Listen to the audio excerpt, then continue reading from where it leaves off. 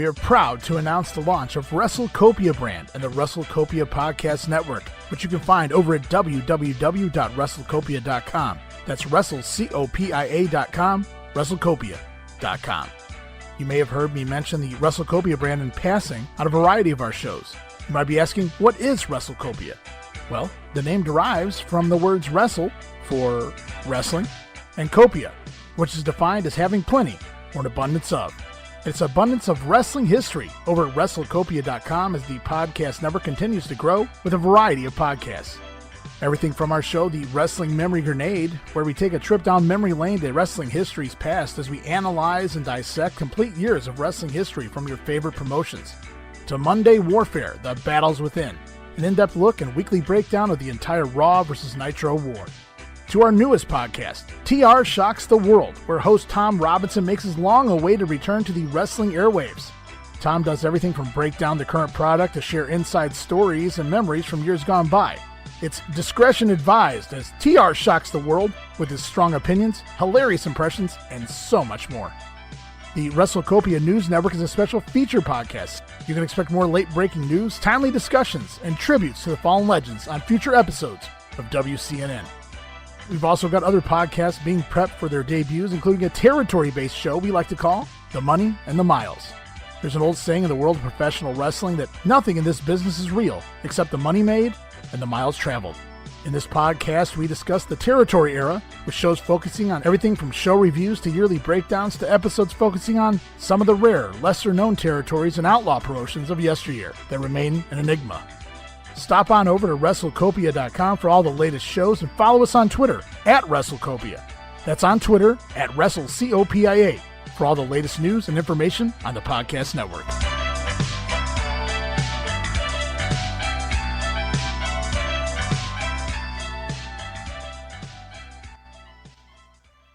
What I thankful for Thanksgiving? For my polka dots! Turn it on and rip the knob off.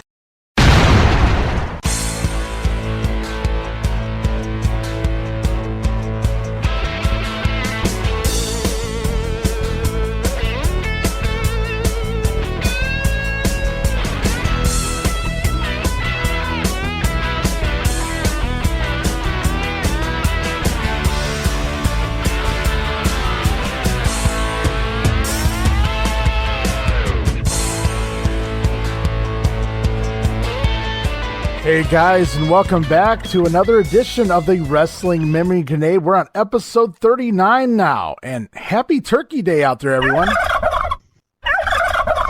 I guess I should say happy Turkey Eve. It is Wednesday after all, but who knows? Maybe you guys are picking this up on Thanksgiving. It's Thanksgiving here in the States. I know everybody else is just November 24th. We're dropping on, but God, it's going to be a fun week here on the Wrestling Grenade. Of course, I'm your host, Ray Russell, and joining me, happy Turkey Eve, Steve. What's going on, man? Gobble, gobble, huh? Mr. 1993, Steve Ekstad joins the show this week. You can be Mr. Turkey Eve, Steve. How about that? That works. You're allowed to say no every once in a while, by the way, just so you know.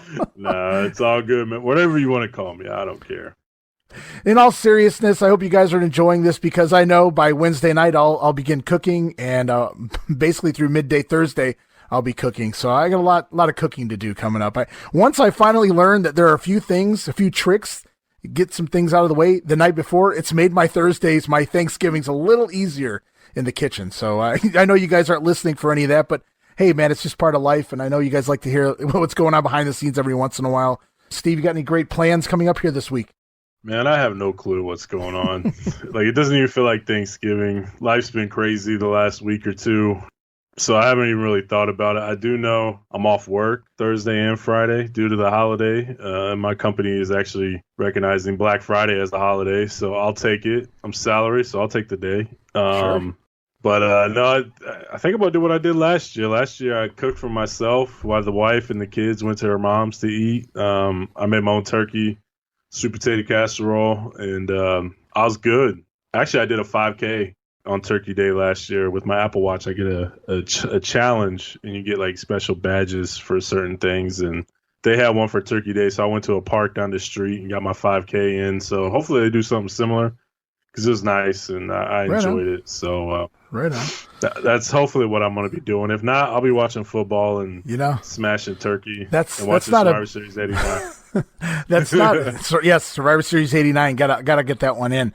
That's not a bad idea, cooking my own turkey for myself. I have to worry every year. Is there going to be enough white meat left for me after all my kids get a hold of it? But maybe that's the way to go. Maybe I'll make myself a secondary turkey here this year. WrestleMania 9, guys, in the books. We want to thank everyone. God, what numbers we did for WrestleMania 9 and even the March episode of 1993 in the WWF here as far as listens and downloads have went. We want to thank you guys for all your interest here in the Wrestling Memory Grenade lately, and now that we're back and running every week. WrestleMania 9, though, in the books. We're done with April 4 in the WWF, and we're moving on to the rest of April here in the World Wrestling Federation, and we're going to go all the way to May 3rd this week here on the Grenade. And before we get going, you want to talk about Thanksgiving. You brought up Survivor Series 89. I got to say, we're nowhere near the Survivor Series here in 1993, but I can't help but always think of the old Thanksgiving night tradition. And that was the Survivor Series, and I hope somewhere up there in the sky, Gorilla Monsoon is enjoying himself a big peanut butter pie that he always sounded so fond of. Yeah, I remember at 89, Jesse got into him. He looks like you had a whole pumpkin pie, and Gorilla was like, don't be mad you didn't get any. Gobble, gobble. Let's go to the fink. Yep. Oops, wrong wrong year. I've seen that show so many times. It's my favorite one. Favorite one by far. But it's usually the one I watch. The rest of them are 88's good, but most of the time I got to get 89 in during Thanksgiving week. It's a tradition for me. Yeah. What I thankful for Thanksgiving, for my polka dot. I love it. Nothing wrong with the Mac and Dream, baby. So we are givers here on the Grenade. Steve's always giving away free prizes. Well, I won't let the cat out of the bag right here, right now, but we will be dropping a bonus episode of the Grenade tomorrow on Thanksgiving here in the States. That's simply November 25th for everyone else around the world. A bonus episode of the Grenade. Those who subscribe, make sure you head over and check that out when it drops. Those who don't subscribe, what are you waiting for? And seriously, be on the lookout for a bonus episode of The Grenade dropping tomorrow in honor of this time of year. And that's all I'll say about it right now. That's the only hint you guys are going to get. Call it an early Christmas present from us to you, just an extra bonus episode of The Grenade for the listeners.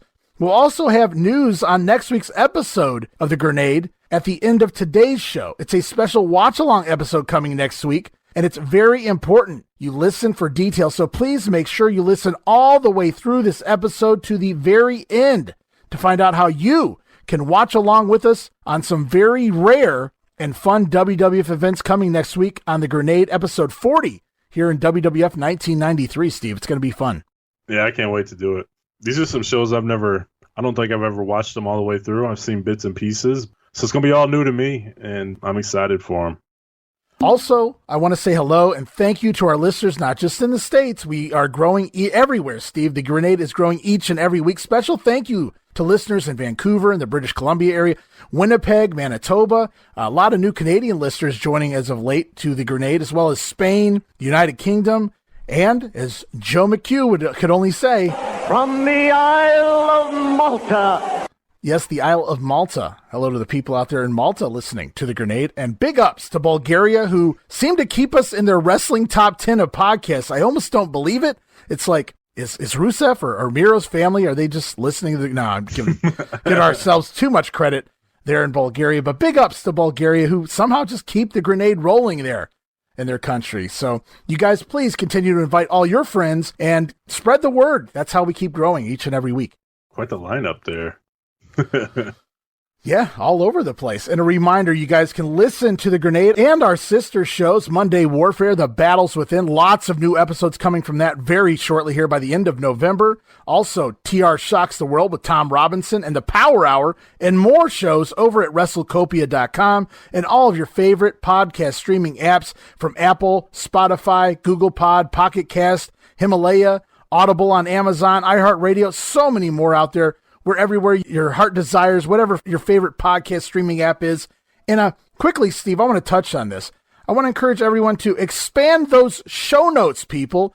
I include timestamps and highlight notes of what's on each and every episode of TV we review every week. It's news to a lot of people. They read the description at the top of their apps about the show, and then they just start listening to the show. They don't realize there's a drop-down menu, and you guys can look at each and everything we're going to tackle and the timestamp next to each TV episode. And it's a big help to help you pick up where you left off if you leave off in the middle of the show and maybe your app doesn't keep that information. I remember listening to Superstars. I must be on challenge. You go right down to the timestamp, you click on that number, and boom, you pick up where you left off. So, yeah, I just had a conversation not too long ago with my brother about my show notes and my timestamps, and he was aloof to it. He's like, "You do? Oh, yeah, absolutely." Wow. So, yeah, make sure there's that little expand button or show more in the lower right corner, I think on Apple at least. That's what I have, but yeah, there's a show more option, and I'll give you all the goodies. I was actually checking out the website today and reading over show notes of past shows just to kind of get an idea or reminisce a little bit. So definitely very cool. You put a lot of energy into that, so hopefully we can get the word out and let people know that those are available, because that's a lot of extra work that you put into it to ensure that our listeners have an easy, seamless experience. So definitely check those out. Yeah, I don't want to pat myself on the back like I'm Barry Horowitz or anything, but there is a lot of time that goes into sitting there and not just finding the timestamps. That's the easy part, if you want to call it easy. It's just writing up paragraphs for each show and what's on each show and trying to be witty at times as well. So it's time consuming. It can take a couple hours. So yeah, you guys remember that. Use those things. Expand those show notes, exactly. Guys.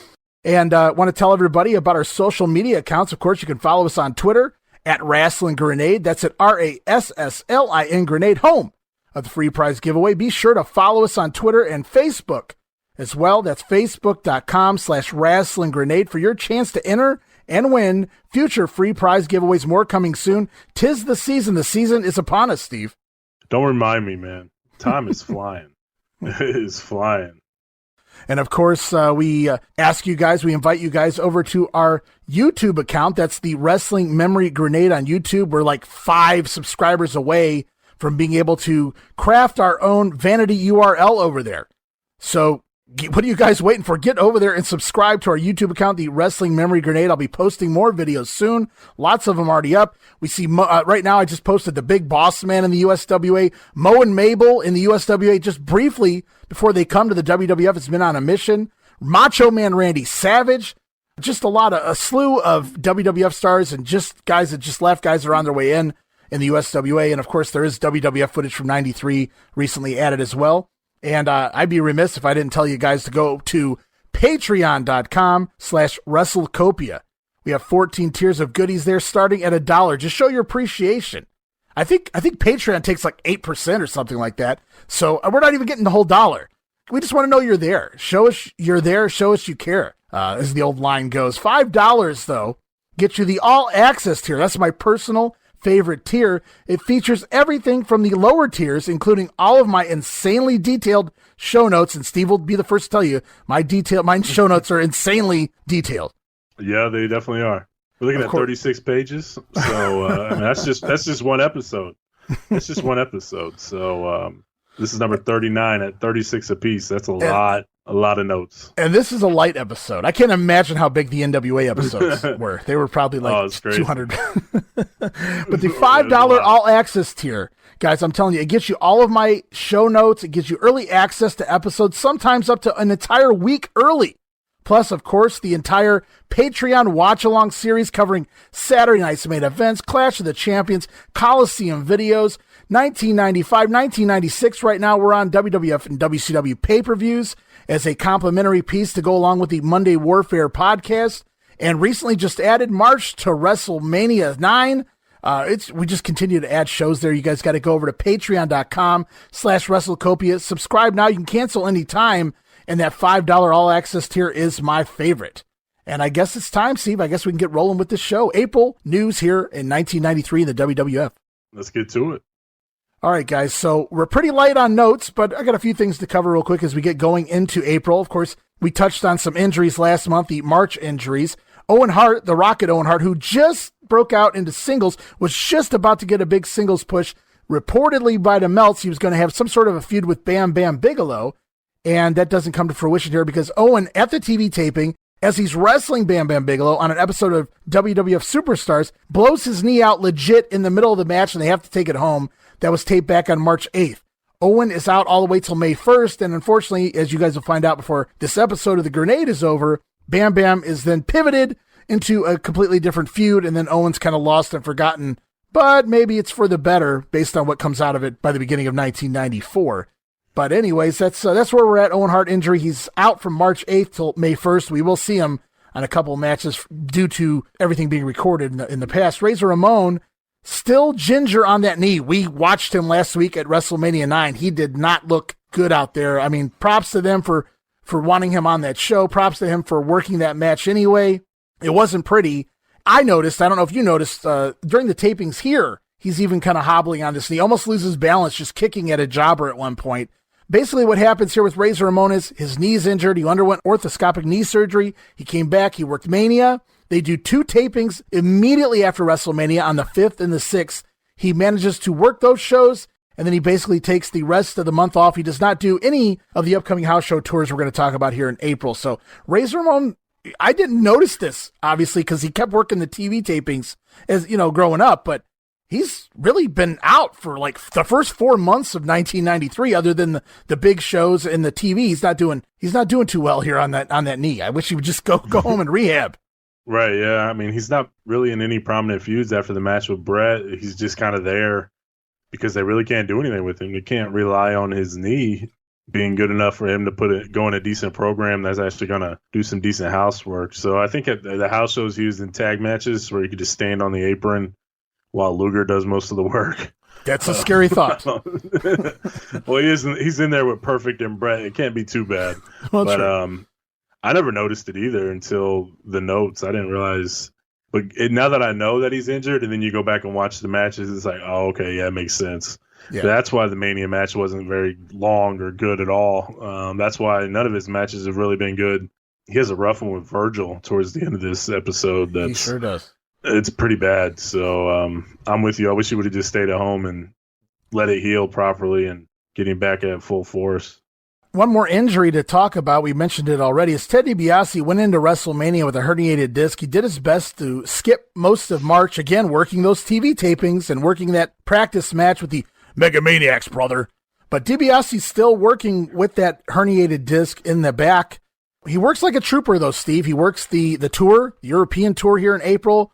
He does the TV tapings. If you guys go back and watch these shows as we talk about them, you will notice Ted doesn't really bump at all. He doesn't even deliver moves that would require him bumping in most of the squash matches. And it's typically IRS doing most of that. So like you were talking about Razor standing on the apron, I won't say DiBiase just stood on the apron. He did come in and work the match, but he was very careful not to exacerbate injuries in a simple squash match. Now, I can't say the same thing when he heads over to Europe, working the Steiners every night. He's taking bumps over there. So good for Ted DiBiase, though. Just keep in mind if you guys go back and you watch these things with us, that the reason Ted isn't wrestling like Ted is because he's got that back injury, and of course that'll lead to his retirement, or at least leaving the road here with the WWF by August. Pretty much in-ring wise, that's pretty much it for him. This is it. For the most part. I mean, I think he does some stuff in Japan, right? Before. Yeah. So, but as far as an in-ring competitor, this is pretty much it. And we're going to take a look real quick, and this should go by fairly fast. We're going to look at the April house show marriages, the tours here in April. Of course, for those who don't know, many years, this goes back to I believe the late 80s, the WWF after WrestleMania would kind of take a little time off, maybe a week off or something like that, and reset. There would be new guys coming in, a lot of new feuds beginning, and they would do a European tour, kind of give all of the countries over in Europe a look at their product. And they do that here in 1993. In fact, they have 2 groups that head over to Europe, and they leave at different times. Group A starts on April 8th. So remember, WrestleMania was April 4. April 5 and 6 were TV tapings. And then immediately, Group A heads off over to France, England, Scotland, and Germany. They're there for 11 days from April 8th through the 18th. And then they return by the 19th to work another Raw taping. Meanwhile, you go to Group B, and you guys got to follow me here. They stay in the States to do a Raw taping, and then they leave. And then they overlap a few days there as Group B gets there on April 14th. Now remember, Group A doesn't come back until the 18th, so everybody's there for about 4 or 5 days. So Group A leaves on the 8th, comes back on the 18th. Group B starts on April 14th through the 25th, so that's where we're at here. It's just a big European tour. Here's the matches more often than not on most nights here as far as Group A goes. We got Intercontinental Champion Shawn Michaels over Bob Backlund. Crush over Doink the Clown. Remember, the other Doink is with the other group. Also, on some nights, Doink goes over Crush by pinfall, so it's kind of flip-flopped. They're keeping it even there. The Nasty Boys and the Head Shrinkers doing double disqualifications. Mr. Perfect over Lex Luger. Kamala over Kim Chi. Typhoon over Damien Demento. And Yokozuna pinning Jim Duggan in the main events most nights there in England. There was a special pay-per-view. It's actually available on the WWE Network and on Peacock. The matches are very different, but it is from Group A. It's called UK Rampage 93, and I don't know why they didn't, it's bad as some of the matches may have sounded on the tour I just read. The matches they come up with here for the actual pay-per-view, the UK Rampage show, oh my God. Pretty rough stuff. Fatu over Brian Knobbs. Doink over Kamala. Mr. Perfect over Samu. I don't even know what's going on here. Bob Backlund over Damien Demento. Typhoon over the Brooklyn Brawler, not Kimchi. Crush defeats Shawn Michaels on a countout. And this is the main event. Lex Luger defeats Jim Duggan by disqualification in 6 minutes and 42 seconds when Mr. Perfect attacks Luger after Luger KOs Duggan with the forearm. Then in a dark match, Duggan wrestles again and pins Yokozuna in 3 minutes and 17 seconds. So that was a thing that they did there in the United Kingdom. Whew, that's rough. I'm not sure. See the normal A group. I don't get why it was flipped around. The normal A group, that show sounded like more of a rational card. I wouldn't mind watching, which we'll get to later on in this episode of The Grenade. Group B, here's where we are with Group B. They come in on the 14th. They work Belgium, England, Scotland, Ireland, Germany, Spain, Italy. They're all over the place until the 25th of April. Here's the card more often than not on the Group B shows. Virgil over terrific Terry Taylor. Doink the Clown defeated Tito Santana. Tatanka over Papa Shango. The Steiners defeating the tag team champions, Money Incorporated, every night under disqualification. Bushwhackers over the Beverly Brothers.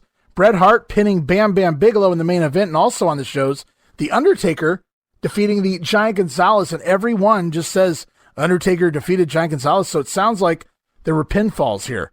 And I believe there was one that creeped up on the hidden gems between these two, or maybe it was in the unreleased matches DVD set that WWE put out. But I do know there is a match that exists. It likely would feature whatever the finish was, because they did not go out of their way to create different finishes every night. I can assure you, I watched several of these, and I'm just like, this is not just the same finish. It's like the last 20 moves in a row are exactly the same as the night before.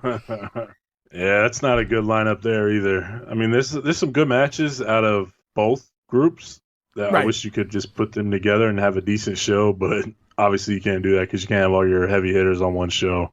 So I get it, but man, that's pretty rough. That tells you the state of affairs as far as their roster goes. I got to be honest with you. On a normal early or late spring show, house show, in between WrestleMania and SummerSlam, these are the kind of shows you got, and I'm not even saying that in a negative way. That was completely acceptable for me to just go to a house show and watch a house show of that magnitude. Brett and Bigelow in the main event, and some of the undercard stuff, pretty decent as well. It was that UK Rampage show that really, I was like, oh my God, that's what they chose to be the big show over there. It was kind of interesting, the decisions being made. Far cry from the other ones. Yes. Far cry from the other ones. So, we've been talking about a lot of the guys leaving the company. Oh man, April, it begins, there's shedding guys left and right. March, we lost the Repo Man, Skinner. Well, the character Skinner, of course, he's Doink number 2 now, and Coco Beware on the way out of the company. April, several more names going to be gone by the end of the month, including one half of the Beverly Brothers. Bo Beverly going to claim a back injury, and I think he does the old Lloyds of London gimmick, perhaps. Kimchi, the character, is basically phased out by the end of April. I think he pops up on a taping early in May, but for all intents and purposes, the Kimchi character is being rode out. The Bushwhackers are done again after the European tour until the summer. They'll come back and do more mixed tag spots at that point on the summer tour with Tiger Jackson taking on Blake Beverly, the Brooklyn Brawler, and Little Louie. What an action-packed match that sounds like. We bid adieu to Mr. Jumping Jim Brunzell, who's been on and off with the company since 1985 at the very least as a Killer Bee, and then worked enhancement for many, many years here. Jim Brunzell's gone by April of 93. I don't know that we ever see him again here in the WWF. Rick Martel also finishes up his on-again, off-again tour dates here in early 93. He will be back. I believe he comes back for a match here or there up in Canada. But for the most part, Martel gone until late September. Of course, he'll be back in time for that Intercontinental Battle Royal. So those are the guys leaving the company here in April. Bo Beverly, the Kim Chi character, the Bushwhackers gone again. Jumpin' Jim Brunzell from the undercard. The model Rick Martel, who was really already gone, but he was coming back and doing some dates here and there. Another couple names gone. I think you'll like this one, Steve. The Nasty Boys returned from the European Group A tour on April 18th. They are reportedly immediately suspended and then fired from the company due to behavioral issues over in Europe. The Nasty Boys, in their shoot interview, claim otherwise. Of course they would. They claim that they knew they weren't getting the tag team titles here in the WWF. They were promised the tag team titles in WCW. They were offered a guaranteed contract, which I find hard to believe here. Just a month after Bill Watts is removed as head of WCW. But yeah, so the Nasty Boys are gone from the company. Again, they have matches in the can. They've already been recorded. They'll be on TV until sometime in May, but they are gone from the company here at the end of April. The Nasty Boys are finally gone. Good riddance. That's one less team we have to talk about. Bye. And you remember those scary 6 words that we put together not too long ago? I think it was just February in the WWF. Here we are in April. Brutus the Barber Beefcake is back! Well, Brutus the Barber Beefcake is gone. Like Jeff Jarrett was gone from the WWF. Brutus Beefcake gone. He'll pop up in a couple of promos that Hogan cuts on the Thunder in Paradise set, but Brutus Beefcake will not step foot in a ring again on TV here in the WWF. So Brutus Beefcake technically gone from the company. He will come back. He'll work some matches with Hogan as his partner here at the end of May, beginning of June, but that's just on the house shows. As far as TV viewers are concerned, Brutus Beefcake gone from the company outside of standing there looking like an idiot in a mask while Hogan cuts promos talking about Yokozuna going into King of the Ring. So, Brutus Beefcake? Yes! Whoa! Good riddance there, too. I feel like you're going to say it one more time before I get done here. Couple more guys leaving the company, one on their own, if you listen to them tell the story, 2 on their own. One gone, unfortunately, after a 5-year run with the company is Sean Mooney, host of the Event Center, so many Coliseum videos, and jack of all trades for the WWF. Whenever they needed Sean Mooney, he was there. And whenever Sean couldn't be there, they created a twin brother named Ian Mooney at one point. Just because Sean was on so many damn things, instead of hiring another guy, they just gave him a second name, and he didn't even try to look different. So he was an identical twin. Of course, Ian Mooney at one point even hosted Spotlight for quite a bit of time. So Sean Mooney decides he's done everything he can do here. He's getting kind of burned out. He's got opportunities to go work in the news for New York City or New York and I believe in Tucson. And he's in Tucson again right now as well, is Sean Mooney. I was wondering where he went because he tried to go into the whole podcasting business and make a run using his wrestling cred in recent years, but I don't think it was really working out the way Sean wanted. And it looks like he's disappeared completely from the internet. Although I did find him again on the Tucson News website, so it looks like Sean Mooney's back there now. But Mooney leaves here, and it's a big blow. It's sad to see somebody go that's such a fixture on your TV and your videotapes. Yeah, I always liked Sean Mooney, and we was talking about this offline, but he did so much. He's one of those guys, like, it's impossible to replace him because he did so many things that it'd take maybe 3 or 4 people to do, and he did it by himself. So, that's a big loss for them. And to be honest, I know Todd kind of takes over and does some more things, but as far as like the event centers and stuff like that goes, they never really got that figured out. I mean, in 94, they do the face-to-face stuff. And we got face-to-face coming up here pretty soon here. I think we got face-to-face coming up in May if I remember correctly. Yeah, well, so I mean, like, he leaves and they quickly reformat it to something else. I don't have any proof of this. This is just me speculating. But you know why that was? Because you see who takes over for Sean Mooney here by the end of this month is Mean Gene Okerlund. And he fucking hated doing the event center shit. He hated doing all that nonsense back in the 80s. It was too much work for him, which is kind of why the whole Sean Mooney thing even happened in the first place.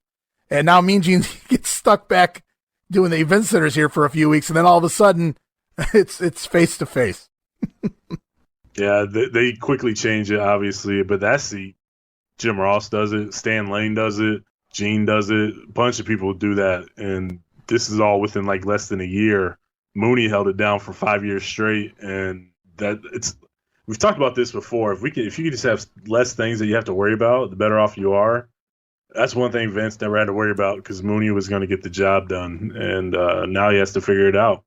That sucks. Big time loss for them. Finally, one more guy on his way out the door here in mid-April, and I'll talk a lot more about it when we actually get to that episode of Raw, but Rob Bartlett will be gone from the company here in a matter of a couple weeks, 2 or 3 episodes of Raw coming up, and then Rob Bartlett out the door, the WWF. I went ahead and I looked up some things, and I got some information from Rob Bartlett himself as in regards to why he left the company, and at least his version of it. And it seems pretty fair to be true. I'm not going to discuss that till we actually get to Bartlett's last episode, though. Do you want to touch on it here, or you just want to save it for later? We can save it for later. Why not? Just so everybody knows, Rob Bartlett will be gone before we conclude April here, though, in 1993. With all those guys going out the door, there is a whole bunch of guys getting tryouts and on their way in, including the Smoking Guns, who had most recently worked down there in Florida at the old Eddie Mansfield promotion. That the Guns come in as Brett Colt and Kip Winchester. Vince McMahon changes those names immediately. Colt and Winchester. Those are Guns. Why go by brands when you can just be Billy and Bart, the Smoking Guns? I'm Billy, and this is Bart.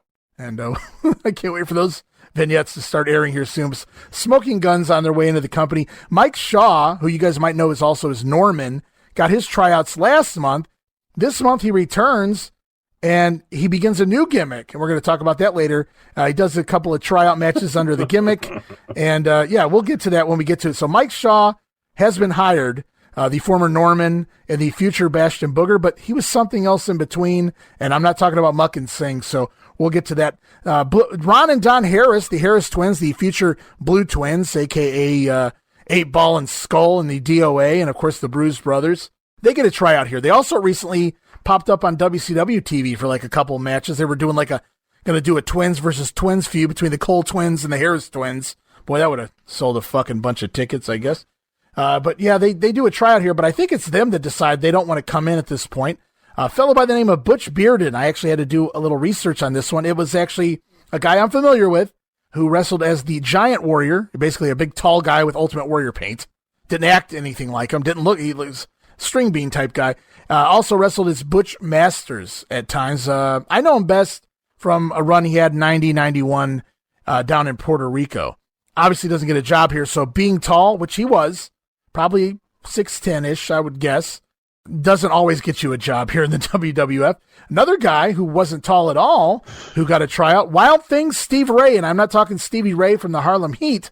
I'm talking about Steve Ray from the old Wet and Wild tag team with Sexy Sunny Beach and Herb Abrams UWF. I just saw Steve Ray recently on the Dark Side. They did about Herb Abrams, and he looks nothing like he used to back then, but he had the look. I never understood why he never made it higher up. Maybe it could have been due to size, but he had that long blonde hair. He had a decent body on him. So Steve Ray gets the tryout here, and no dice there. Frank Anderson, who popped up a few times in WCW, worked a European tour match. He was a legit Olympian. Frank Anderson had some unique moves, and he was badass. I don't know that he, developed well as far as character goes to actually get a push in WCW or here in the WWF, but there are GIFs of some of the stuff he was doing in WCW online, and they are freaking amazing. Tex Deaton. Nobody seems to know who this guy was. It's probably a name Vince or Bruce or somebody slapped on this poor guy. He's given a tryout and does a job to the Brooklyn Brawler, of all people, so I'm thinking this guy just got a tryout for as a favor to somebody somewhere. A couple of interesting names here. I know them both from Global Wrestling Federation. Boni Blackstone gets a tryout with the company and ultimately gets picked up and hired. She'll be on TV by the end of May.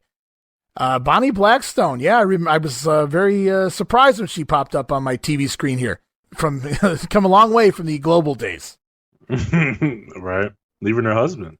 Yeah, Joe Pedicino, I don't know. He just didn't cut the mustard. I don't think he passed the eye test for Vince McMahon here in the WWF. And I saved the best for last. There's one more fellow who got a tryout and got hired. He'll be on TV also before the end of April. A guy by the name of the Lightning Kid, who I also first saw as part of the GWF. I remember him doing a dive from the top rope onto the stage there in the Sportatorium, or the Global Dome as they rebranded it. It was a big deal at that time. I'd never seen somebody jump off the top rope onto anything before.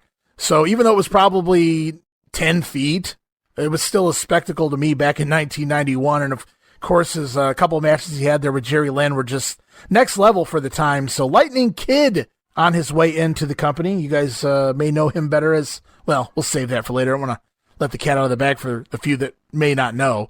And just a couple quick pieces of random news, Steve. Jim Ross now, if you guys missed the WrestleMania 9 watch-along, Jim Ross has joined the WWF, the newest member of the commentary team.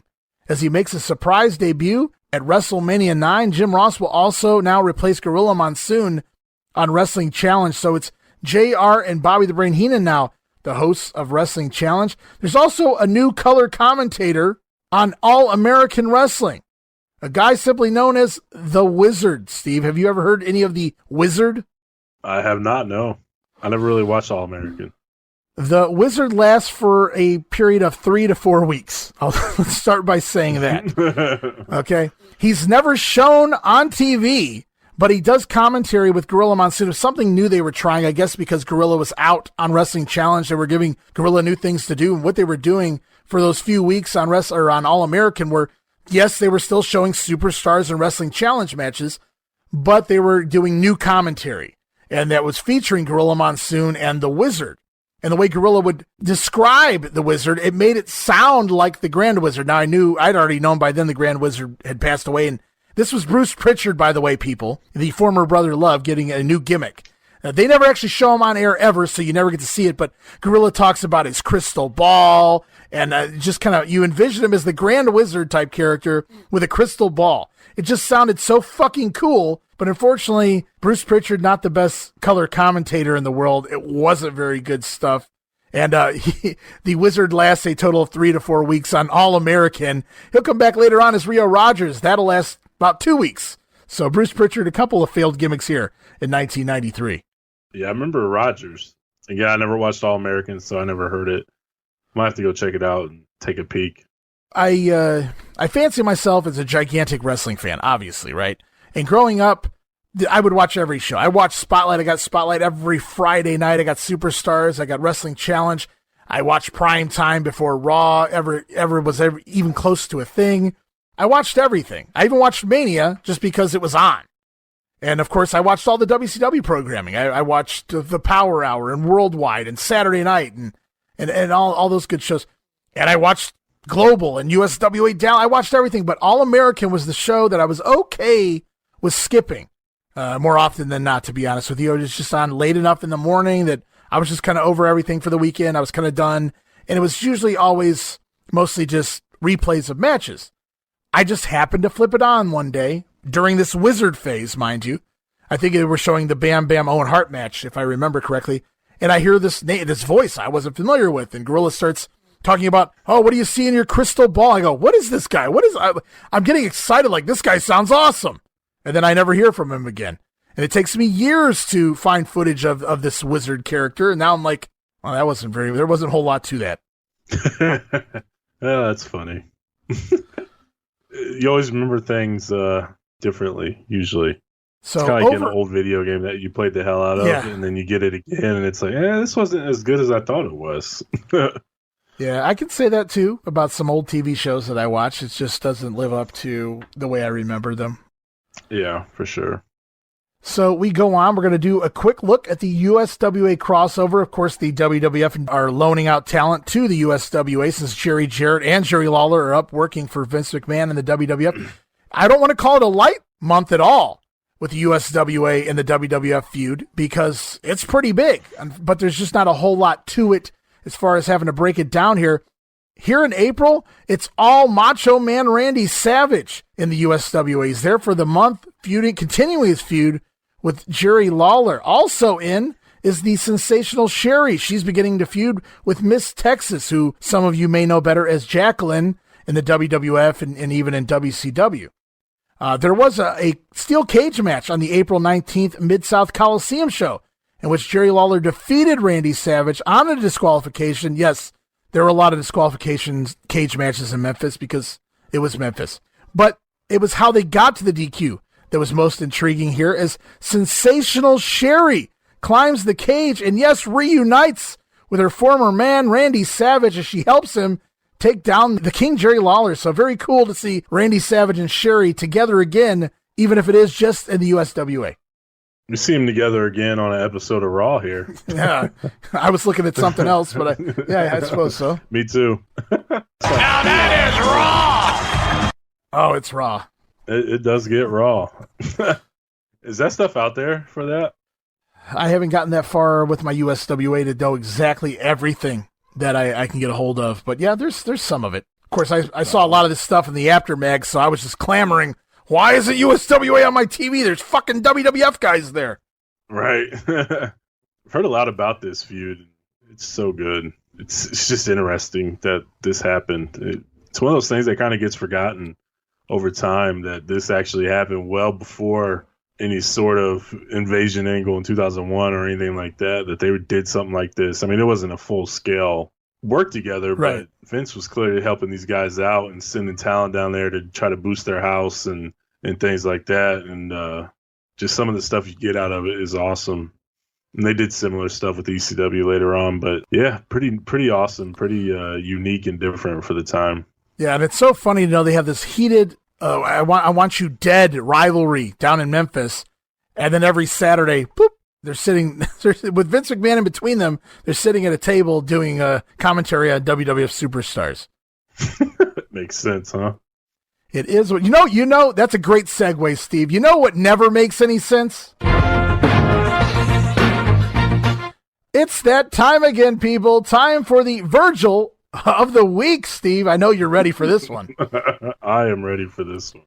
This one is going to be great. Virgil thanks the people because it wouldn't be a Virgil promo if he didn't. And then he wants to make some people slaves?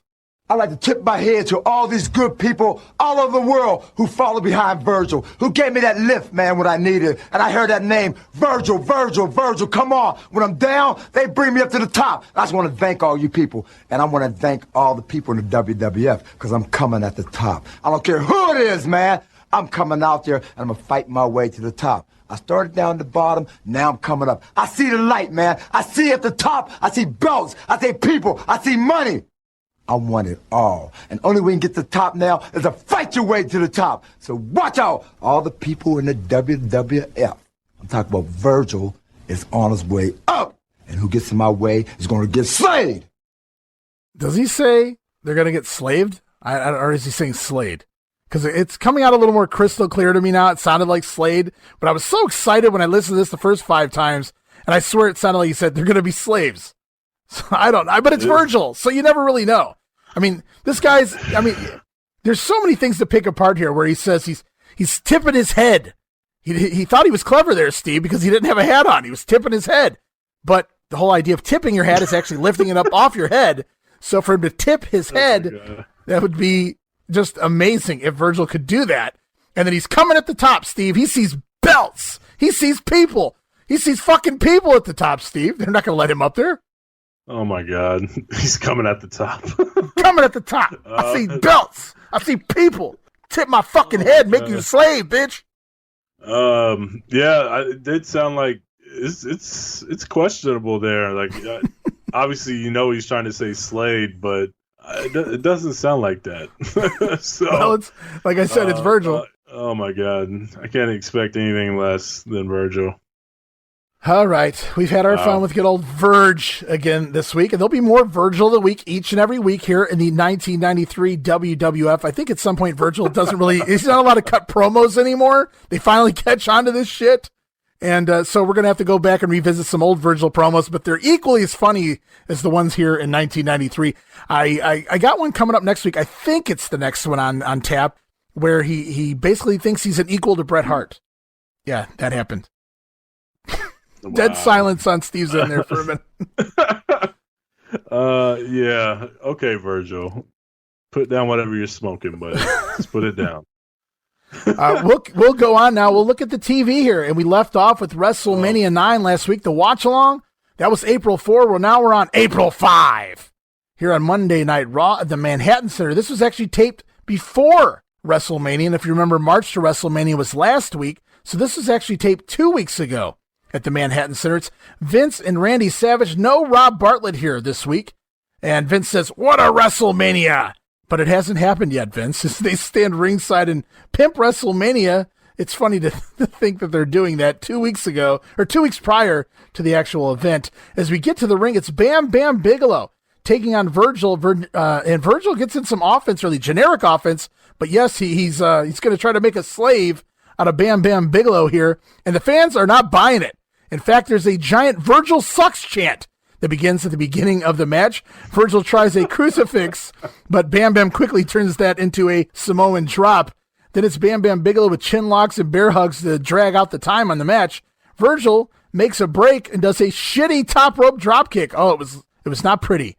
Gets a 2 count off that. Virgil then eats the canvas as Bammer swats away a missed reverse cross body block off the middle rope, and Bigelow goes up, diving headbutt, ends this thing unmercifully because it went 7 fucking minutes. Oh my God, this was so boring. Lots of rest holds by Bam Bam, working the neck and a headlock, and that's about 3.5 minutes of your match. And then Virgil messed up everything he did, it seemed like. Yeah. I don't know if you saw it where he tried to do the slide through the legs at the beginning. Yeah, oh my God, I can't believe that's not in my notes. Holy fuck. He completely like stopped and lost all his momentum. And Bam Bam's just standing there with his legs spread, and Virgil just looks up at him like, shit. It's so bad. It's great. You guys got to go check that out. It's at the early part of the match. Virgil tries to, as Steve said, slide through Bam Bam's legs. You've seen that done a million times, and he just loses all momentum the minute he lands on the ground to slide. He doesn't slide, and he just looks up at Bam Bam like, fuck. Yeah. It's and great. Bam Bam like picks him up. He recovers and helps him a little bit, but oh my God, it was so bad. Vince, I think, even covered for it on commentary, like something like Bam Bam stopped him or something like that. Clearly, no, there was no stopping there. Virgil totally just blew it. It's like that dude going into second base, coming up like 6 inches short, not even touching the bag at all. Pretty brutal, but yeah, this match was terrible. Virgil's horrible. So even though the opening was taped 2 weeks ago, the commentary was more or less live. Vince always liked to keep current events and everything up to date here on the Raw shows to make it always seem live, even when it wasn't. So now we hear from Savage and Vince throughout the show promoting the replay of WrestleMania coming up. And Savage, Hulk Hogan is an opportunist, and he seized it. So you ain't shitting there, Randy Savage. And they talk about Lex Luger KOing Bret Hart at the WrestleMania brunch, and KOing Mr. Perfect at WrestleMania, and they say that these coincidences are starting to happen too often. So when he was knocking job guys out, that was okay, Steve. But now that he knocked out Bret Hart and Mr. Perfect, now we're going to look into this shit. We also learned at this point that Rob Bartlett is supposedly stuck in Las Vegas, and he lost all of his money while he was out there. What's the deal with that? Is there like any backstory to this, or is this just an angle they decided to shoot to not have him on TV? Well, I think it had a lot to do with the fact that he couldn't do the live recording here on the audio or be there with them for it, because that's my only guess, simply because this was taped on an episode on 422 when Rob Bartlett was there. So he was there. They could have had him there if they wanted to open the show, if they'd wanted to do that. But I guess they knew he wasn't going to be available for actual commentary for this show on the 5th. So they came up with this nonsense. That makes sense. Okay. I mean, I put that all together myself. I could be bullshitting myself, but it makes just sense. Made the most sense. I got so excited. I remember watching this episode live way back in 1993 because I was finally going to see Jerry Lawler get in the ring and wrestle a match beyond the Royal Rumble match. And he was scheduled to make his Monday Night Raw debut. He makes his way out, and the crowd just won't shut up, Steve. And here he's out, and he cuts a promo at ringside. The Burger King chants start up, and Lawler dares them. You do that one more time, and I'm going to leave. And Lawler leaves. Sure enough, he walks away. Oh, I was so pissed off at that crowd when they did that. I blame that crowd. I was sitting there, and I was so pissed off back in 1993. I really thought he had me, Steve. I really thought he just left. Not left the company, but he wasn't wrestling. They're just building up the anticipation, right? Yeah, it's an old Andy Kaufman line, but Lawler used this one time at a show I was at, and it stuck with me, God, almost 30 years now. The crowd's booing the shit out of him. And he's like, if you don't stop booing me, I'm leaving this place and I'm never coming back. And of course that just, brings it up even higher. The best line, he comes back and goes, you know what? Just for that, I'm staying. So it was a great line by Lawler there. Like he showed the fans. That's great. We go on with the show. Mean Gene Okerlund. This is recorded at WrestleMania. You see the WrestleMania background. He's talking to Mr. Fuji and Yokozuna. This is presumably shortly after Yoko loses the title to Hulk Hogan. They have filed a protest, Steve, with WWF President Jack Tunney. Fuji claims no official contract was ever signed with Hogan, so the title should have never changed hands. You yellow belly. Yeah, it's funny on this one. Gene just does all the talking. Oh, He talked the whole time. It's like, and then let's get to the point. I rewound it. Yeah, I rewound it. I'm like, did Fuji even say anything? And Gene was just explaining everything with Yoko doing his huss and bonsai crap and takes his robe off. And Fuji just shakes his head in like agreement. And that's the whole segment. I thought I missed something, but no, I didn't. Makes sense though. Would you rather Fuji had explained it than me? No. Okay, all right. Just no, sure. Not. No. I'm just like I thought I missed something because you don't expect the interviewer right to carry the whole thing. So like you just thought I thought I just missed a part or two, but no. And also I noticed that Gene was already in his suit. He was done with that. He was done with that toga, even though he had a cool one. But he was done with that shit. Ha! Time to go call the hotline and party all night. Mean Gene Okerlund. And we go. So Yokozuna and Fuji filing a protest. They want the belt back. They don't think Hogan rightfully won the title from them at WrestleMania. I have to agree with them, but we'll see what happens here. By the weekend TV is Bob Backlund in the ring getting ready to take on Kimchi. Kimchi with a cheap shot and some generic offense. Very long chin lock by Kimchi on Bob Backlund. He's rocking purple trunks, I noticed, underneath his Kimchi attire here. I wonder why he would do that. Kimchi then tries a reverse monkey flip. Bob stops, simply steps over into the Backlund bridge, picks up the win. 4 minutes, Bob Backlund over Kimchi. And then we cut straight to the bell sounding for our next match. Damien Demento taking on Jump and Jim Brunzell. And the only thing I could come up with, because I watched the original, the live version, this is the network version, is Jim Brunzell gets a ring entrance and he comes out to the old Young Stallions Crank It Up song, which Jimmy Hart sang. So I'm assuming there was a copyright issue there that they thought there might be. So they just edited out the entrances and we go right to the match. Brunzell and Demento. And that's when Rob Bartlett calls in. He says he's broke. He's stuck in Vegas. He asks Vince McMahon to wire him some money.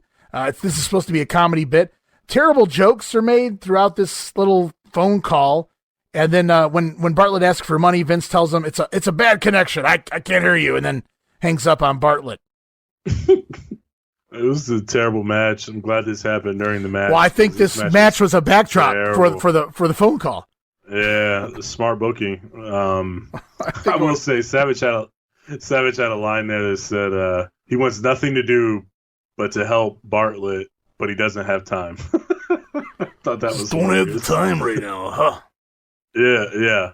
But this match was terrible. Well, you can see my notes here. I wrote Demento is awful in all capitals. Then I wrote Brunzell, hope spots, and drop kick. What a maneuver! The Jim Brunzell drop kick. 1, 2. Demento gets his foot on the ropes, sadly. Comes back and nails his hangman's neckbreaker and the loaded knee drop. Damien Demento picks up the win 5 minutes and 6 seconds. They couldn't have picked a better man than Damien Demento to throw in the ring if you wanted people to pay attention to the phone call instead of the actual match. Unfortunately for the people in the arena, they had to actually watch this poor match, and poor Jim Brunzell. Yeah. Demento, when do we get to see him on the coming and going list? Not soon enough. I honestly, I thought he was gone earlier than he is. I can't believe he sticks around as long as he does, because we got other matches coming up here with him where he just doesn't want to bump. Not because he's got an ego. He doesn't want to bump. Like, that hurts. I don't want to do that. Why are you in here? Why are you here? Why are you a wrestler if you don't want to do bumps? That's half the battle there, buddy. So we get another chance. Jerry Lawler is a good man, Steve. He gives us another chance. Out to the ring a second time to take on his scheduled opponent, Jimmy Powers. But he's disrespected by the fans again. No! Jerry Lawler leaves ringside a second. What heel heat? Jerry Lawler leaves his match again before the match can start because of those damn disrespectful crowd. That crowd, oh, they were pissing me off. Oh, to no end here back in April 5, 1993. Show goes on. It's the Steiner brothers taking on the Beverly brothers. I guess you can call this a rematch from the Royal Rumble. Beverly's get cocky, and Scott keeps giving it right back to him, though. Double underhook powerbomb on Bo Beverly early on. Rick tags in. Blake Beverly delivers the power slam on Rick, so Rick comes right back and nails his own version. The Buzz Sawyer power slam, catching Blake in midair. The Beverlys take over and double team on Scott Steiner. A lot of cheating going on there. Heel team cheat by the numbers here, as you would expect. The Beverlys really underrated at their basic fundamentals. Heel fundamentals, I should point out, in tag teaming. Distracting referee, working in their corner, all that good stuff. They're not exactly the greatest tag team of all time, but they do pretty good here with what they got. Scott comes back, nails the tilt-a-whirl slam on Bo, nearly kills him, nearly drops him right on his fucking head, and then it's hot tag to Rick Steiner, but I wrote, the crowd is weak on the comeback. Not a lot of noise from the crowd at all, as all four men get involved. Scott tags himself back in as Rick gets knocked through the ropes. Bo comes off the top rope, but he nails Blake, and that becomes a recurring thing throughout the entire month of April here in 1993. Bo accidentally hits his own brother, Blake, and then Frankensteiner on Blake Beverly. Steiner brothers pick up the win, 8 minutes and 53 seconds. Anything to add for that? Pretty long match. The Frankensteiner wasn't nearly as good as the Rumble, but I don't know how you can replicate that one. Now, this crowd did seem a little dead. It was a little flat, but to be honest, what the hell did Vince give them to be excited for? Damien Demento, Jim Brunzell, you really going to pop for that? I mean, that's just going to kill that's going to kill the crowd. Right, and this was the second hour of Raw as well, but it's only 2 hours into. You'd think they would pop for some of those moves Scotty was doing, and it's just there was noise, but it just was really not a whole lot. It's not as good as the crowd's not as good as it was, January, February. Those crowds were hot early, but you could kind of tell too they're also moving out of there a little bit to Poughkeepsie and things like that. So they didn't overstay their welcome in the Manhattan Center. I'll say that. Well, third time's the charm is Jerry the King Lawler back out to the ring for the third time tonight. Again, scheduled to take on Jimmy Powers, but Lawler isn't having it with this crowd. I think he's going to leave again, and damn this crowd. No, wait. Jimmy Powers to the rescue. Jimmy Powers attacks Jerry the King Lawler on the floor because even Jim Powers has had enough of this nonsense. So the match gets going when Powers attacks Lawler at ringside, and he bumps King around the ring. Lawler powders for the classic Memphis heel stalling on the outside and even taunts the Macho Man on commentary. So I thought that was a good little addition there. They're kind of playing into USWA without the New York fans or even the WWF fans realizing what's going on there. Powers continues the match on the offense, but winds up missing a drop kick. And then it's fun punching from the King, and nobody punches better than Jerry Lawler. I don't care what anyone says. As he continues to taunt the Macho Man from inside the ring, Lawler then charges into a boot. But again, the crowd weak. I know it's just Jimmy Powers, but he makes the comeback here, and King's got enough heat at this point. You think the crowd would pop, but they're just kind of weak. I don't want to call them dead. It's just really weak. Powers comes back, hits his token knee lift, nails a backdrop. This crowd just isn't making any noise. Powers then telegraphs a backdrop and eats a pile driver from the King as Lawler hooks the trunks to pick up the win in 6 minutes, 16 seconds. Yes, Jerry Lawler hooked the trunks of Jimmy Powers after his finisher, the pile driver, not because he had to, but just because he wanted to be an asshole. So good heel work here from Jerry Lawler all night long. Yeah, classic easy way to get heat. I mean, this is kind of the start of Lawler becoming like the top heel and the hottest act in wrestling. And at the beginning, middle of '93 here, I don't care what anyone says. This dude had more heat on him than I've ever seen up to this point.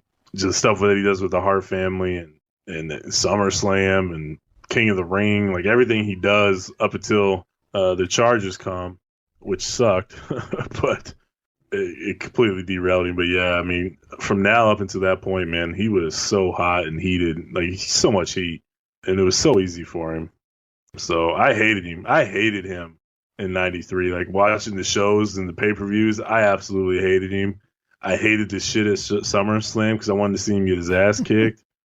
So it worked. Whatever he was doing, it worked, and he's a master at it. I mean, he did very little in the ring, but he had so much heat and things like that it didn't even matter what he did. The crowd was going to react for it. A legend for sure. As we close out the show, Jerry Lawler comes ringside to Vince McMahon for a ringside promo. Lawler then insults the fans, insults the Macho Man sitting there at the table. Lawler says they belong in the chairs watching the greatest wrestler in the ring, as does the Macho Man. Of course, Lawler referring to himself as the greatest wrestler in the ring, not Jimmy Powers. Lawler says Macho doesn't have the guts to get in the ring with the King, and that's when Randy Savage stands up, and it looks like shit's going to hit the fan here, and all hell going to break loose. And then I'm getting pumped, Steve. I'm getting pumped as a kid. And then Lawler just walks away. And then that wasn't enough. We're informed the Bushwhackers have a title shot next week against Money Incorporated. That'll change, but what a way to end the show. You get me all hyped up. Lawler's calling out Savage. Savage stands up, and then the King just walks away, and Savage lets him walk away, and then Vince announces the Bushwhackers get a title shot next week. What a fizzle. It's like that AEW pay-per-view with the explosion at the end. Yeah, good way to sum it up. And watching back on it now, it's like, I know this goes nowhere that I can watch at the time. So it felt like a letdown for sure. Move on to the next weekend. WWF Superstars for April 10th, taped back on March 8th in North Charleston, South Carolina at the Coliseum. Mania 9 in the books. And they question, is Hulk Hogan legally the champion? Does Vince McMahon, Jerry Lawler, and Randy Savage at the announce table. In the ring, it's the return. Yes, he's back. Ho! Hacksaw Jim Duggan makes his return from the attack in Yokozuna several weeks ago. He's taking on Barry Horowitz here. And as Hacksaw gets to ringside, he begins tossing chairs in the ring. And then it's all the basic Hacksaw moves in the match. 3-point stance ends this one easy in 2 minutes. And we see Hacksaw coming to ringside. He's looking a little invigorated to me, Steve, with this story in place, with this Yokozuna storyline in place. Albeit short term, Hacksaw's doing more here in the last couple months, even off TV, than they've given him in the last couple years. Yeah, he does. He does seem invigorated. He seems into it. He's working a little harder, and he looks in really good shape. Like he doesn't have the huge gut or anything like that. So he definitely took the time off to get things right and get that little break. I'm assuming it's for his daughter being born is why he was out, I'm guessing. No, he does look good. I noticed that when he came out, and we see him again, in, I think on another show here soon where he's very similar. So he's definitely into it. It's time. From inside the pages of the WWF magazine, here's Update. And it's Update with your new host, Gorilla Monsoon. You sent me a message, something about Gorilla in the Update. You laughed, and I wasn't sure why. He just seemed really odd here. Odd placement, Gorilla Monsoon, in Update, and that's why I laughed about him being stuck here. We go back again to WrestleMania or post-WrestleMania with Mean Gene along with Mr. Fuji and Yokozuna and that formal complaint promo. But then we learn that President Jack Tunney responds, and Tunney officially recognizes Hulk Hogan as the new WWF champion, saying that there was an oral contract, not a verbal contract. Tunney calls it an oral contract, and that the decision would stand despite the protests of Yokozuna and Mr. Fuji. So Hogan is the new WWF champion. I couldn't hate Jack Tunney any more than I did right now. Oh, that's funny. Blame Jack Tunney for this. That's right. It's all Jack Tunney's harebrained idea, brother. Yeah, sure. No, what was weird about this update was they had the old backdrop of WrestleMania from like that they used for 6 and 7, I think. Okay. With like the blue clouds, and then it said WrestleMania across the top with the bars. And then Gorilla has like his shirt, his button-up shirt, like the sleeves are rolled up. He looks like he's been sweating, and he's like been gambling. The lighting's terrible. The lighting's terrible. It's like he's probably at the blackjack table, and they're like, "Hey, we need you to come in and do this update real quick. I need you to kick it to Tunney." Damn it, Vince! And then he just probably runs to get it done so he can get back to the tables. But you expect WWF to look, professional and clean and not trashy. Like this looked second rate, like it was thrown together in 30 seconds because nobody wanted to do it. That's right. Well, that's what happens when you're in Vegas. I can't blame them, but I'm like, they even threw together, like they threw on that shitty old black backdrop, the blue one, and I'm like, it just threw me off. Like I never seen anything like that as far as they go, as far as production value, because that was is bad. Well, guys, that's on the Peacock. It's on the network. Go check this episode out, April 10th. Superstars, and watch this update. Gorilla Monsoon and the apparently just leaving the tables long enough to do this update segment. I'm sure he was like, "Come on, can we speed this along?" We go back to the ring. It's Papa Shango over David Clements with a nasty-looking gourd buster. Papa Shango doesn't even bother to fall with the poor guy, just drops him right down on its face. And then the reverse shoulder breaker ends this 2 minutes and 7 seconds. From there, it's El Matador. Tito Santana taking on the Brooklyn Brawler. Jerry Lawler on commentary says, "He almost went blind wrestling Tito. I couldn't wait for the punchline here." Lawler says every time Lawler hit Santana, hot grease popped into his eye. Jeez, oh man, King. I mean, do you get that? Do you get that reference, Steve? Oh yeah. How do you not? My goodness, the shit that they could say back in the day and not have to worry about, huh? And hey, it's not even edited off the Peacock yet. Macho Man at one point in the match calls Tito Santana amigo mio, his friend. Lawler responds, "What is that? Something from Taco Bell?" And if that wasn't enough, post-match, Lawler busts out the Magistrator, and as Tito's twirling around his cape on the screen, he draws a Chiquita banana, and the cape that Tito uses basically becomes a dress for this Chiquita banana. As Tito picked up the win, by the way, El Paso, as they call it, El Paso de Muerte, 2 minutes and 41 seconds. Jerry Lawler on a roll in this one. Oh, Lord. It's amazing. Oh, my God. I asked Tito, I was like, did you ever get offended when Jesse would call him Chico? He actually went in the backstory, and I don't want to go too far into it, but his books don't call me Chico. That's the name of his book, so clearly it didn't bother him. But he's like, I kept on, people would always come up to me and say, "Hey, can you sign this Chico? What's up, Chico?" And he never knew where it came from. And then one day he was off, and he turned on the TV, and he actually had a match on like Superstars. He was watching his own match or something, and Jesse was on commentary, and he heard him call him Chico, and he said, "Oh, that's where it came from." And him and Jesse are probably buddies from the AWA, so he didn't have any problems with Jesse at all. And he's like, "No, actually, I never minded it at all because he was just getting heat on me. Like it didn't bother him one bit that they was calling him Chico or things like that. So it's just a way to get heat and sympathy on him." So he's like, "I didn't have any issues with it." He's like, "That was just how it worked back in the day." So he didn't seem to have any problems. Yeah. I'm assuming the jokes didn't bother him, and it's just one of those things. So I just thought that was interesting.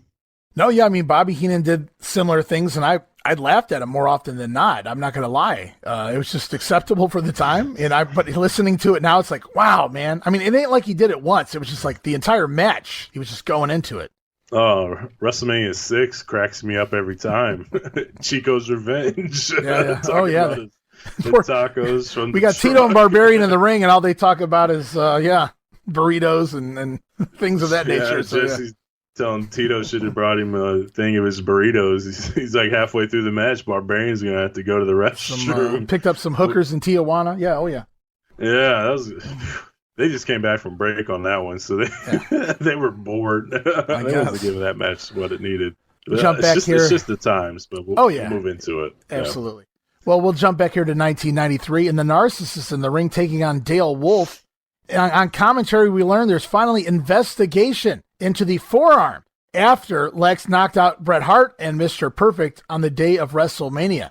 The people at ringside take a minute to remove the mirror, and it was probably for the best because it's 1 minute less that we actually have to watch Lex Luger wrestle here as the narcissist after the bell sounds. But we do get the old KO forearm, but a little bit different this week. Luger nails the old pounce as he comes off the crisscross into the forearm, knocks Dale Wolf out, and gets the pinky pin. 2 minutes, 52 seconds. I like the pounce version of the forearm here. I wish he had continued to do this beyond a couple times. Yeah, me too. He's mixed it up this month. He does the regular forearm. He does the pounce forearm. He does one where he kicks him in the gut to get him bent over, and then he just kind of comes down at it with an angle.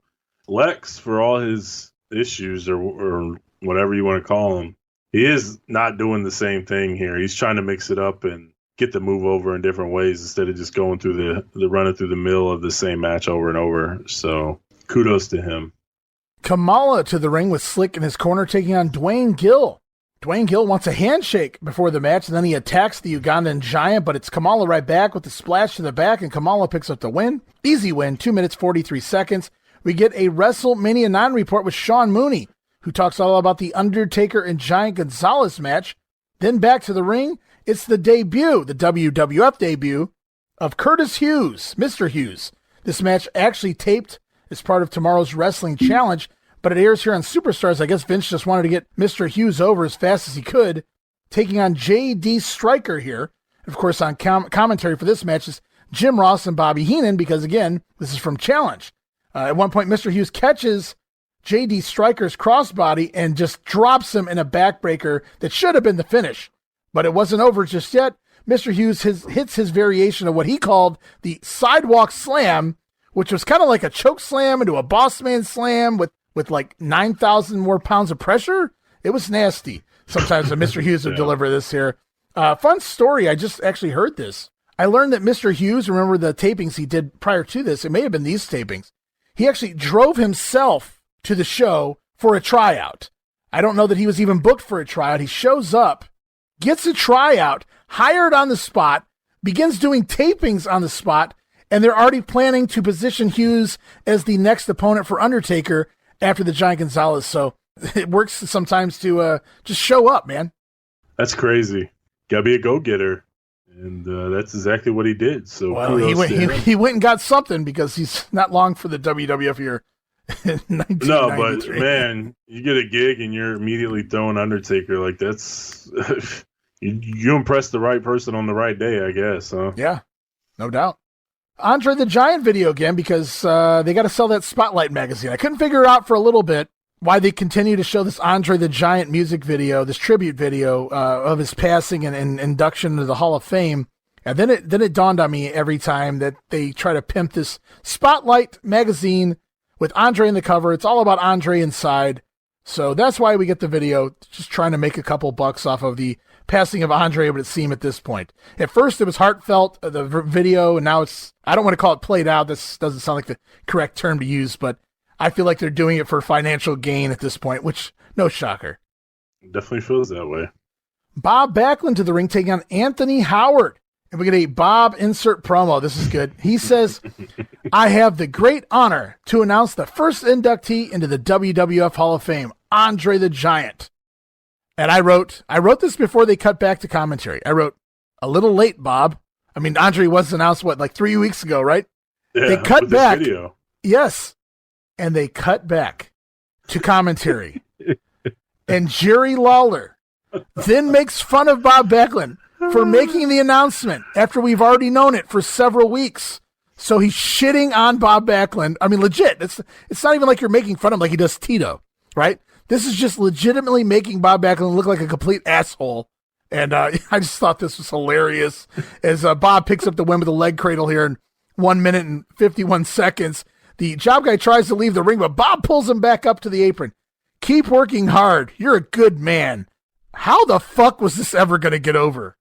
It wasn't. I think Lawler made the comment of, like, this is how far behind the times Bob Backlund is, or something like that. I always felt Bob was behind the times for when he was champion. I think he was 10 years before that. I mean, really, Bob's like 20 years behind time. Well, he's talking about that. Like, he's making fun of him announcing Andre. Right. This is how far behind the times he is. He thinks he's announcing Andre to the Hall of Fame like it was weeks ago. This was never going to get over. It worked in the Rumble because he did last that long, and he's an older guy. You just didn't expect to see it. But everything after the Rumble, I could care less if I see Bob Backlund on my TV screen. April 10th, WWF Mania. Todd in front of a mansion. I wrote ? He said, "It's my house." Well, it could be my house. You guys wouldn't know the difference. It's large enough that he can play golf in the backyard. So I'm kind of wondering, was he at Vince's house here? I don't really know what was going on here. The exclusive on Mania this week, Yokozuna over Typhoon in just 1 minute and 50 seconds. Thank God with the bonsai drop there. Also, around this time, Repo Man had a second match. I had never seen this before. In that new gear, gets a win over Chris Katowski in 3 minutes and 24 seconds. So there's a second match of Repo Man in that new gear out there for those interested. I might post a few pictures, screen cap or something like that down the line. As we move on to Sunday, April 11th, WWF Wrestling Challenge, taped March 9th in Augusta, Georgia at the Civic Center. Jesus. Yeah, I know. We're over a month behind as far as taping. We're over a month out. Wow. Yeah. That's insane. We're selling this as post-WrestleMania, and this was taped a month prior to WrestleMania. Jim Ross, though, replaces Gorilla Monsoon as host of the show when Bobby Heenan joins Jim Ross on commentary. To the ring, it's the Steiner brothers over the Executioners with the Frankensteiner 3 minutes and 8 seconds. We learn at this point that the Steiners are headed for a title match. With Money Incorporated, they are the new #1 contenders. Special report, again, verifying that Hulk Hogan is WWF champion. Back to the ring, Bam Bam Bigelow taking on Reno Riggins. He nails a hot shot, a nasty double underhook backbreaker. I don't know when Bam Bam stopped doing that, but damn, did he fuck a lot of jobbers up with that, because he double underhook him, throw him about 7 feet in the air or so, and then just let them guide themselves down onto his knee. Double underhook backbreaker of death is how I describe this particular one here. Poor Reno. And the diving headbutt ends at 2 minutes, 23 seconds. I'm surprised Reno took it. He's more of a he doesn't really have much of an option. I know he's a bigger name jobber, but we then go to video stills of the sensational Sherri and Luna brawl from, well, I can't really call it a brawl. Luna attacks Sherri at WrestleMania later out, and then later out again in the dressing room area. And we go back to the ring here. It's Tatanka over Glenn Ruth. A backdrop on Ruth sends him to the floor at one point in the match. I was surprised Tatanka that aggressive here, backdropping a job guy out to the floor. Of course, Glenn Ruth, the future headbanger Thrasher. It's the Papoose to go that picks up the win. 2 minutes and 9 seconds. Then again, here we are. It's the Mr. Hughes over JD Stryker match we saw on Superstars. Sidewalk Slam in 2 minutes and 12 seconds there. And it's a midget match, or the little guys, if you will. Little Louie out to the ring with the Beverly Brothers in his corner to take on Tiger Jackson, accompanied by the Bushwhackers. And Tiger got his trunks. It looks like Tiger got his trunks back from Reno Riggins. Of course, we mentioned last month's episode of The Grenade. It looked like Reno Riggins had been borrowing Tiger Jackson's trunks. They didn't really fit him too well. Tiger Jackson seems to have him back here. Heenan says he was jobbed at Mania by riding a camel. I put that note in here because it was kind of funny. They were using this match to talk about the pageantry at WrestleMania, hard selling it before the replay so that everybody would go buy it. And Heenan talks about he was supposed to be the one that came out on the sedan, not Macho Man. And Heenan got stuck riding a camel. He says he was jobbed at Mania. So I thought that was funny, Heenan using that term here back in 93.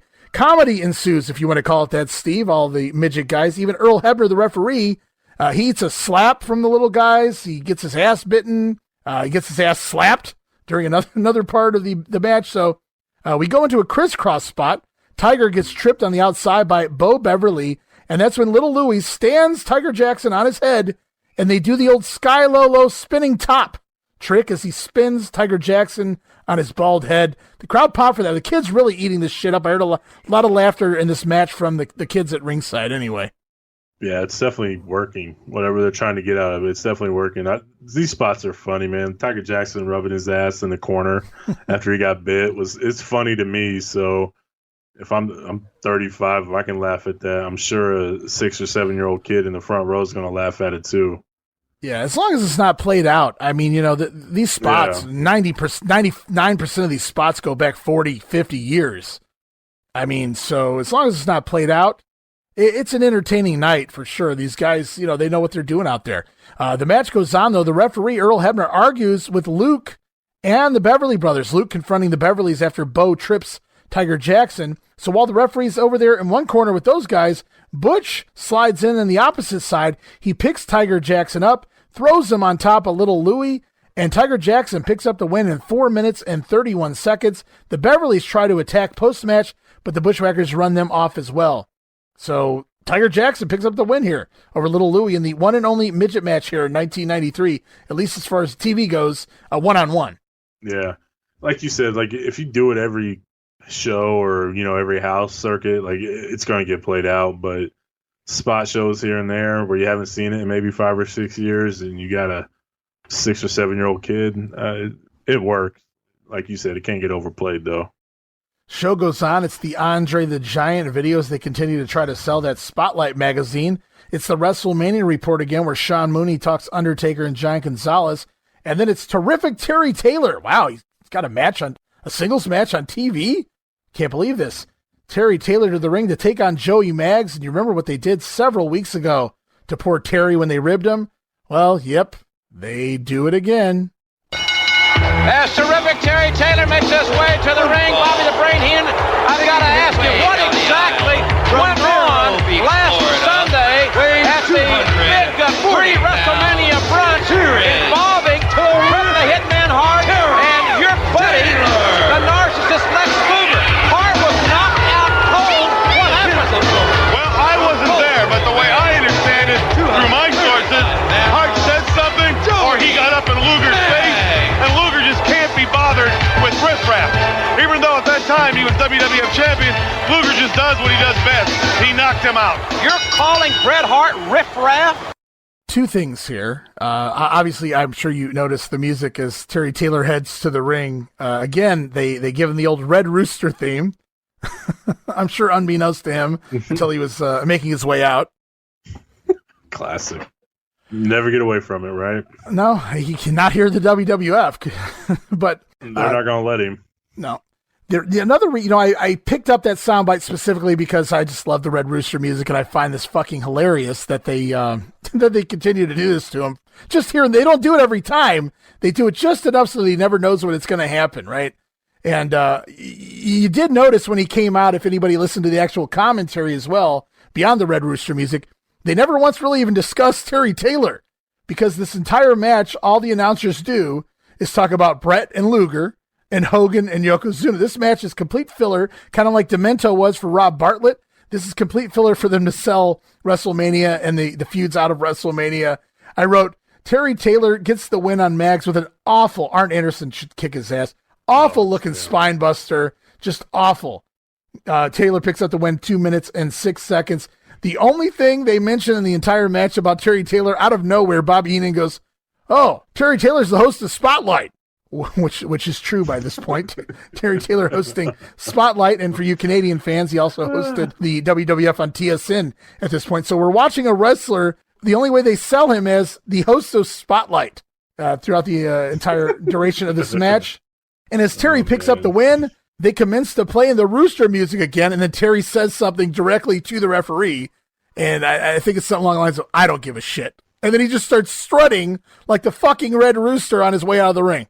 I was like, wow, fucking tremendous. I love it. He took it right on the chin and it seemed to be okay with it. Right on the beak. Yeah, he's a trooper. There was a line, though, at the end that, like, when he's strutting away, they show a heavy-set woman in the crowd. Says she weighs more than Yokozuna. So, like, they could talk about Brett and Yoko or Brett and Luger and Yoko and Hogan the whole match, and then all of a sudden it's over and Heenan spots her and can crack a joke just like that. And I'm like, he's I don't know, man. And again, it had absolutely nothing to do with Terry Taylor. Absolutely nothing to do with Terry Taylor. We close out Wrestling Challenge. Hacksaw Jim Duggan, he returned on Superstars. Well, he returns on Wrestling Challenge as well, picks up a win over Barry Hardy. And if it's true, typically the Executioners were always Dwayne Gill and Barry Hardy.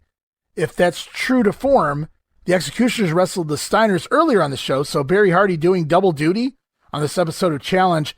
Duggan with the wind-up slam and the three-point stance clothesline gets the win in a simple 2 minutes and 1 second to close the show. And speaking of Terry Taylor, really quickly here, WWF on TSN for April 4th. We're going to go back. I didn't have it last week when we covered the end of the March episode. We did April 4 for WrestleMania.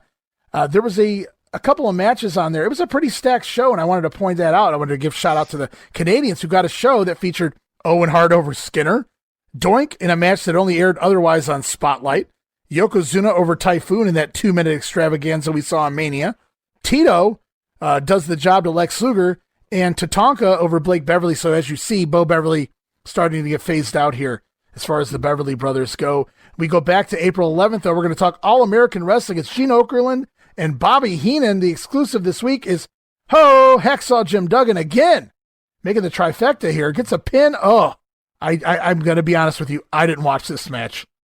Hacksaw Jim Duggan over Damian Demento with the 3-point stance clothesline. The match was short, though. I'll give it that much, 3 minutes and 45 seconds. I did skip right to the finish. I just wasn't going to put myself through that one. Not short enough. No, it's never short enough. Not short when enough. Damian Demento's in the ring, especially.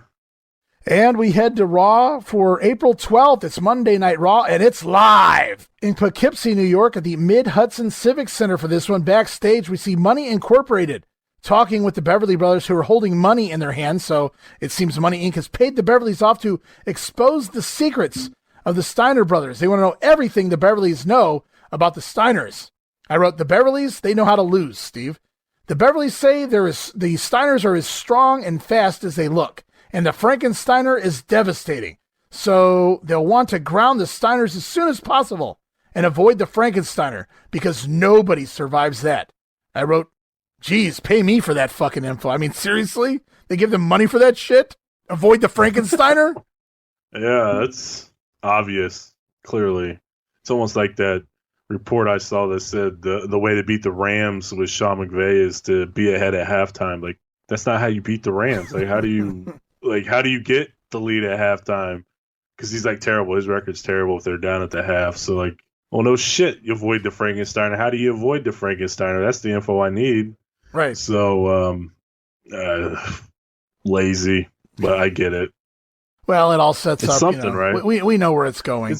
We know where it's going, but it's something. Like, a lot of times matches are just thrown to go. At least they gave him something. They're utilizing this live format to its advantages. Clearly, they're still learning, but they're doing better with it. Well, welcome to a live edition of Monday Night Raw. It's Vince McMahon, the Macho Man, and he's made it back from Vegas. Rob Bartlett is back, and now he has a new name. They've decided to begin calling him Rambling Rob Bartlett, as Vince calls him that about 46 times throughout this episode of Raw. And remember, it's only a 1-hour episode of Raw back then, and Vince still manages to do that. As we go to the ringside, it's Scott Steiner with Rick in his corner taking on IRS, who's accompanied by Ted DiBiase. I wrote, wait, no Money Incorporated against the Bushwhackers? Darn. Remember, that was promised last week. It's classic fashion here by the IRS man as he says it's April 12th, which means there's only 3 days left to file your taxes. Tax sheets. Basic match here, nothing great, nothing really bad either. IRS takes control. They go out to the floor. DiBiase lays in some cheap shots on Scott until Rick makes the save as we go into a commercial break. And when we come back, IRS working over Scott Steiner on the mat. And here we go. Remember, we've talked about Vince and more so Savage bullying Rob Bartlett. Here's another one.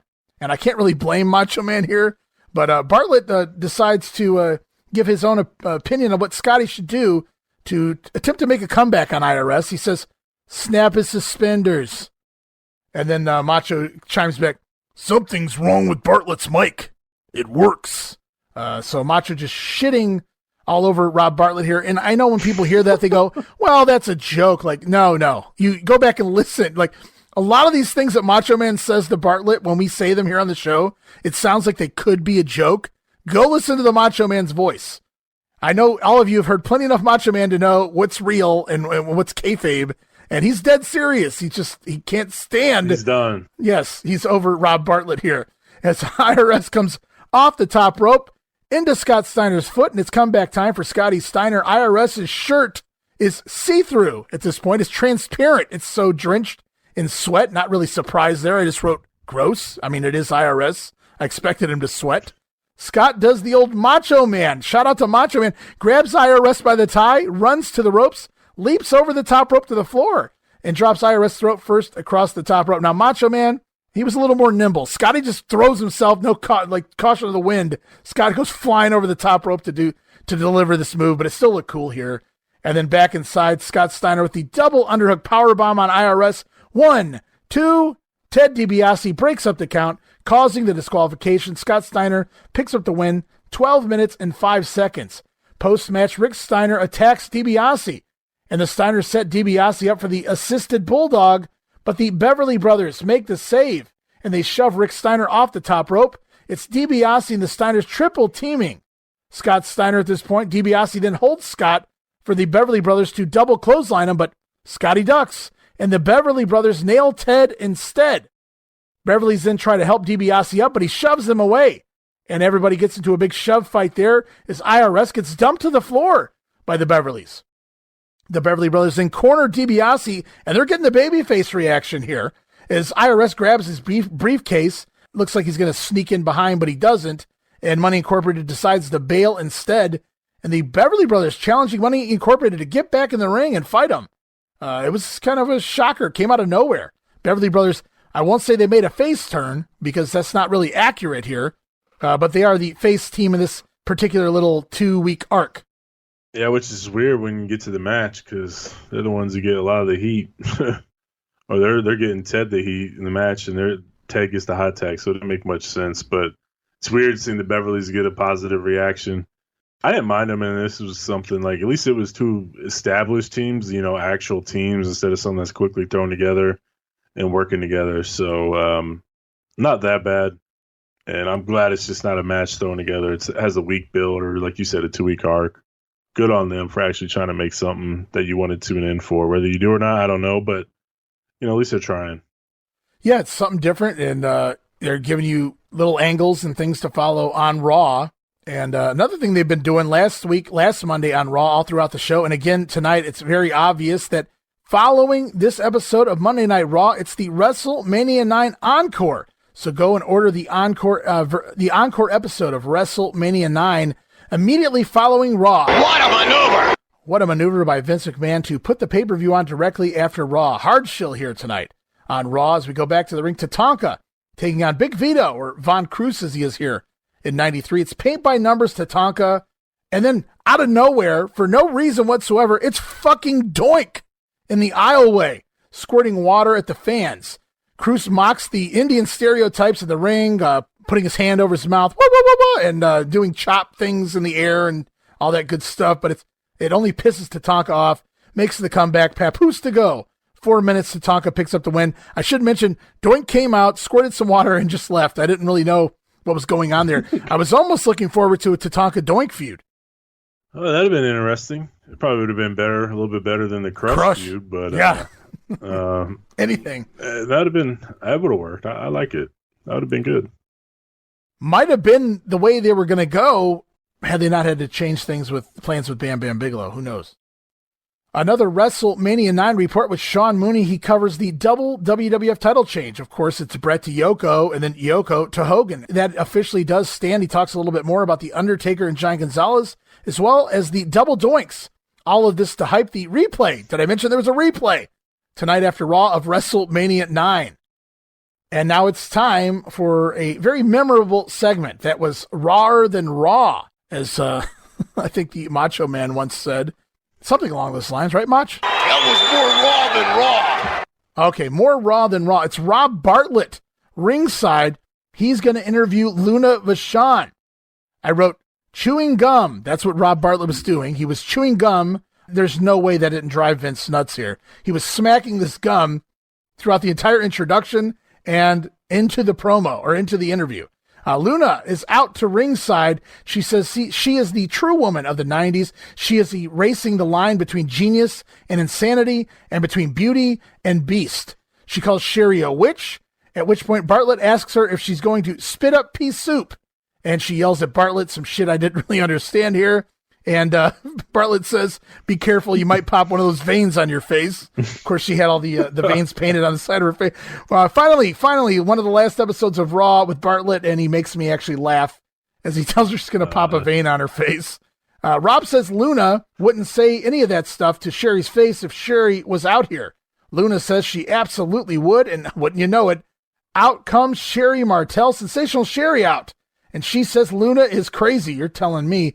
And Rob Bartlett should have more class than to invite Luna out here for an interview. To prove that she is not crazy, Luna responds by saying, I am a bandit from the wild, untamed future. I don't even know what the fuck that means. Sounds like some kind of a movie, maybe. Either. I don't really know, but Sherri calls her crazy. She's trying to prove she's not crazy, and we get, I am a bandit from the wild, untamed future. She also says that she is from a place that was before and will be again. I wrote, is she the new Ultimate Warrior? None of this shit makes any sense. Oh, man. It doesn't. Sherri responds, she says she's been up against bigger men than Luna will ever be a woman. Sherri asks Luna, do you want a piece? Sherri then attacks Luna. And then in the middle of all that, they rip Rob Bartlett's shirt off as Luna gets suplexed on the outside of the ring. You didn't see that on the ladies back in the day, so it's a pretty big deal, a fight at ringside here. And it's a nasty fight. They're clawing at each other. They're yanking hair. They're going at it pretty damn good. Sherri chants in the crowd as Rob tries to break it up and just gets attacked too from both ladies. And that's when it happens, Steve. Sherri gets her top ripped off. She's got that small black bra that just can't contain those jugs. And I mean, I'm just telling you. What a maneuver!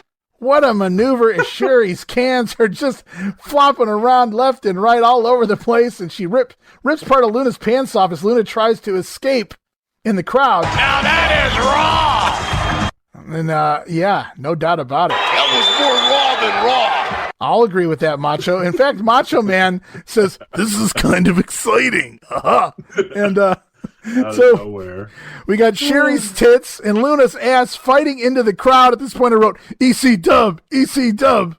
Now that is raw! So they fight into the crowd as officials try to break it up. Sergeant Slaughter comes out, picks Luna up over his shoulder, and carries her back to the locker room. That was more raw than raw! More raw than raw as we head into a commercial break. We come back. Randy Savage standing ringside with Sensational Sherri. Savage tries to interview Sherri, who covers her tits with his macho hat.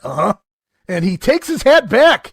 Need a little excitement, he says. I love it. Macho Man having a lot of fun here with this segment as Luna returns from the back, and then we get in a second wild brawl between Sherri and Luna, and there's just tits bouncing everywhere. And I wrote, Jerry. What a maneuver! What a maneuver this was from Vince. Now that is raw! It was rawer than raw. And here's old Pat Patterson out to spoil our day. Sorry for being hetero, Pat. Yeah, I said it. Sergeant Slaughter then pulls Luna away a second time. And I wrote, those tits. That's not terrible. Well, they get an A for effort in getting this feud over. I hope that's like one of our segments of the year here in 1993. Not just in Rob, but on the grenade. That was That's not terrible. Not too terrible. A for effort from these ladies anyway, even if they don't really do a whole lot with them moving forward. Yeah, like, you see that and it looks like they hate each other, like for real. Like it felt real and genuine and authentic. Mm-hmm. And you didn't really touch on this part, but man, when Sherri attacks, like she kicks her with Bartlett in the middle of it, so she gets her foot around, and it looks like she gets the front of her toe, like the toe of the boot. She's wearing like cowboy boots. Looks like that toe like nails Luna right in the face. Like it didn't look comfortable. And then also Sherri had some blood on her face where she must have got clawed for real. So absolutely 100%. They went balls to the wall in this one. It felt authentic and real.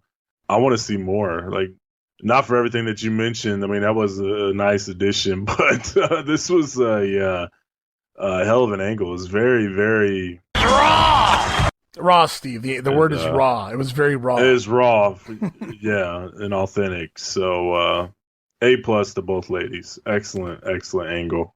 So we're live and timing is everything. So they cue Papa Shango to the ring because they got to get this shit in, right? Papa Shango heading out to take on Scott Taylor, or as the Fink calls him this week, Skip Taylor, even though even the Chiron says Scott and Vince says Scott. It says Fink announces him as Skip Taylor.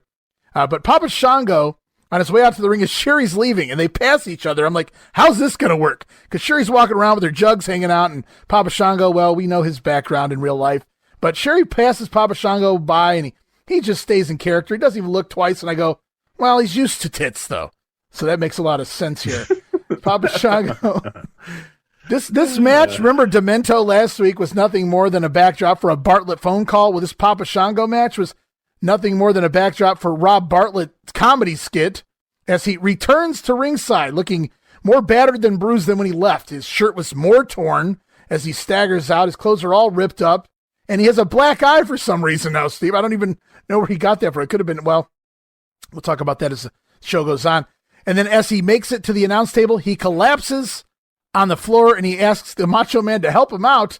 Oh, he helps him out, all right. Savage goes over and slaps Bartlett across the face 3 or 4 times to the point where Bartlett actually picks his hands up and tries to grab Savage by the wrists to stop him from slapping him anymore.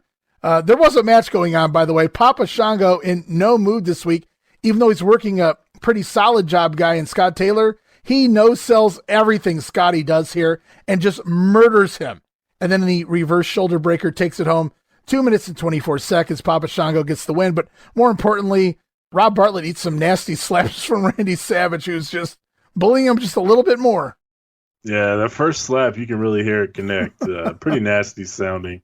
But yeah, Shango wasn't horsing around, and this was just, like you said, a backdrop to get Bartlett over. That's really all this was. Not bad, though. We begin to hear the Druids chant, and I thought, my God, is this our first Druids chant for the Undertaker? It wasn't for the Undertaker. Let that be a bit of trivia for everyone out there. The first time we hear a Druids chant in the WWF was not for the Undertaker. No, instead, it's for a fellow by the name of Friar Fergusson.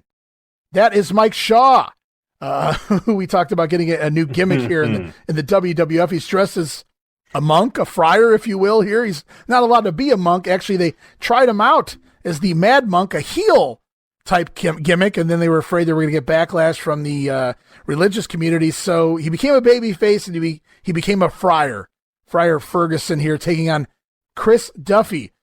I got to ask, if Mike Shaw was still around, I would say, Mr. Shaw, what did you think of this gimmick? Yeah. That's what I thought. So even Norman the Lunatic isn't crazy enough to fall for this gimmick here. The Mad Monk? That's a terrible idea. A terrible idea, says Charles Barkley. And where do I begin here? As he comes to the ring, this doesn't even feel like part of the character. You tell me what you think, Steve. As Friar Fergusson heads to the ring, he has a piece of toilet paper on his face from shaving. Yes, he cut himself shaving. And then he drenches himself in some old-timey looking thermos thing. I don't even know what it was. And he wears a pad of paper because, you know, he's got to be silent and all that good stuff. So since he can't really speak, he's a monk or a friar. I don't even know how that shit works. He has a notepad tied to his gimmick, his gear, and he has a smiley face on it. So I guess that means he's happy. I don't know why you would be happy with this, but this is awful, as he does some dancing during the match and shakes his leg, pulls his gimmick up, and shows off some legs. Nails a big splash, but pulls the jobber up. You must have forgot. You're not a heel, Mike Shaw. You don't pull the job guy up. Nails the avalanche in the corner, gives the guy, poor Duffy, last rites. At one point, sticks Duffy's face under his dress even. And then it just kind of slows down. It's like Friar Ferguson's looking for offense here. He just doesn't know what to do. In fact, this match is so damn terrible that we want Brett chants break out during this match. So they're looking for wrestling, not gimmicks here. And then boring chants begin just as Chris Duffy tries a sunset flip, but it's the old Norman trip to the Bat Cave as Friar Fergusson lands balls first on Duffy's face. That's a terrible idea. I don't know who came up with that. And Friar Fergusson picks up the win, 4 minutes and 21 seconds, the one and only TV wrestling match for Friar Fergusson. Yeah, this was terrible. I never liked it. It was dumb. I'm pretty sure they get heat for this too, even though it wasn't a full-on monk. Bad idea, stupid, a waste of time. That's really all it was to me. Well, he'll stick around for one more week because this is a taping, and they got one more week of Friar Fergusson. So we will see Friar Fergusson one more time next. I should point out, I totally left out that he has like a Road Warrior Hawk-esque type haircut almost. It's black hair. I mean, it's not painted up or anything like that, but it's kind of weird. Just really weird version or vision of what a Friar would look like. It's a WrestleMania video package. Speaking with the fans ringside, we even see Superfan Vladimir out there talking about this is the greatest WrestleMania of all time. Now we know you're full of shit, Vladdy. Next week, it's interview from Bret the Hitman Hart. Razor Ramon takes on Virgil in that match you were referencing earlier. And the Beverly Brothers going to seek a little action with the WWF Tag Team Champions Money Incorporated. And we close the show with a backstage promo from Money Incorporated. And Ted DiBiase says they've beat everyone. They barely get going before the Beverly Brothers run out of the dressing room and attack Money Incorporated. A brawl breaks out between the two tag teams as Raw goes off the air. That's a nice little angle there to get you more heat on the match going into next week. So I liked it. You didn't see those, like I said, we didn't see them very often either. It's usually just promos selling a match. So the fact that we're getting this little TV angle, one of the first ones for Raw wasn't bad. Like, I don't care for the Beverly Brothers, but they made the match important enough that you'd want to see it. Okay, they've had some issues. They fought this whole show. I want to see them go at it in a match. So solid job by them to get this over and give it meaning going into next week.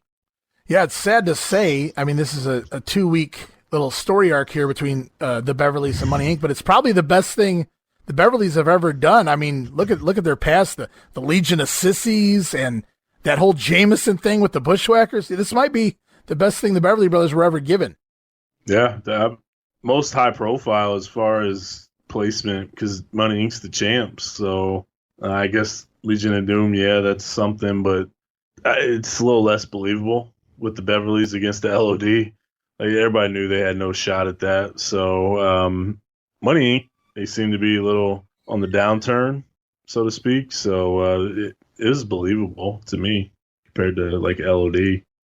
We continue on to the following weekend, WWF Superstars for April 17th. You thought it was crazy last week? We're in April 17th, and this was taped also back on March 8th in North Charleston. We opened things up with a promo from Bam Bam and Owen. This is one of those ones we talked about a few weeks ago with the black screen background. It's just a wrestler and a black background, and they're looking off.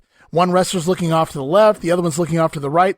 They're individual promos, but it's like they're facing one another. It's kind of unique for the time as Bam Bam Bigelow and Owen Hart have words for one another. They'll go at it later on here in the show. Yeah, very cool. And they kind of play off each other. It's almost like they're in the same room. Right. Because it's like Bam Bam's like, Owen's rocket's going to go down in flames. And Owen says Bam Bam's going to be his rocket's launch pad. So they're very similar in what they're talking about. It just focuses on the other person's gimmick, and they attack it, and that's it. So it's just like a 2 or 3 sentence promo, and that's the end of it. So very effective, and it's like, okay, and this is how they cut right in. Like, there's no superstars or anything like that. It's just straight to Bam Bam, straight to Owen, and then you get the opening video and graphics and the guys at the booth. So if you're flipping through the channels and you just happen to see Bam Bam or Owen, like, you're like, oh, I wonder what is this? Oh, they're going to wrestle? Okay, I'm staying here. Like, I want to see this. So definitely effective and great production, I think. Very good idea, whoever came up with it. To the ring, it's Crush taking on Glenn Ruth. During the match, we get an insert promo from not one, but 2 doinks. It's all an illusion, Steve, as Crush picks up the win with the Cranium Crunch, 2 minutes and 12 seconds. And then we get our final update with Sean Mooney, as he talks about the Luna Vachon and Sherri brawl from Monday Night Raw. So it's at this point, April 17th, that we bid adieu to Sean Mooney and everything he did for the company for those 5 years there in the WWF from 88 to 93, right about this time in 1988 and here in 1993. This is his final appearance on WWF television. Gotta miss you, Mooney. Who? Ian. Yes, Ian. Ian's been gone a while. I should point out. Yeah. Show goes on. You get Joe Fowler, though, right? Yeah, Joe Fowler's coming in. Hey, guys, what's going on? I'm Joe Fowler. He'll be here. But hey, kid, it's our first SummerSlam. Can't wait for that. God. So here we go. Head Shrinkers with Afa in their corner, taking on Ron Preston and J.D. Stryker. Fatu gets the win over Preston with the splash off the top ropes, 2 minutes and 41 seconds. During the match, Afa is seen picking his nose, to which Lawler says, "Ever wonder why their nostrils are so big, Steve?" So Jerry Lawler at it again, even with the heels. And then we go back in time, and we see clips from WrestleMania. Actually, we see clips of the post-match between Mr. Perfect and Lex Luger. Luger knocks Hennig out with the forearm, then Hennig back up, chases Luger backstage, but runs into Shawn Michaels, who attacks him with a garbage can. That was so cool. Never seen something like that before at that time. So very, very cool shit. There is Shawn Michaels basically getting set up to feud with Mr. Perfect over the summer. As we go back to the ring, Mr. Perfect takes on Barry Hardy. We get an insert promo from Shawn Michaels. He says at WrestleMania 9, Mr. Perfect took a perfect beating. And it's back to the ring. Hennig hits all the basics, the rolling neck snap, the knee lift, and the perfect plex. Picks up the win here, 3 minutes and 1 second. Here we go. It's main event time, or at least feature match time here on Superstars. Is Bam Bam Bigelow ready to take on newcomer to the singles ranks here in the WWF, the Rocket, Owen Hart, with his new gear. I know you put over his new powder blue gear here. You like a little light blue Owen Hart gear? I do. It looks awesome. Always like the gear. He's come a long way from the baggy gear, that's for sure. Absolutely. He actually looks like a wrestler instead of a cartoon character. Owen actually attacks Bammer to start the match with a dropkick, but Bigelow responds with an enziguri, very impressive. Owen then uses his speed and nails his own enziguri and a missile dropkick, and as Owen takes the back bump, he kips right up and continues on the offense. Owen looked like $1 million as this match gets going, handles his own against the guy literally twice his size. Owen locks in a Fujiwara armbar, but Bam Bam breaks free and drop kicks Owen out of the ring as we go into a commercial break. When we come back, Owen flips into the ring over top of Bigelow to re-enter the ring, and Bam Bam then turns a crucifix from Owen into a Samoan drop. Bigelow then launches Owen straight up in the air and right onto his face, his stomach, and according to Vince, his knee. I think this was obviously the commentary is done in post-production. I think this is Vince creating a reason for what happens later. I don't know that Owen actually gets hurt here. I didn't really notice any injury at this point, but Owen does come down hard as he gets launched straight up in the air, kind of like in a backdrop, but where you land on your stomach. The match continues on. Owen tries a slam, but Bam Bam falls on top for a near fall. Hart then takes the chest bump in the corner, a la his brother Bret Hart, and Owen tries to go to the top rope for a reverse body block or a backflip or something along those lines, but as he leaps to the top rope, his knee blows out. He comes down on it hard, and it's legit, and it's very obvious. He comes right down, he slips on the top rope, lands on his feet in the ring, but man, he blows his knee out, and it's obvious immediately. Yeah, definitely is. And the way the match ends, like he slams him, and the knee doesn't even touch the ground. Like he's holding it up, like, be careful. Bam Bam's a professional. Goes right home.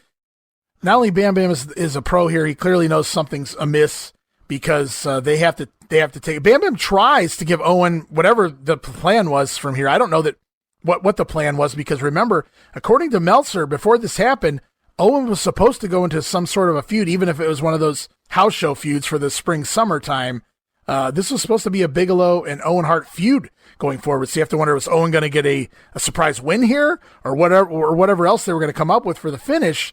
And instead, as you said, Bam Bam the Pro, they go into another spot. Bam Bam misses a charge into the corner because he still wants to give Owen that opportunity to make that comeback that he's supposed to make. But I think at that point, Bam Bam realizes Owen is not, he's like, yeah, I'm done. And Bigelow just slams him in place and then off the top rope with the diving headbutt just finishes him straight up there. Match went 7 minutes. I just wrote, damn. It's just, I mean, what could have been? What a hot start. Owen looked better than he ever had in the new foundation, the high energy time, even the blue blazer, because he wasn't really given a lot there. He looked like the Owen Hart from Stampede, or, what we would, later see as Owen Hart as far as just the ability he has. Yeah, this is really good. It's unfortunate he got hurt. I think Bam Bam even checked on him after he pushed up off the headbutt after the pin. So he made sure he was okay and just a professional. But, yeah, this would have been pretty good. It almost feels like they was going to go to the comeback and Owen was going to get like a sneaky win. And that was going to kick off their feud. So it's unfortunate. I would have loved to have seen more of Owen and Bam Bam. But this is pretty much it for Owen up until, Survivor Series? I mean, we may see him here and there, but yeah, he comes back. He continues to work, but he's not on TV a whole lot at all. Because I remember thinking there were large periods of time where I'm like, man, is he gone? That sucks. Because I really was looking forward to seeing him wrestle, and then boom, he would pop up again on TV. So I think he was there. He was working the house shows and things, but he wasn't doing a whole lot of TV. They really didn't have much by the way of ideas for him, at least until Brett slid Owen into that storyline there. It's like you said, Survivor Series. Yeah, unfortunate for him. We go on, and it's the WrestleMania music video again, Steve. You know the one I'm talking about. You know what I'm talking about, Steve.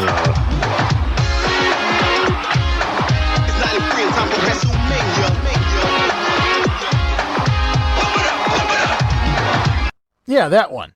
And it's back to the ring. Yokozuna with Fuji in his corner taking on Chris Katowski.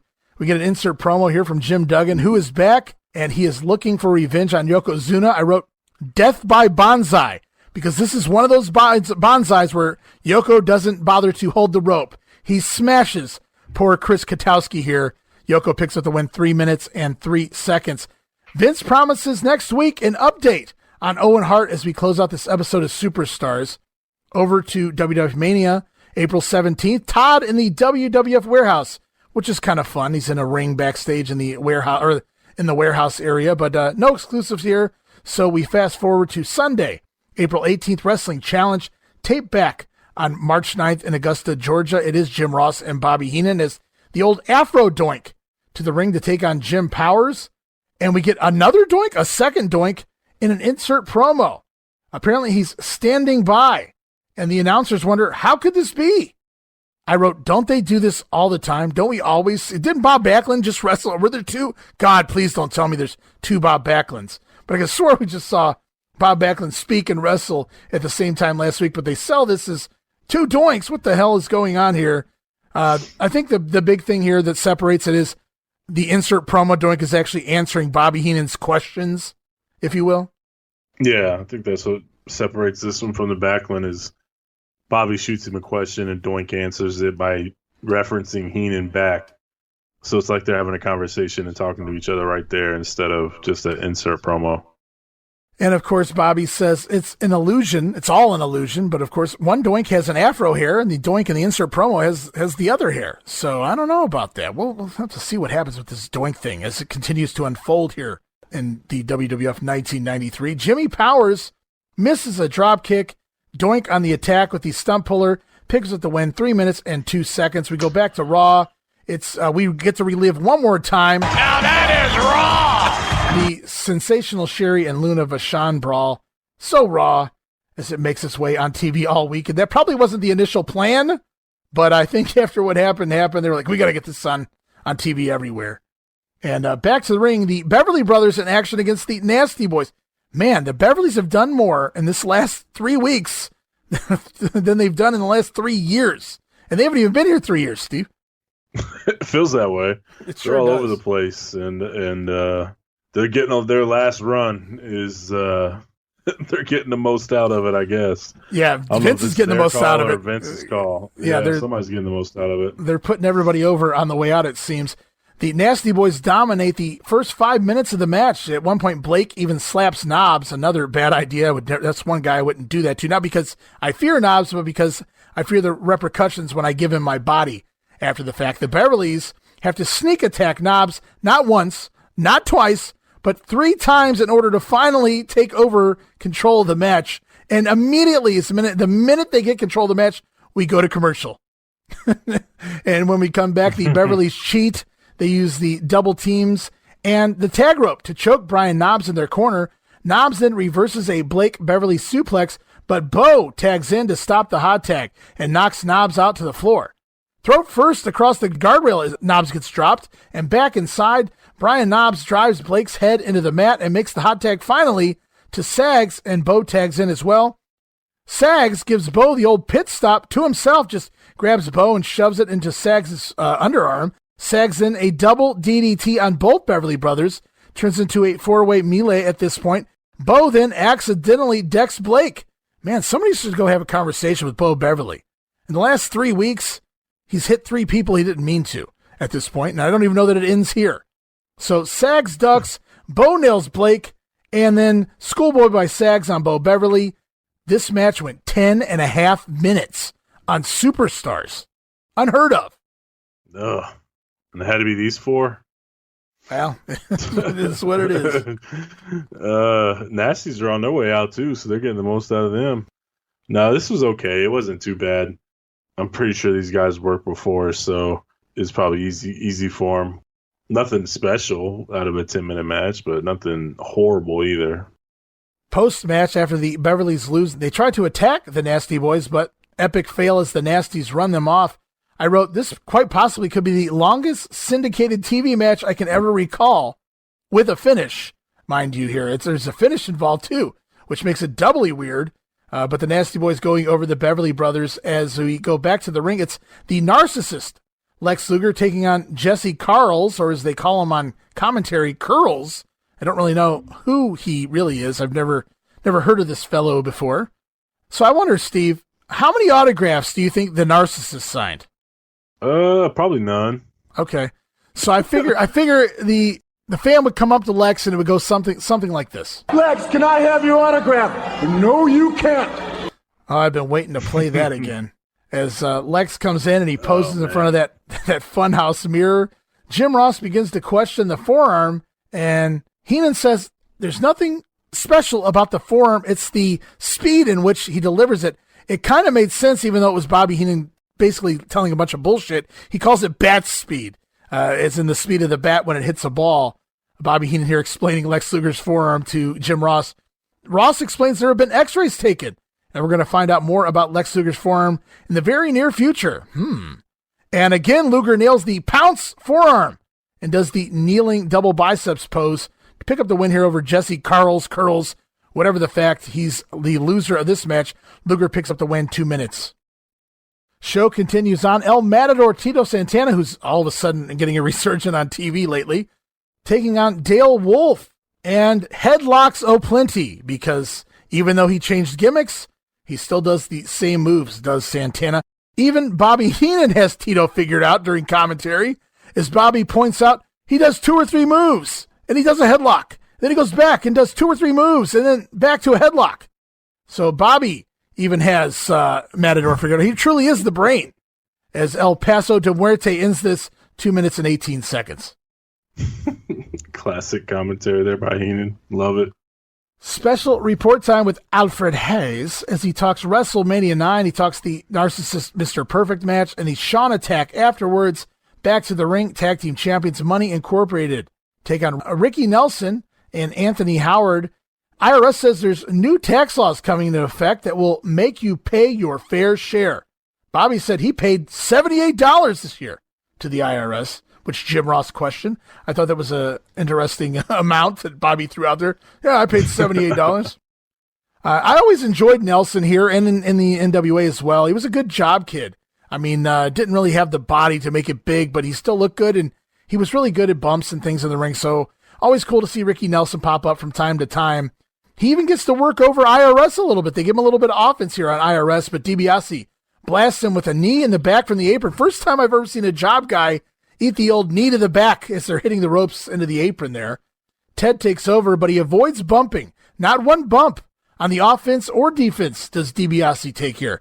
And this match is IRS gets the win on Howard with the right-off clothesline. 2 minutes and 55 seconds.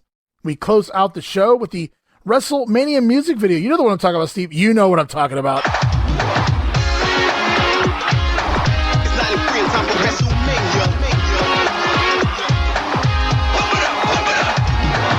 Yeah, that one right there.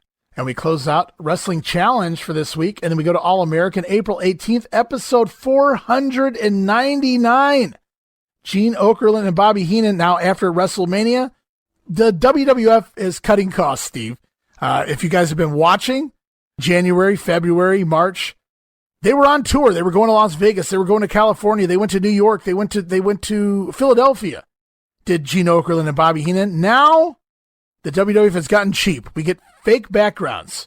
This week they're in front of a fake battleship in the background as the Wizard is on commentary. And there it is, that Bam Bam Owen match I mentioned. I remembered as a kid listening to the Wizard on this particular episode. And this episode of the All-American ends in hokey fashion as they're standing on top of this battleship. And Bobby Heenan finds a grenade. Steve, what do you think happens here? He pulls the pin and Bobby Heenan explodes as All-American goes off the air. Classic. I need to watch some of these All-Americans. There's some interesting things and unique things that they go on there. Less stuff that Vince cares about, the more free they are to do what they want to do. That's exactly right. Yeah, you're right. So probably a little carefree and people taking advantage of the situation. So, and that goes back to explaining the Virgil promos. The less Vince cares about something, the more you can get away with. Absolutely. He's not watching that.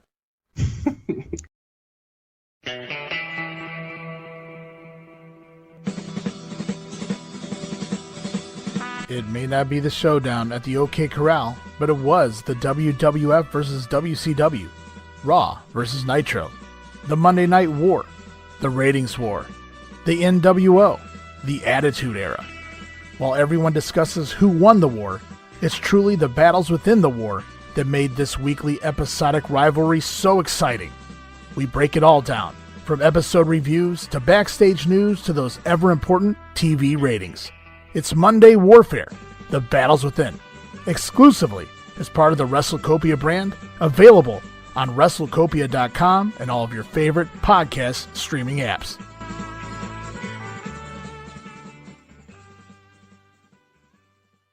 And we're going to move on to Monday Night Raw for April 19th, 1993 in Poughkeepsie, New York, Mid-Hudson Civic Center. It was taped last week on April 12th.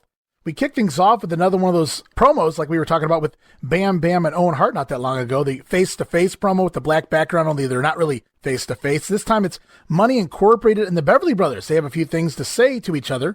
$1 Million Man says two bleach blonde morons can't do it if Hogan and Beefcake can't do it, which makes sense. DiBiase making sense. They're kind of ripping on the Beverly Brothers, but the Beverly Brothers are coming tonight to attempt to defeat Money Incorporated, maybe earn themselves a tag team title shot in the near future. As the show kicks off, it's Vince McMahon, the Macho Man Randy Savage, and Rob Bartlett. More on Mr. Bartlett before the show comes to a conclusion. We kick things off. You talked about this earlier in the episode. Razor Ramon taking on Virgil.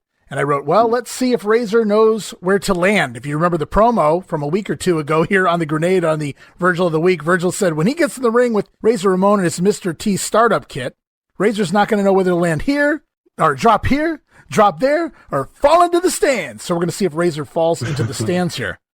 During the match, Rob Bartlett says, you know what amazes me, Vince? And Macho Man replies, probably everything. So already starting right away on poor Rob Bartlett here this week as the match gets going. Virgil looking clumsy and sloppy, maybe even more clumsy and sloppy than usual. Tries a schoolboy, but he's up against the ropes. Who in their right mind tries to schoolboy somebody when their back is against the ropes? Only Virgil, that's who. Razor is forced to take a hip toss when he clearly doesn't want to. You can tell, but Virgil's in the middle of a comeback, and Razor has to take the move. And it looks like you can tell he's kind of fighting it. He's like, all right, I'm going to go, but my leg, man. And damn that Virgil. Clearly that leg's still not 100%. We can see right here. Virgil misses a drop kick. Razor takes over with the old abdominal stretch, slaps Virgil around. Razor chants begin to pick up because, well, I guess Virgil sucks. I thought the people were behind Virgil, though, Steve. Isn't that what he says every single week in those promos? You people are behind me, so I'm behind you. And apparently Virgil... he doesn't have the support of the people here this week. Anyway, Virgil does manage to make a comeback. He hits a middle rope clothesline, but misses a reverse body block, and it's Razor's Edge time. Into the stands goes Virgil as Razor picks up the win in about 7 minutes. This was almost all rest holds from Razor. I wrote, yuck. Ramon clearly working hurt, but they're keeping him relevant. They're keeping him on TV, and they're protecting him. Yeah, that's pretty good. I like that they are keeping him on TV even though he's hurt. He probably shouldn't be because these are terrible. This match was horrible. Yeah. But no, I'm glad he's on TV because you don't forget about him. I will say, like in that comment you made about Bartlett, Vince, like as soon as Savage says probably everything, Vince just keeps on talking and Bartlett never even gets a chance to finish it. I think he does like 45 seconds later. He says the toothpick always stays in the side of Razor's ear. The one behind his ear always stays in place. Right. But they no-sold it. And that's a theme for the night until later on for sure. Well, I can't wait to get into all of that at the end of the episode. Speaking of later tonight, Vince McMahon claims Rob Bartlett is going to interview Bret the Hitman Hart, but Rob declines after what happened last week with Sherri and Luna Vachon. Rob starts to blame the Macho Man for giving him his black eye from last week, and Macho said, "No, you tripped." It's like a wife beater here. "No, you tripped. That's exactly what happened. I'm used to telling this to Elizabeth." Sorry, guys, I didn't say that. We're gonna go on with the show. Giant Gonzalez out for a squash match over L.A. Gore, and he's back to the fur this week. So WrestleMania, we get the airbrush, but back to the fur at least for this week on the Giant Gonzalez. Gets the win with the chokeslam, 1 minute and 20 seconds. During the match, Harvey Whippleman shouts into the camera. He challenges Hulk Hogan and the Hitman Bret Hart to matches with the Giant Gonzalez. I can only imagine what those would have been like. And there's no way even Bret Hart could work a masterpiece with the Giant Gonzalez. No, absolutely not. He probably maybe gets something, but not a lot. Not a lot at all. We go to a Luna Vachon pre-tape promo. She's in a dungeon somewhere. I used air quotes around dungeon there. 2 guesses who this promo is about, Steve. That would be Sherri Martel. I didn't even let you guess. Their past is filled with mayhem and evil. Wow. Sherri got involved in her business at WrestleMania 9. I wrote, ? Sherri got involved in Luna's business? I'm totally confused there. If anything, Sherri was the one that had the right to be at ringside during the Shawn Michaels match. But hey, heels tell their own version of stories all the time. We go back to WrestleMania. We see the clip of Luna attacking Sherri at ringside. She says Sherri got what she deserved last week, and she finally tore at Sherri's flesh and clothes and her very soul. And yeah, she certainly tore at her clothes. I'll give her that much anyway. Yeah. Now that is raw! Luna promises to haunt Sherri's very breath from this day forward, wipe her from earth, and become the goddess. What a promo. It's something. It was pretty good, I thought. I didn't mind it. It was out there, but I wouldn't expect anything less from Luna. She nailed it. Her voice is something else. It's different and unique, and it's not what you saw in WWF back then. Right. It was definitely interesting, to say the least. Yeah, you know what always stuck out to me about these promos? She did a couple of these in this dungeon setting here. Is everybody else got that old green screen background, and here Luna got her own real actual setup background in this dungeon-looking situation, and that stuck out to me. They did something special for her. It didn't continue on beyond this, but at the time this aired, I'm like, what is this? And it made her feel more special. The problem was we only had 2 women in the company at the time, and that worked back in the day, back in Dallas or in Mid-South when you had 2 women feuding, Dark Journey, Missy Hyatt, Sunshine, what have you. And I think that's what they're going for here, and it could have worked, but unfortunately it's going to take off even bigger than this, really. And then it's, it just dissipates because of what goes on over the summer. But we'll get to that when we get to that time frame. Right now, it's very hot after we come off that wild, crazy brawl last week. Luna's still cutting promos on Sherri here. We go back to the ring, though. It's Tatanka over Mark Thomas with the Papoose to go. 2 minutes and 29 seconds. And then here it is. Just as promised, as tag team champions, Money Incorporated taking on the Beverly Brothers. They announced it as non-title. I wrote, poor Beverly's can't even get a title shot. You better have filed your taxes, says IRS, because you'll get no extension. What an evil heel. No extension on my taxes. IRS, you know exactly what to say to piss that crowd off. Money Inc. jumps the Beverlys. It turns into a 4-way melee early on, but Money Incorporated bail from the ring. Macho Man asks, who's going to win? Rob Bartlett says, the Beverly Hillbillies. Macho Man says, sorry I asked. So Macho is just not a fan of Rob Bartlett here, more so this week than ever. Back to the action. The Beverly Brothers work over Ted DiBiase early on, double teaming. It's like a different teamer this week. The Beverly Brothers moving fast. I can't really call them the faces, even though storyline purposes, they technically are the faces, but they're the ones getting the heel heat on DiBiase. So it's really weird. It's just like, it really is just like 2 heel teams going at it as the Beverlys cheat, a lot of double teaming. The referee holds IRS back, which I found comical. And it was just fun watching the heels play the faces. IRS, the Beverlys did some babyface things. It was really weird. Really weird dynamic here from both sides as Bo eats a back elbow from DiBiase. Finally, Ted tags out, but the Beverlys now beat down IRS. They take control as we go into commercial. 7 minutes into the match, back from break, IRS has the old front face lock on Bo, and now it's Money Inc.'s turn to cheat with illegal switches on the Beverly brother. Bo nails IRS with his own write-off and a neck breaker to Ted DiBiase. Hot tag to Blake Beverly, and the Beverlys back on the offense, but IRS breaks up a pin, and IRS gets tossed to the floor. Blake then holds Ted, but Ted ducks, and for the 4th time this month, Bo nails Blake. Yes, you heard me right. That should be a new soundbite. Bo nails Blake. Unfortunately, Bo's on his way out, so really no point at this point. DiBiase schoolboys Bo from behind. Money Incorporated pick up the pin. Even here in this non-title match, 13 minutes, Money Incorporated. I wrote, where have I seen that finish before? Bo has terrible aim. He's caused Money Incorporated. He aided in hitting Ted DiBiase, but this is the 3rd time he's cost Blake, or at least hit his brother this month. Unbelievable. Either they're doing it on purpose, there's something going on we don't know about at home with the Beverly brothers, or they got to come up with a new finish. Yeah, they never acknowledge it. This is like the 3rd or 4th time that he's done it, have they? I don't think they ever do. I don't think they pay attention. Yeah, so it just makes you wonder if they were going with it. It's just very odd you see this. Like, they're not that stupid to do the same thing over and over 4 weeks in a row. So it almost feels like they probably wanted to split them, but maybe it's because they knew Bo was leaving, so they just dropped it. I don't know. Blake never really came off selling it. What was odd was they were doing this more than Mr. Perfect was countering backdrops into Perfect Plexus. That's true. I kept waiting for a Blake heel turn, but he just never sold it like it was a big deal. Well, we lost. Life goes on, I suppose. Money Incorporated, man. I didn't notice it back in 1993, and he's fine for an average wrestler in 1993, but it's obvious looking back, Ted DiBiase is not the same Ted DiBiase here. No, he's definitely not. I mean, I don't know if he's just tired or worn out. I know he has the injury, if that's completely derailed him. I think that he's been in this tag team for so long that he just kind of was done with it. I mean, he's burnt out. What is this?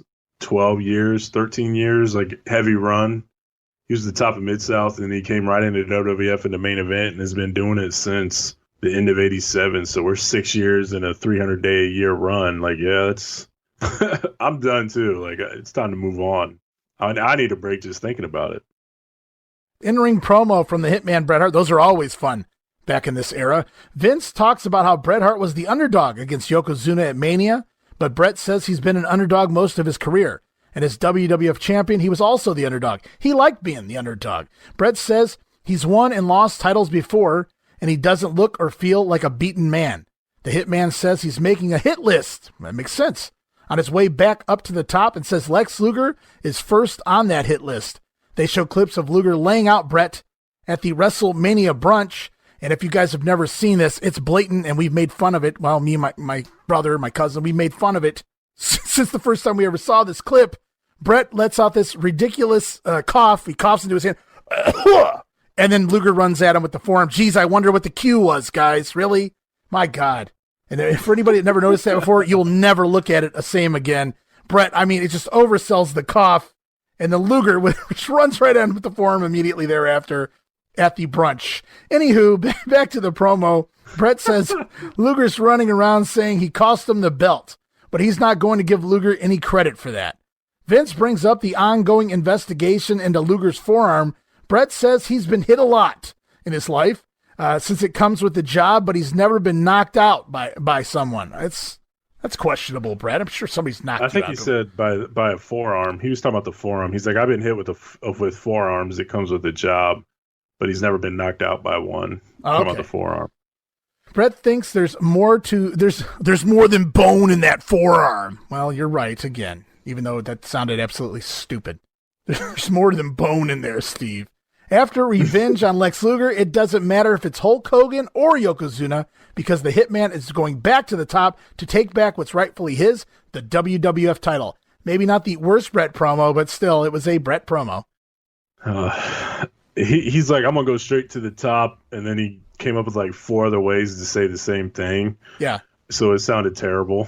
But if he would have just said, I'm going straight, he's like, I'm going straight back up to the top. Like instead of straight to the top, it's I'm going straight back up to where I belong to the top or something. Like he lost his train of thought, which is normal for him in '93.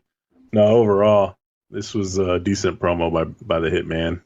I wish they would have done more with the hit list. That's perfect. Like, if they had never used it more than this. But. Yeah, had they actually put some thought into some things, that would have been fun, for sure. Oh, yeah. Yeah, for sure. I like it.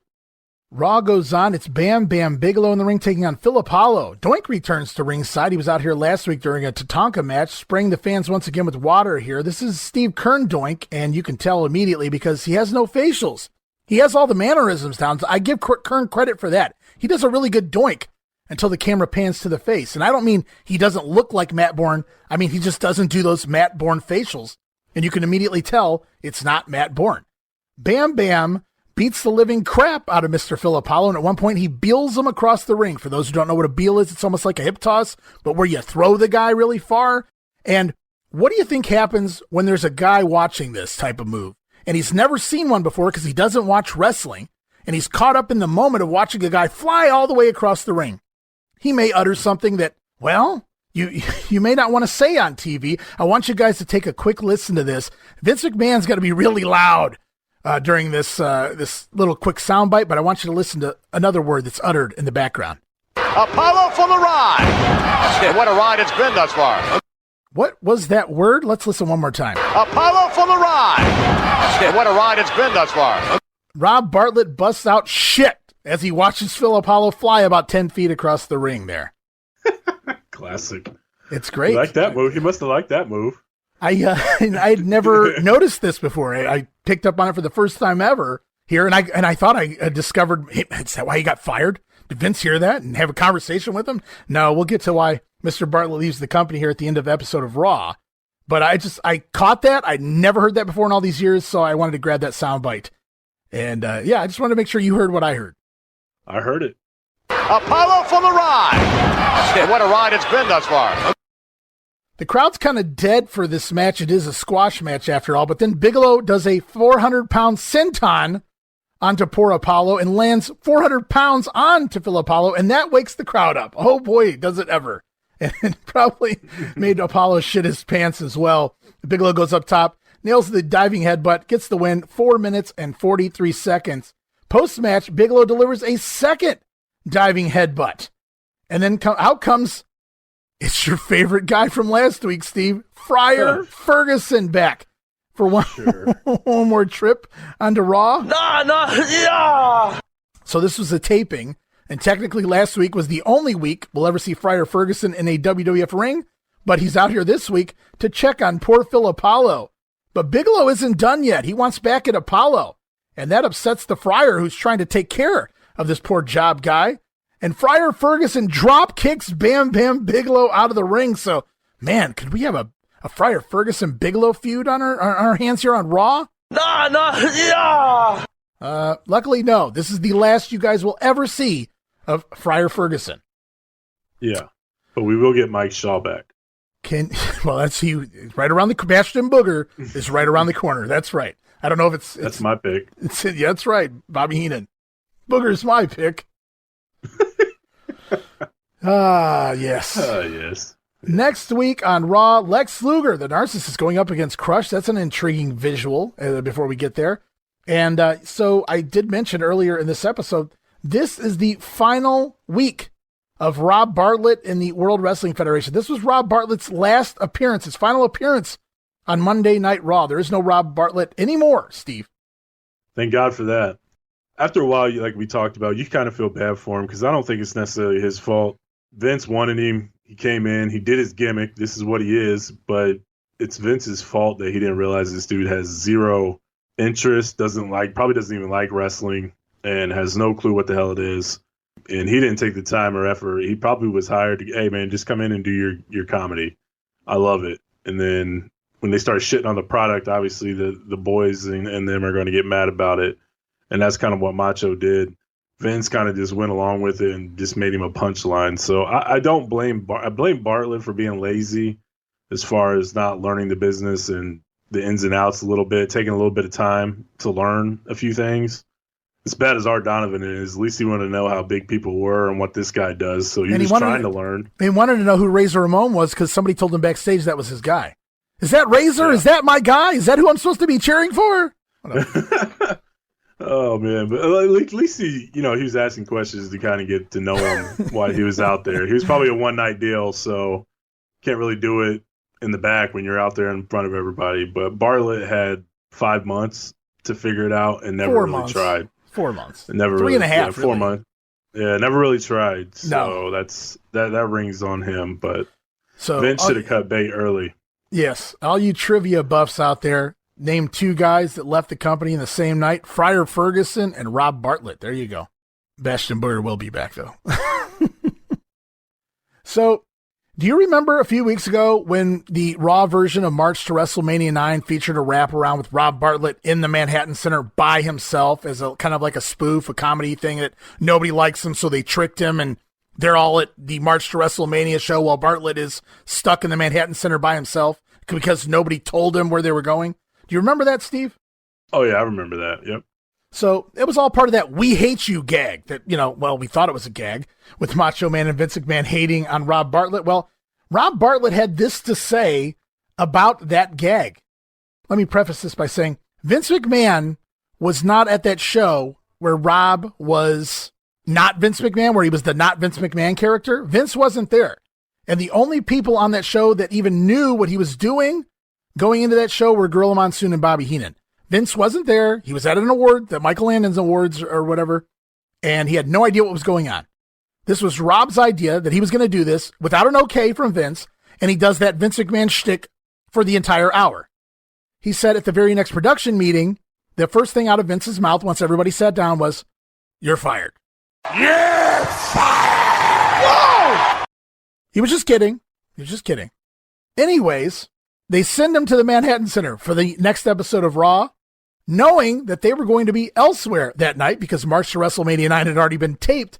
So Bartlett shows up to Raw to do Raw, and there's nobody there. Well, let's let Rob explain it. Vince got me back for playing not Vince McMahon by not telling me that they were going to be somewhere else. So I showed up at the Manhattan Center. McMahon was so determined to play the prank that he hired a camera crew to film a remote shot of me standing alone in the arena. Vince tricked Rob Bartlett into going to the Manhattan Center. How cruel. And paid people, a camera crew, to show up just to make it look real for Rob to fall for this. So, fuck you, pal. Now that is raw! That is raw, Steve. That's hilarious. I'm not even mad at it. Oh, man. So we've speculated what happened. We've been doing this since the beginning of this show, all the way back in the January episode. What happened to Rob Bartlett? Why does he leave? Does his contract expire? Does he get fired? Does he quit? What is the catalyst of Rob Bartlett finally leaving the company here in the middle of April 1993? Rob Bartlett said this about quitting the WWF. He said, "I think Vince knew it wasn't working. He probably would have let me stay for a while in hopes that we could have found some way to make it work. But I basically resigned or quit to Kevin Dunn, and he was sad to see me go because he thought we could have done something. I just felt like the chemistry wasn't there, you think? The sensibilities were quite far apart. I wasn't familiar enough with the world or the rules of the universe as well as I should have been. The kind of comedy I did didn't fit in too well with what they were doing, you think? Part of the problem is you can't make fun of something that doesn't take itself too seriously to begin with. Not that the wrestlers weren't serious, they took their craft very seriously. But with Doink the Clown and stuff, it was hard to poke fun at it." That's what Rob had to say about quitting the WWF. He's probably not wrong. That seems fairly accurate, probably realistic. This is Vince in '93 that I could speak to. I can't speak to Vince McMahon today, but he gave people opportunities to make it work and figure it out. Like if it sucked initially, they would go back to the drawing board, as we see with Friar Fergusson. I guess it goes from bad to worse with that, but at least he just didn't fire the dude and send him packing and say, see you later. Thanks for coming into the company 100 pounds heavier than you were. Right. Stuff like that. So he gave people chances, and I could see him. I mean, for heaven's sakes, Jameson was on TV for like 2 years, and he wasn't funny at all to me. No. But they could have done something with Bartlett. I think his wit and some of his jokes were funny. But like he says, if the wrestlers are serious, but some of the stuff how do you joke on a clown? Like, what do you say about a clown like Doink? Like, it's so serious, but it's not serious at the same time. So if you do a joke about it, it's just going to be flat because the joke itself is Doink or something along those lines. So I could see it, but also like he didn't understand characters that you don't joke around with. Like Yokozuna, this is your champion. Like you don't play jokes about whatever he did with his gear and things like that, because that just diminishes him as a champion or a possible champion. So I don't think he got it. The jokes could be had, but they just weren't with the right people, and it's probably difficult for him. And he, like you said, he didn't put enough time into it to make it work. But I could see Vince wanting him to stick around, but he probably is glad he left before Macho killed him. I like the one sentence where he admits that there are a lot of rules and things like that and behind the scenes in wrestling, things you don't do. He didn't understand any of that. He didn't come from this world. So it's a completely different bubble.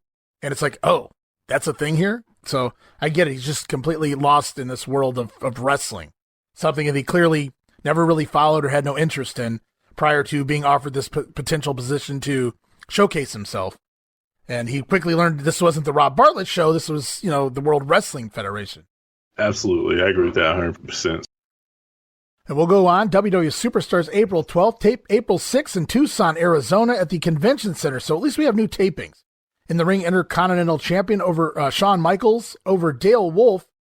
Wolf runs into a super kick. Shawn continues to tease the teardrop suplex, but he pie faces Wolf, makes the cover 3 minutes, 23 seconds. I think at this point, Shawn's looking for a new finisher, and he's just toying around with the guys until he figures it out. We get a Mega Maniacs promo, brother, and Brutus Beefcake in the mask, and Hulk Hogan rocking the black eye from WrestleMania 9. What a duo there. And they're talking all about coming up. It is nasty. And they're going to be taking on Money Incorporated in the Meadowlands on May 22nd in this Event Center promo.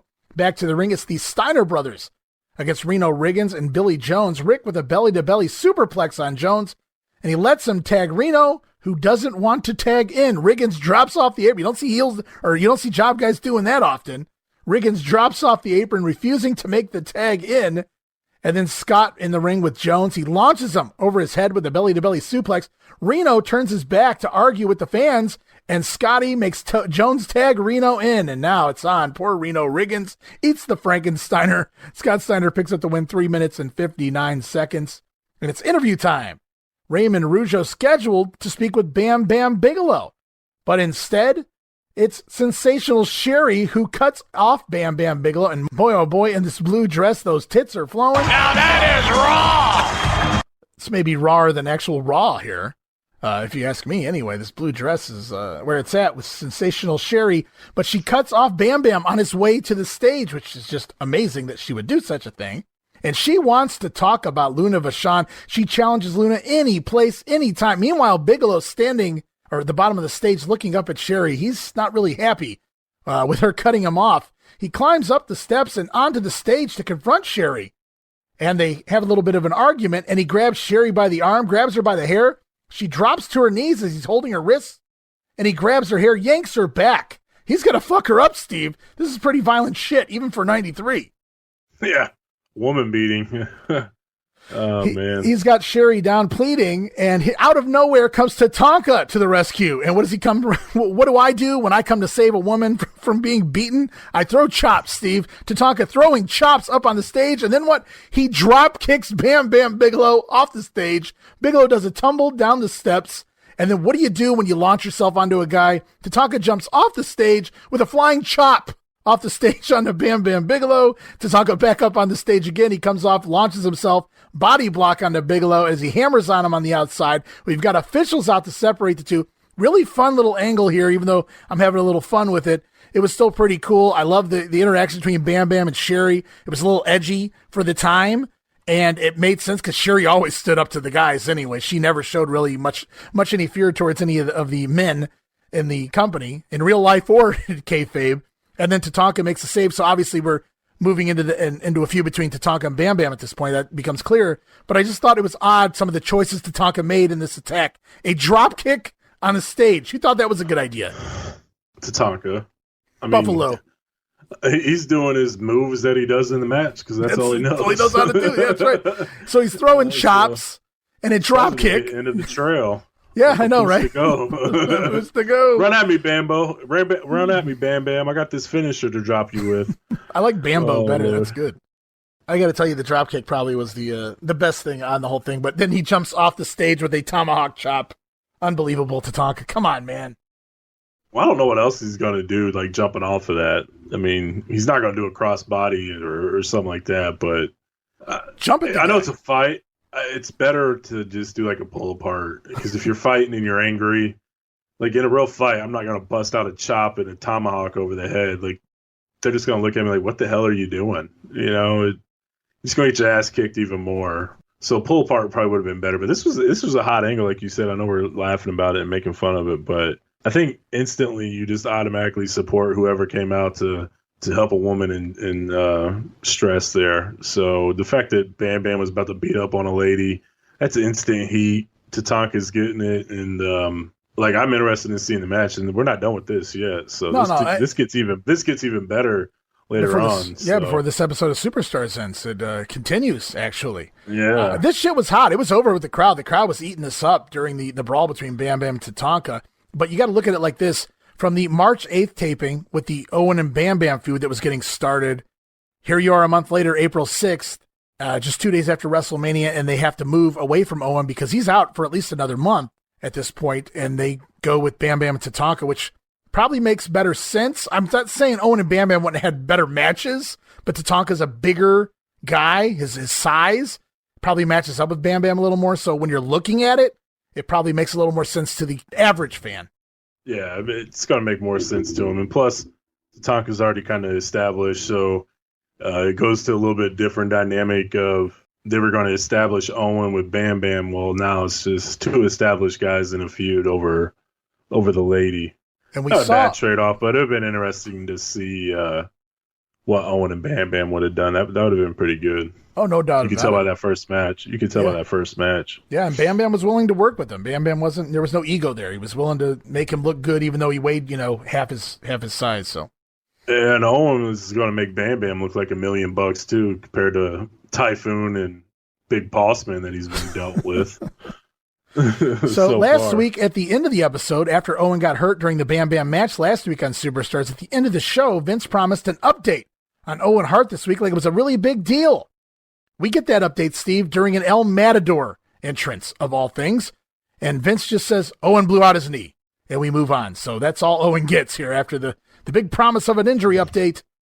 We wait till a Tito Santana match to announce that, he blew out his knee. And then Tito in the ring over Luis Spicolli, El Paso de Muerte, 2 minutes and 6 seconds. We move along to Damien Demento over Casey Cleric. And he makes the jobber bite his own fingers in this match. That was unique. Even the announcers, even Macho Man was like, oh, that's different. Never seen that before. So Demento actually puts Cleric's fingers in his own mouth and then squeezes his chin and his head. And I don't know. It was just unique. And it was the only thing I ever saw Damien Demento do where I was like, oh, okay. Speaking of which, this match goes 2 minutes, 38 seconds, neck breaker and the loaded knee drop. I wrote, he's awful. Just awful. Go away, please. Yep. Yeah, he's terrible. I'd rather listen. I think about 3 months. Oh, shit. I don't know that he's on TV all 3 of those months. I don't remember him being on TV for that long, but I know he's doing the house shows for probably another 3 months. Sorry, guys. Well, I'm glad I didn't pay for house shows. Well, you know what it's time for? It's time for our very first vignette of the Smoking Guns. I'm Bart, and this here's Billy. And they're up on a couple of horses in the rain. They're in the range somewhere. They probably filmed these out there in Las Vegas, maybe outside of Las Vegas, and you see the cacti probably. And everything. Yeah, it could have been. They're out in the desert somewhere, the Wild West. Well, fuck, they're here and they're on horses, Steve. Yeah! Smoking Guns headed to the WWF. Things will never be the same again. Back to the ring, it's Hacksaw Jim Duggan taking on Tim Patterson, and Hacksaw now rocking a singlet. You pointed out how good of shape he looked in there at the first set of tapings. Well, it's funny the difference a month makes because he's got a big gut here. And you can see it sticking out through the singlet. The blue singlet with the red, white, and blue knee pads and the red, white, and blue back to the singlet. He stops the cover at one point after the Old Glory knee drop, that disgusting, shitty finisher he had in WCW. He gets up, he gets to the camera, and he calls out Yokozuna before the 3-point stance clothesline, picks up the win, 3 minutes. And he comments about Hacksaw and his amazing gut. I didn't mind the gear. It was a different look, but my comment was it hides the gut. So yeah, what not very well because I saw it. Oh yeah, you can still see it, but what a difference taping makes, huh? Yeah, 4 weeks, man, and Hacksaw was eating well. He had thirds and fourths at that WrestleMania brunch, I think. Maybe fifths, yeah. From inside the pages of the WWF magazine, here's Update. It's Update with Gorilla Monsoon as he discusses what's going on with that forearm and the narcissist Lex Luger. Jack Tunney has had Luger under investigation, had his forearm under investigation. Let's find out what the findings were from the president, Jack Tunney, via Gorilla Monsoon. Following the events at WrestleMania 9, President Jack Tunney's office launched a complete investigation into the forearm of Lex Luger. The investigation consisted of a complete physical and x-rays of that forearm. Get this, folks, the x-rays showed that Luger does indeed have a steel plate in the forearm area just below the elbow. This plate was surgically implanted following a motorcycle accident. Because it is considered to be part of his anatomy, Jack Tunney's office is now powerless to do anything about that implant, even though it gives an unfair advantage to Lex Luger. Here's what Luger had to say. Is it fair that I look the way I do and all of you look the way you do? And is it fair that this world-famous elbow had a steel plate implanted into it after a motorcycle accident and Jack Tunney can't do anything about it? And is it fair that I knocked Bret the Hitman Hart out at the WrestleMania brunch and he proceeded to lose his title? Well, maybe not, but you know, life just isn't fair. Unless, of course, you're the narcissist, Lex Luger. Obviously, Lex Luger very happy about the situation, but guys like Bret the Hitman Hart, folks, you can bet your bottom dollar, are not. And he'll have a whole lot to say about this in the very near future. Nobody likes to be knocked out, especially by the likes of Lex Luger. For Update, this has been Gorilla Monsoon. So here we go. We find out finally that Lex Luger was in a motorcycle accident. He has a steel plate inserted into his forearm with the 6 screws. They even put over in future matches. You can see the screws sticking out into the skin there. So now all of a sudden everybody sees it. They can see screws, and it's a steel plate in that forearm that's been knocking people out left and right here in the WWF since the narcissist got into the ring a couple months ago.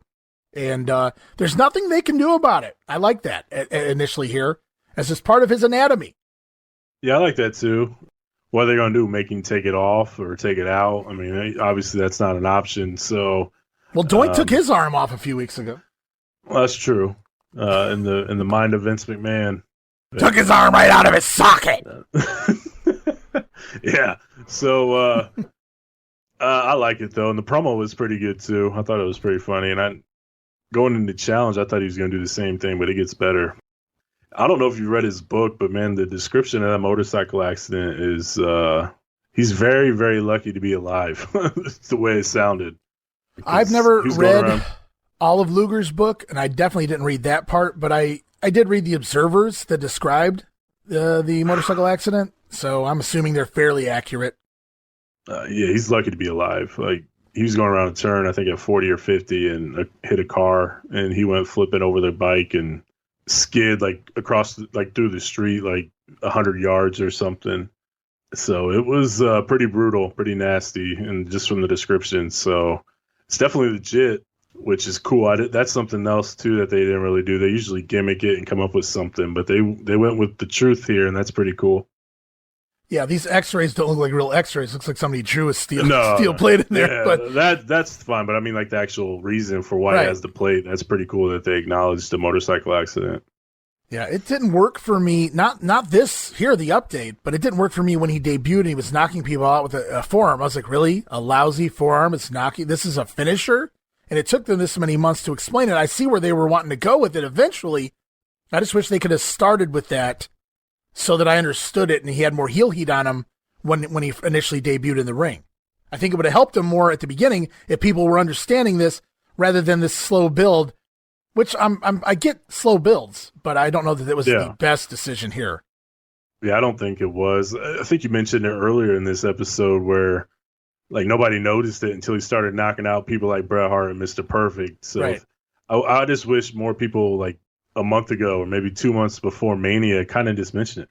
You know, that forearm seems to be pretty deadly. I wonder what's going on with that. Just subtle. I'm surprised Heenan never did. Right. To be honest with you, but that would have been cool. And then, like, it's like, okay, now you got to pay attention to it. Like, what the heck's wrong with that forearm? And then once it hits, like, Mr. Perfect and Bret Hart, like, we've already thought about it, and now it's serious because you're taking out top guys with this forearm. So what the heck is going on? This feels cold a little bit.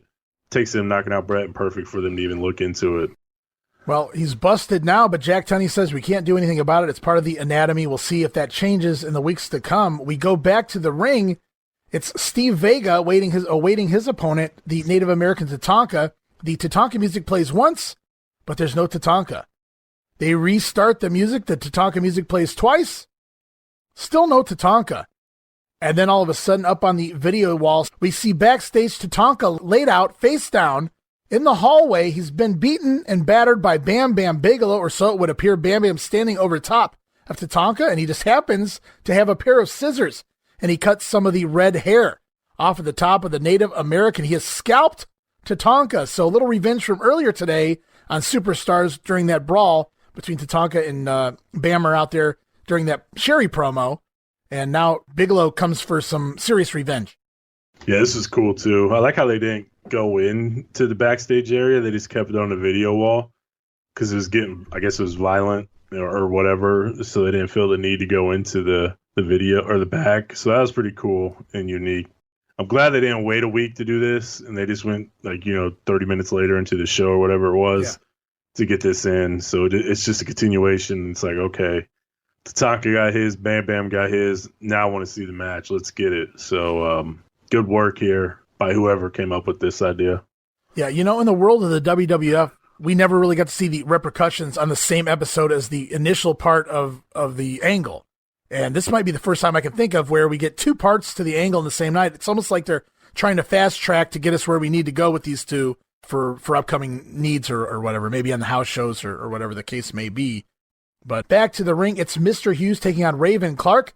Vince calls him Curtis Hughes throughout the entire match, giving away his real name. I mean, he is Mr. Hughes, so it's okay to call him Curtis. Harvey Whippleman cuts an insert promo. He says he could do the most for Mr. Hughes. The story here is all of the managers in the WWF, which is like, 2 or 3 left. 3. Yeah.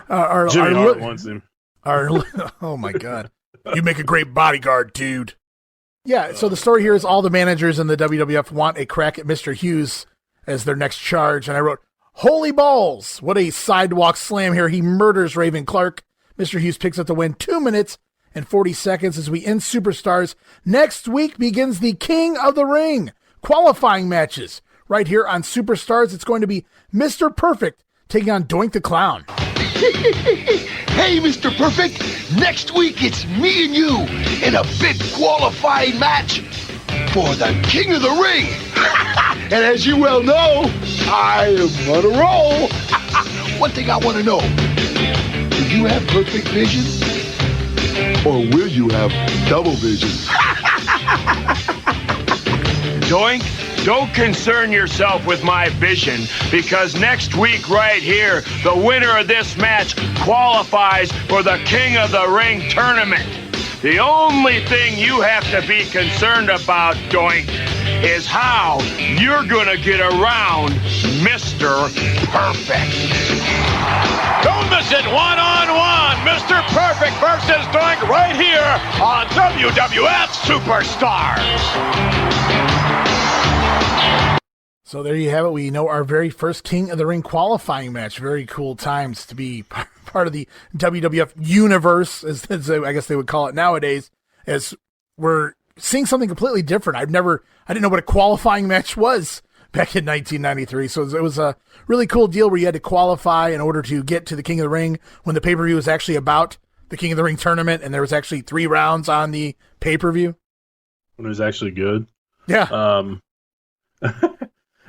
So does everybody have to qualify? Or Brett doesn't qualify. Brett is the number 1 seed. Okay. That makes sense. So, all right, I was just curious because I know he says he's the number 1 seed, but he hasn't had a match. So, well, here, buddy, take this for Hogan screwing you. That's basically it. Yeah, Brett got screwed, and it's like King of the Ring report. Bret Hart's the number 1 seed. Jack Tunney automatically inserting Brett into that number 1 slot there in the King of the Ring tournament. The other 7 spots, though, they need to be filled through these qualifying matches. It's going to be fun to run through those here on this April episode, and then the remainder of those in the May episode upcoming in a couple weeks as well here on The Grenade. We go on with WWF Mania April 24th. I wrote Todd Pettengill and nothing. No exclusives, no nothing. So it's time to move on to Wrestling Challenge April 25th. Tape April 6th as well. Phoenix, Arizona. America West Arena. It's Jim Ross and Bobby Heenan on commentary. It's still weird hearing Jim Ross open with that Wrestling Challenge music. I'm so used to Gorilla after all these years. And then it's Jim Ross. Hey guys, what's going on? I'm Jim Ross. It throws me off a little bit, even all these years later. Good old JR, huh? Yeah, by God. We go to the ring. It's Jim Ross. It's Yokozuna with Mr. Fuji in his corner taking on Rudy Boy Gonzalez. He nails the corner butt splash and the bonsai drop. Picks up the win 2 minutes and 15 seconds. What, another murder bonsai here? No, well, I think it was, but after he dropped the leg, Heenan says, "No burritos for Rudy tonight." Oh, my God. Oh, Lord. We've been prepping these new Monday Warfare shows too, and Heenan's had some good lines lately. I've had to write a few down there as well. It's Bobby Heenan. For some reason, I didn't remember 93 like it is as far as Bobby Heenan goes. I felt like he kind of checked out a little bit. I'm not even saying that to be mean. It just felt like he was just doing his job. But now that I love that I'm actually having to go back and listen to Bobby because he's at the heights still. He's peaking still here. A lot of good shit coming out of Bobby. And Raw, now that he's headed to Raw, it's going to be even better. Yeah, I don't think Bobby checked out till like 98, 99 WCW. Well, I checked out too. Yeah, I can't say I blame him. Like, man, he's so good. That's stupid. That's a stupid comment. I mean, obviously, it would never fly today, but I don't know, man. Like, Gene Okerlund, when he passed, like, they did all this shit for him and everything, and I'm like, Bobby Heenan is one of the greatest talents, greatest everything that this business has ever produced. And he gets like a 30-second video and then a 10-minute, 15-minute documentary or something stupid on the Peacock network. And I'm like, this should be the other way around because for everything Gene did, like Heenan was better. Absolutely. Well, Heenan was so well-rounded. He was the jack of all trades. You say he's one of the best. He may be the best overall when you put everything together. He was capable of doing everything. Yeah, I can't remember who said it, but I think somebody said if they were starting a company with any person that's ever been a part of the business, they said, I'm taking Bobby Heenan and I'll have the number 1 company no matter who else is on my roster. They would take Heenan number 1. And it's hard not to argue against that. It really isn't. No, and I don't want to sidetrack here, so I'm going to try to make this story really fast here, but I used to be involved in a lot of fantasy writing, fantasy wrestling from the old school days. So we would write about early 80s wrestling and stuff, and we would do these drafts like you'd do a mock football draft or whatever. And you would pick your lineup or your roster for your territory. And those are the guys you work with. And it's usually the same guys off the board when you get started. And it's like, who's going to take who? Who's going to take what? And it's always a wrestler. You want your top draw. Everybody's going to take Hogan and Savage and whoever. And the one draft we did, a guy took Bobby the Brain Heenan. And it was like, what the fuck? A manager in the first round of the draft? Because he got to sit there and write for Bobby the Brain Heenan. I mean, it was genius. Yeah. I mean, he can get heat on anybody. He can get any talent over. Terry Taylor, the Red Rooster, and the Brooklyn Brawler have like a pretty significant feud because Heenan was involved with it. And plus, Gorilla getting beat up on primetime is, I don't think it ever happened before or after that. Yeah. But so, I mean, it's memorable because of that. And a lot of that has to do with Bobby Heenan. And it's everything to do with Bobby Heenan, to be honest. But it just goes to show his talent. And he said Shane McMahon didn't like him. That's why he never got his spot back in the WWF. And it's just sad. It's sad. He kind of just got shoved aside and forgotten after WCW closed. Yeah, it really is. We continue on with this episode of Wrestling Challenge, though. It's special report time with Lord Alfred Hayes. He talks about the Luna and Sherri brawl from Monday Night Raw, another Luna promo from the dungeon. Sensational one! From this day forth, I will haunt your very breath. I will be your shadow in the darkness. And then soon, very, very soon, I will wipe you from this earth. And I, Luna Vachon, I will be the goddess of the squared circle. Ah! Some time ago, the father of English prose, William Shakespeare, wrote, "Hell hath no fury like the scorn of a woman's tongue." It's certainly held true under these circumstances. But following Sherri's fiery challenge, we are bound to see a lot more of these two red-hot Spitfires. For the World Wrestling Federation, this has been a special report. Not gonna lie, I only recorded that for Alfred Hayes. He just sounded so awesome there. So I was like, I gotta go back and grab that. He did sound great. They just chopped the end of her first promo. I caught that. Again, I only recorded that for Alfred Hayes. Alfred's awesome. We move on with the show. It's Mr. Perfect taking on Blake Beverly. So you can see Bo is now gone. Blake he's kind of gone. Well, you'll see what I mean here in a minute. Blake attacks Hennig with his own towel and begins choking with it to start the match. He swings him around, a la WrestleMania 7 when the Boss Man swung Hennig around by the hair. That is reminiscent of that. The match is clearly clipped. There's some sloppy botched spots from both guys here. They're not really working well together. I don't know what's going on, but there's actually a clip because you see Hennig coming from one side and it's clipped to a different camera angle, and then he lands a running drop kick from a different side. Bo Beverly then sneaks down to ringside, but he gets backdropped out of the ring as he tries to attack Mr. Perfect. Bo then gets tossed by the referee, and it's bye-bye Bo. I believe this is the last time we're going to see Bo Beverly in the WWF ring. So he causes a distraction long enough, however, for Blake to take control. Lands a hangman's neckbreaker, but can't get the win. Blake tries the old backdrop, but you can't backdrop Mr. Perfect. It's the Perfect Plex. 5 minutes, 32 seconds. Hennig picks up the win. And this is where I was talking about Mean Gene takes over the event centers here, and I'm sure he wasn't happy about that. We can go back to the ring, though. It's the Head Shrinkers, with Afa in the corner taking on Sean Dakota and Jim Armstrong. Fatu picks up the win with the splash. 2 minutes, 15 seconds on Armstrong. Kamala to the ring with Slick in his corner, taking on Billy Anderson under the hood as the White Shadow. It's the backsplash, the splash to the back. And Kamala rolls him over, finally gets him over. Turn him over, damn it. And gets the win. 1 minute, 41 seconds. During the match, there's an insert promo, Steve, in which Slick asks Kamala, can he get an amen? You know, the members of the World Wrestling Federation congregation have been wondering, can I communicate with the big man from Uganda where the lines of communication are developing? Kamala, can I get a witness, brother? Yes, amen. There you go. Oh, my. What else can you say? Oh, wow. Amen. Jim Harris utters his first God word Kamala. in the Kamala character ever. There we go. God bless Kamala. Love him. So we get Jim Ross on commentary now after the Kamala match. He's talking with Bobby Heenan at the announce desk. Jim Ross announces that the Lex Luger investigation that was ongoing, well, it's been solved. There is a solid steel plate surgically implanted into Lex Luger's forearm after a motorcycle accident. There's nothing Jack Tunney can do about it. Bobby Heenan says there's nothing the superstars of the WWF can do about it either. It's tough, and live with it, says the Brain. As we go to Raymond Rougeau up on the stage, he's going to talk with the narcissist Lex Luger. Jim Ross, as the Luger's entering the Approaching the stage, Jim Ross says he thinks Luger should have to wear padding on that forearm. Jim Ross, you're giving away too much too soon here, buddy.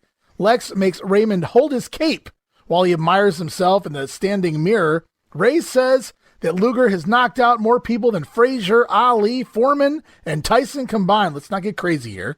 It's not fair, says Rougeau. Unfair advantage over everyone else. And then Lex replies, you have an unfair advantage over everybody else here in the World Wrestling Federation. Did you say unfair? Unfair? Is it fair that each and every day of my life I have to look out at people like this? The genetically short-changed, you know who I'm talking about. You fat, disgusting people with rolls and globs of fat hanging from your waist. You know what I'm talking about? Oh, you fat, disgusting, cellulite-ridden women with cottage cheese hanging off the back of your legs. Oh, you short people. Oh, you skinny, nothing happening geeks who go to the gym 7 days a week, 3 hours a day to try to look like me, but you never will. And is it fair? No, wait a second. And speaking of being disgusted, Bret Hart, you totally disgust me. Because I was disgusted with you when at the WrestleMania brunch, I knocked you unconscious and you laid at my feet in a curled up fetal position. And I said to myself, is this the World Wrestling Federation heavyweight champion laying here unconscious? And is it fair, Bret Hart, that because of me, you are no longer the World Wrestling Federation heavyweight champion? And you know, as disgusting as it is for all of you to look in the mirror every day, I relish it. And Bret the Hitman Hart, I know that you're disgusted when you look in the mirror, because you know that your days are numbered, because when you step into the ring with the narcissist Lex Luger, your career will be terminated. Give me that back. Probably to me, the best promo from Lex Luger here, at least since the old 1989. Lex, can I have your autograph? No, you can't. Yeah, that promo after his heel turn in 89 on Steamboat. I know you were talking about, you were really impressed with the Luger promo. I'm assuming this may have been it? Yeah, this is it, definitely. You fat, disgusting people with rolls and globs of fat hanging from your waist. Unbelievable. Good shit by Luger here. It feels real. Like, yeah, go figure. It doesn't feel real from like the narcissist gimmick. No. But man, this would fit right in 1989 Lex Luger, which is peak Lex Luger to me and probably you too. So I immediately thought of No You Can't when I heard this promo, because it felt just like it, very it's similar. The same stuff, yeah. Yeah, and I was like, man, this would have fit right in 89. So Lex turning back the clock here one last time before he hops aboard the Lex Express. But dare I say this is like Lex's last good promo of his entire career, possibly? It's definitely possible. I mean, you got the clown showing where he's trying to get this shirt off, but as far as actual legit, serious, good promo, it's possible. I mean, we're doing the Monday Warfare show, so we may run into one there, but I doubt it. We'll see. Show goes on. It's Typhoon taking on Barry Horowitz. He nails 2 avalanches and a big splash. Dude picks up the win. 2 minutes and 14 seconds. During the match, Bobby Heenan on commentary says, you know what I like about Typhoon? When you order him a pizza, you don't have to cut it.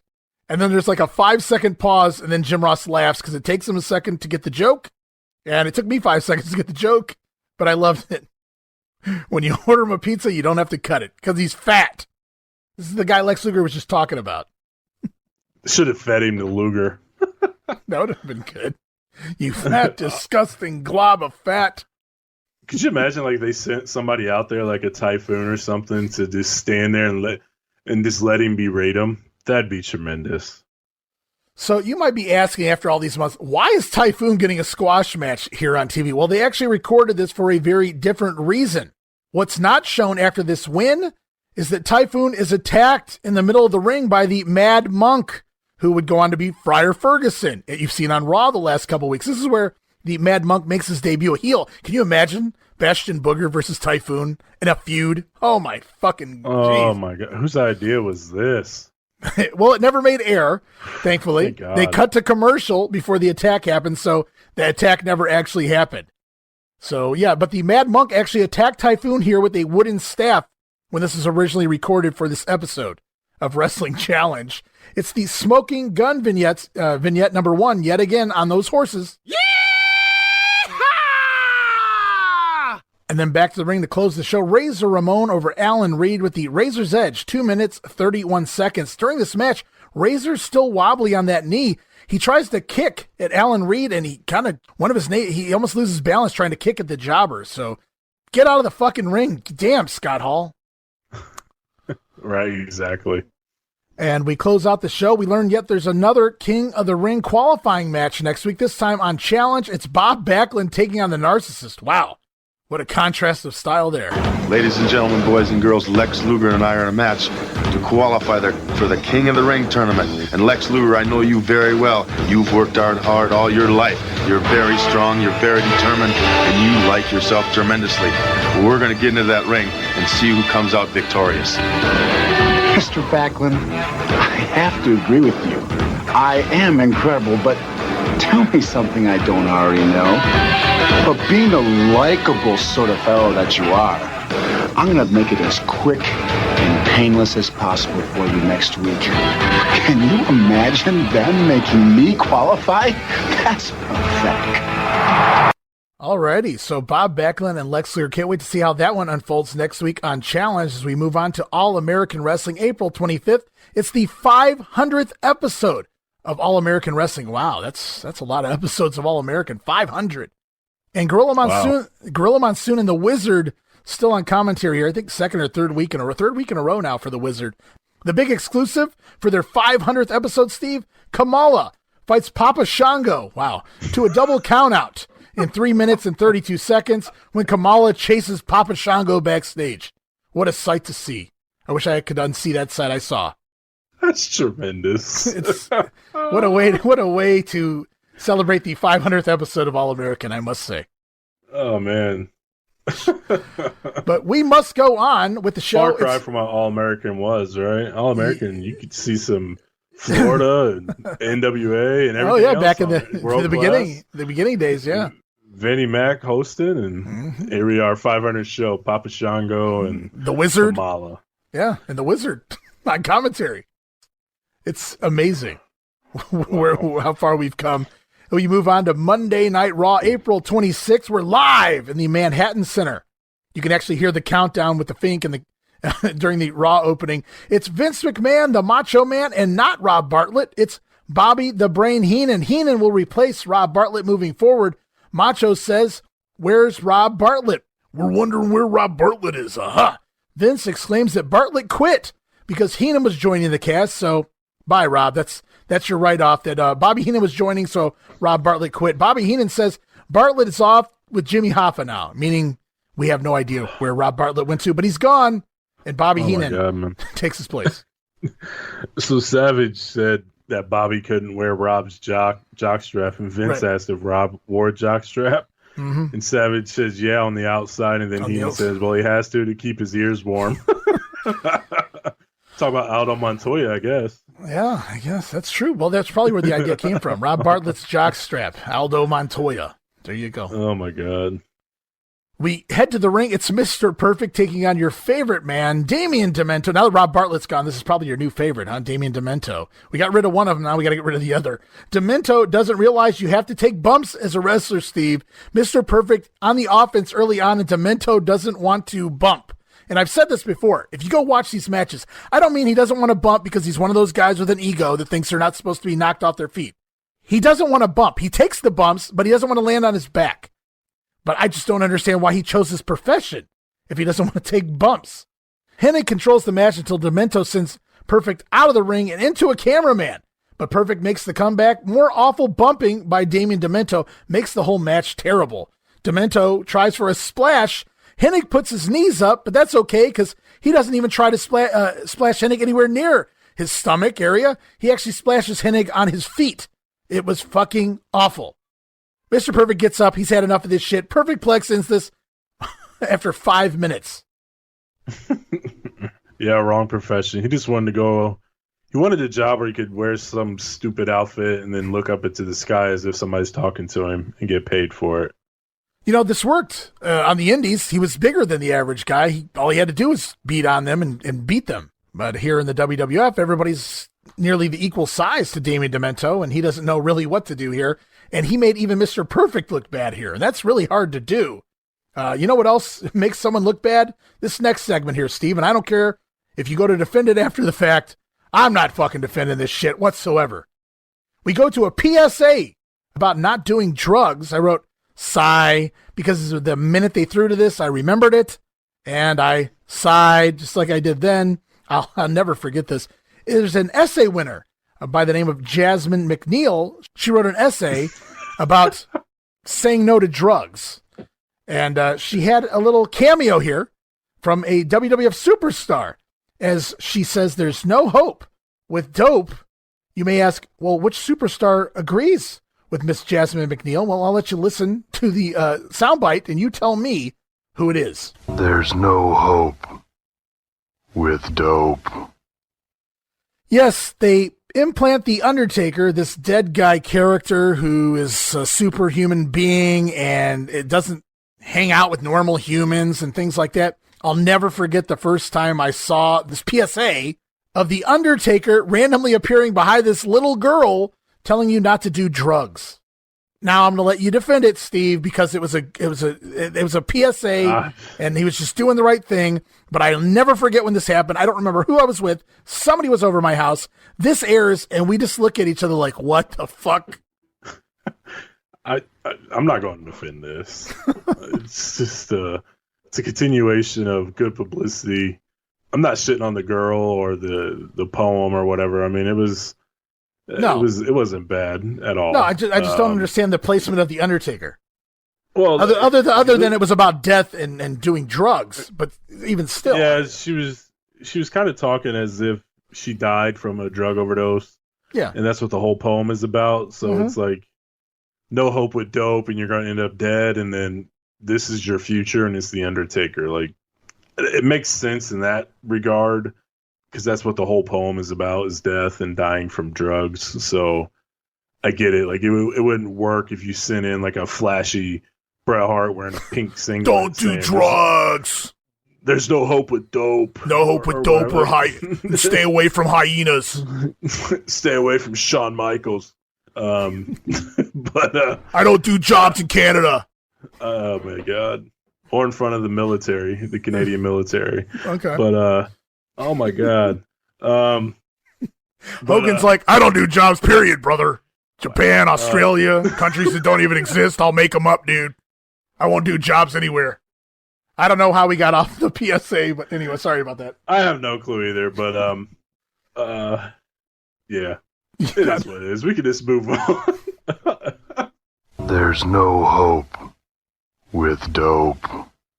So we go from the Undertaker warning us about the deadliness of drugs to the Rosati sisters, the Raw girls in the ring here. Bobby Heenan says, don't they usually hook their trunks together with their tails?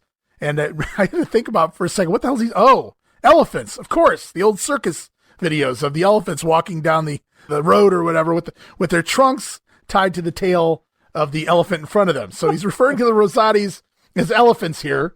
It's only Bobby Heenan can do, and only you could do back in 1993. And there's a fan at ringside we cut to, front row, by the name of Paul Sosnowski. He will be proposing to his girlfriend here later in the show, girlfriend by the name of Louise. I wrote, oh boy. And back to the ring, Lex Luger, the narcissist, taking on Crush. I said a good visual when you look at them up against each other, but not a good visual when the actual match starts. And I wasn't expecting much either, so I got what I was expecting. I wrote, interesting match for sure. The Luger x-rays are shown before the match. Bobby says there's new meaning to the word, put the screws to you. I love it. Lex looks strong here, but Crush overpowers early on in the lockups and a test of strength. Luger even gets press slammed. Wow, never seen that before, and runs up the aisle. Luger shouts, what was that? Even Luger can't believe he was lifted that high off the ground. Crush controls the match into a commercial break, and then when we come back, it's a belly-to-belly for a 2 count. Crush misses a charge into the corner, and Luger takes over. Knee from behind sends Crush out to the floor. Lex with some very boring offense here, and a frickin' bear hug on Crush. Just doesn't look right. Yes, Luger is jacked to the gills, but Crush is like 6'8" or something. I don't even know. Crush makes the comeback, though. It's Cranium Crunch, and he picks Luger up and drops him not once, but twice. But what's that, Steve? What's that up in the balcony? It's Doink. And so Crush has to release the hold. He sees Doink, so he has to just let go of his finisher. I hate when guys do this shit. And wait a minute. On the other side, of the balcony, there's a second Doink. And it's crazy shit, Steve. We got 2 Doinks up in the balconies. Crush doesn't know what to do. And meanwhile, the cameraman completely misses Lex Luger, who nails Crush from behind with a forearm, not conveniently knocks him out of the ring, knocks him out, and Crush takes the count-out loss. Luger picks up the win in 13 minutes, and the camera, I should say Kevin Dunn, the director, misses the forearm. So the announcers have to tell us what happened as Crush is just taking a bump to the floor when we cut back. Yeah, they showed the second Doink over on one of the balconies and totally missed the finish. So, yeah, there wasn't a lot to this one. Not a very good match at all. 13 minutes. Wow, that's a long time for those two. Yeah, you got that right. But I don't know why they're going back to Doink with Crush. Like I know it wasn't like definitive at Mania, but man, come on, it's time to move on. I feel like it's ran its course. So I know they're trying to continue to sell the house shows. Yeah. Which I attended that, so. It's unfortunate. Yeah, well, we got the double Doink, though, so that was cool. Oh, okay, well, I guess that makes up for it, but nothing special here. No, we got Mr. Hughes still without a manager taking on ECW's Jason Knight. The sidewalk slam ends this 2 minutes and 8 seconds. During this match, Bobby Heenan does what Rob Bartlett did several weeks ago. He's got a little TV on top of his monitor, and he's flipping channels, and he actually stops it on TNT of all channels, Steve. Little foreshadowing there. How did Bobby know? He stops it on TNT to prove that there's nothing on his movies coming on TNT. Of course, that'll change in a couple of years. But I just thought it was funny, out of all the channels Bobby Heenan was flipping through, he left it on TNT. Yeah, that one. And then also Mr. Hughes beating up his future manager. That's right. Good call. Good call. We get that Smoking Guns vignette number one last time. Yeah! And Vince McMahon in the ring to interview Intercontinental Champion Shawn Michaels. He says sooner or later Shawn will have to beat Mr. Perfect. But next week, Shawn defends the Intercontinental title against Hacksaw Jim Duggan. Shawn says there's a couple of guys in the crowd that attended the march in Washington. He's talking about the Gay Pride March in Washington that had recently happened, which drums up a very loud Shawn is gay chant that just rings on. It lasted longer than I ever would have imagined. And it remained very, very loud. They tried to ignore it at first. Actually, you took a screen cap and you said, look at Vince's face during this chant. And Vince just doesn't know what to do. But Vince finally tells Shawn, listen to the people. I wrote, wow, okay. Vince acknowledging the chant of Shawn is gay. Meanwhile, Heenan selling it great on the commentary. Listen to him. They're shouting, Shawn is great. Shawn is great. So Bobby Heenan getting in on the fun there. They discussed the video where Shawn attacks Mr. Perfect at WrestleMania 9. Shawn put Perfect in the garbage can, he says. He's like the trash can Muppet on Sesame Street, and he refers to him as Grover. Now, Shawn, I haven't watched Sesame Street in more than 30 years, but I can tell you that Oscar the Grouch was the one that lived in the trash can.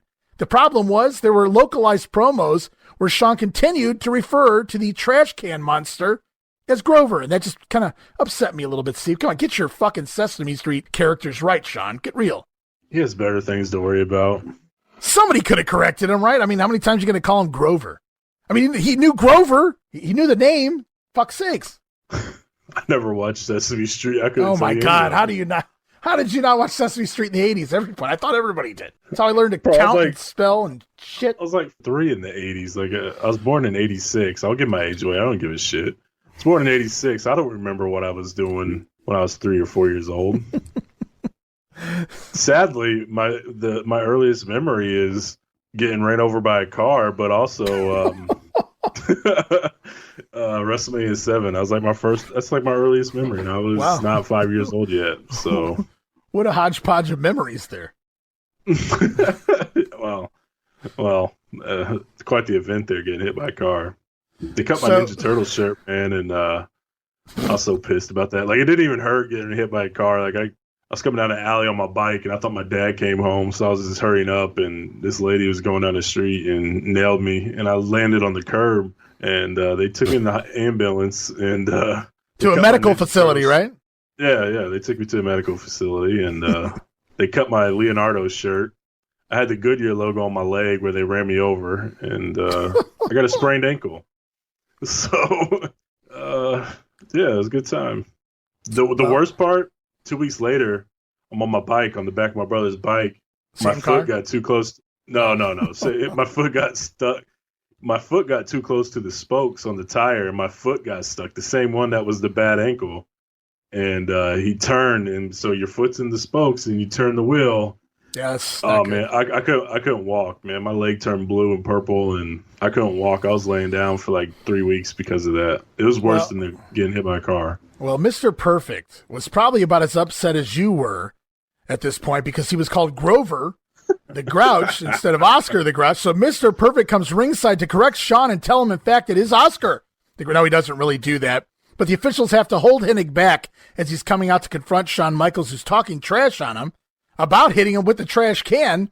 And then Shawn sneaks in a nasty kick to Hennig's face and runs off as Perfect goes chasing after him. So it was kind of a long promo. I feel like the Shawn is gay chant prolonged the promo because they kind of had stopped here for a second. But there's 2 points here. Next week, Shawn has Hacksaw Jim Duggan, and they're also continuing the feud with Mr. Perfect at the same time. Yeah, good job. I sense some like legit animosity between these two. Hennig probably feels like he should be in Shawn's spot. So some of this feels a little authentic. Plus, when you get potato like Perfect did at Mania with that trash can, he's probably not too happy. So waiting for a revenge. Yeah, he's waiting to get it back. And it ain't going to be pulling one tassel off every night. No. We go on with the show. Dude. Yes. We get a feud recap of the recent Tatanka Bam Bam Bigelow angles. Back to the ring. Typhoon over Von Cruz, the future Big Vito, with the big splash. Dude. Typhoon picks up the win, 2 minutes, 39 seconds. During the match, Jim Duggan calls in to talk Shawn Michaels, and Duggan calls this his first ever title shot in the WWF. That may be correct, or at least the Intercontinental title. It's crazy to think, considering how long he's been with the company. And I don't think he ever did have a title shot. I mean, I know he worked Slaughter, but I think that was before Slaughter won the belt. So you could be right. Wow. That is surprising. Yeah, he got 2 title shots, essentially. Well, he was the king, though. He didn't count the king crown, I guess. Perfect time to do that, too, going into the King of the Ring, but no, they don't sell it as such. Duggan tells Shawn he better be prepared next week, tough guy. Ho! And then Bobby Heenan over to Paul Sosnowski and his girlfriend Louise in the crowd. And Bobby Heenan tells the young man to get down on his knee to propose. She doesn't see it coming. He does propose. She says yes, and the rest is history. Bobby trying to talk them into getting married on Raw. Paul Sosnowski says, no way. And here's some interesting tidbits on Mr. Sosnowski, Steve. This guy apparently went on to be known on the internet as the Green Lantern fan. He attended many shows and upset many wrestlers with his less than kind words.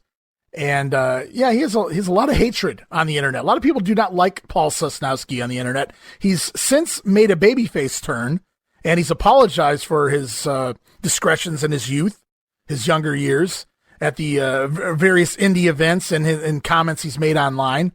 He's no longer a Green Lantern fan online, and the reason he picked up that name was because he typically wore a Green Lantern shirt to most of the wrestling events that he attended. Now you can typically find him under the name Paul Sosnowski on most of the wrestling boards, like Pro Wrestling Only. So he's still out there. Anybody wants to talk to him? And in case you're wondering, he never married Louise. Is all an angle? No, I don't think it was an angle. It never happened. Oh, okay. Oh, good for him. Or her. Sounds like a douche. Oh, man. Well, he's admitted to being one, at least in the past, as we move on to WWF Superstars May 1st. Good for him. Yes. As we move on to WWF Superstars May 1st, tape back April 6th in Tucson, Arizona, Raymond Rougeau kicks things off with an interview on the stage with Paul Bearer and The Undertaker. Taker says he has met the Giant Gonzalez in his element, and now the Giant will have to meet Taker in his. So the Giant Gonzalez's element is apparently a Roman Coliseum. Taker says his element is the dark side. Rest in peace. And there's no hope with dope and all that good shit. There's no hope with dope. So I certainly hope Giant Gonzalez hasn't been smoking any crack before their rematch. Yeah. The show continues on. The Head Shrinkers take on Scott Bazo and Bob Young. Commentary sells the Nasty Boys Head Shrinkers feud. Of course, we know the Nasties are on their way out of the promotion, however. Fatu with the splash on Bazo, 2 minutes, 45 seconds. Lawler on commentary regarding the King of the Ring all throughout this match and a few others as Vince and Savage continue to push him. Why don't you go qualify? Why don't you participate in a qualifying match and prove that you're the real king? Lawler says you can have your tournament, but he's the real king. That's the way he looks at it here on Superstars. It's Mean Gene Okerlund interviews Hulk Hogan, the Megamaniacs, in fact, on the set of Thunder in Paradise. They're talking about upcoming Megamaniac Money Incorporated matches on the house show, Steve. With Sergeant Slaughter as the referee, they sell it because of the way Danny Davis came in and cheated, in their eyes, at WrestleMania. They can trust Sergeant Slaughter. To conclude the interview, Hulk Hogan tells Beefcake to give Ted DiBiase an IRS haircuts like Baldo Ronaldo, dude. Oh, Hulkster. So 2 years later, we can finally trust Sergeant Slaughter. That's right. Yeah, he has no problem with Hulk Hogan now. Or Hulk Hogan has no problem with Sarge now, apparently. Oh, boy. Anywho, isn't the same guy that fireballed him? And never mind, whatever. Anyways, we go on. It's Smoking Guns vignette number 2. Yeah! And this week, Steve, they've got guns. And Alec Baldwin would not approve. Billy and Bart shoot down some cans. They shoot down some bottles. They shoot down pieces of cacti. Dude, the Smoking Guns here, they got some great aim. And back to the ring, it's Virgil taking on the White Shadow. Gets the win with an awful Russian leg sweep. 2 minutes and 2 seconds. The entire commentary for the Virgil match spent teasing again why Lawler won't enter the King of the Ring tournament. So they're using these matches wisely to tell a backstory for what's to come with the King Jerry Lawler. And now it's the first ever King of the Ring report. This is where we learn Bret Hart qualifies as seeded number 1. He will not have to wrestle a qualifying match to participate in the tournament. Also, this is where we learn that Yokozuna will challenge Hulk Hogan for the WWF title, and we get more from Hulk Hogan on the set of Thunder in Paradise. 5-time World Wrestling Federation champion Hulk Hogan is holding court here on the sands of the beautiful Gulf beaches of Clearwater, Florida. He is on the movie set. Gentlemen, that's the business of the hour. However, there is future business that is going to be conducted as part of the King of the Ring, June 13th in Dayton, Ohio. I don't have to tell you, I am talking Yokozuna and the World Wrestling Federation. Well, what I can tell you right now, little dude, is you're talking trash, brother. Because the only reason I'm out here on the movie set, the only reason I'm in Hollywood is simply because it was a prior commitment. Is that straight between you and me? You've got it. You darn right I got it, brother. I got the World Wrestling Federation title for the 5th time. And I'm going to hang on to it, brother.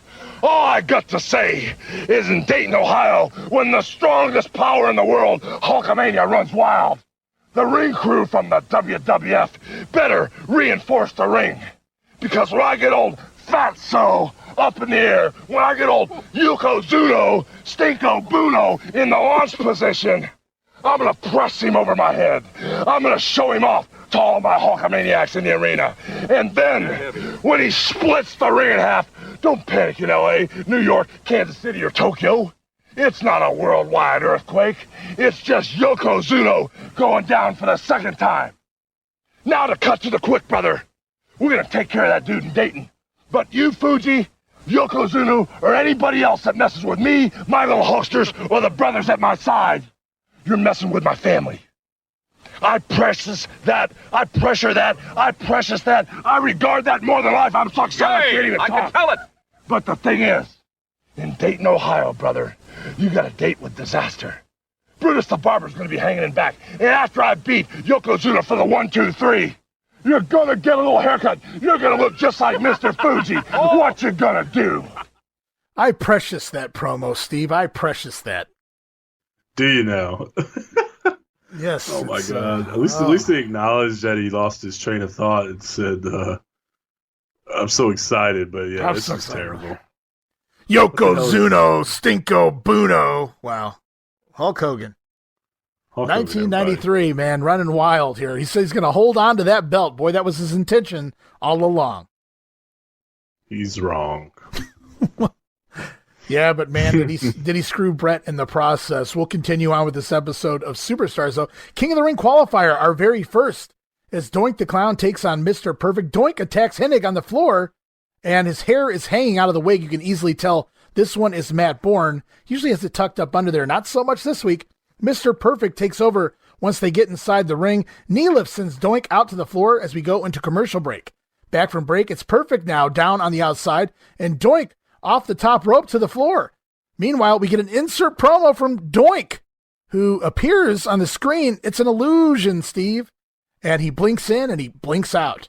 So they're selling it like there's two Doinks, but it's an illusion. The funny thing here is both of them are Matt Bourne here. So I found that comical. Mr. Perfect makes the comeback in the ring. Several pinning combinations, inside cradle, backslide, the O'Connor roll, back suplex. He can't get the win.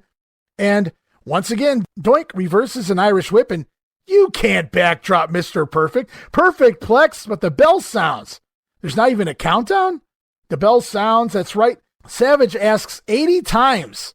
How long was it? What was the time limit on this match? He gets no answer. Vince does not want to answer this question because they don't have a real time. Unanswered, I guess, I suppose. The match clocked in at about 7 minutes, Steve. So 7-minute time limit? Well, it's a pretty short time limit there for a match.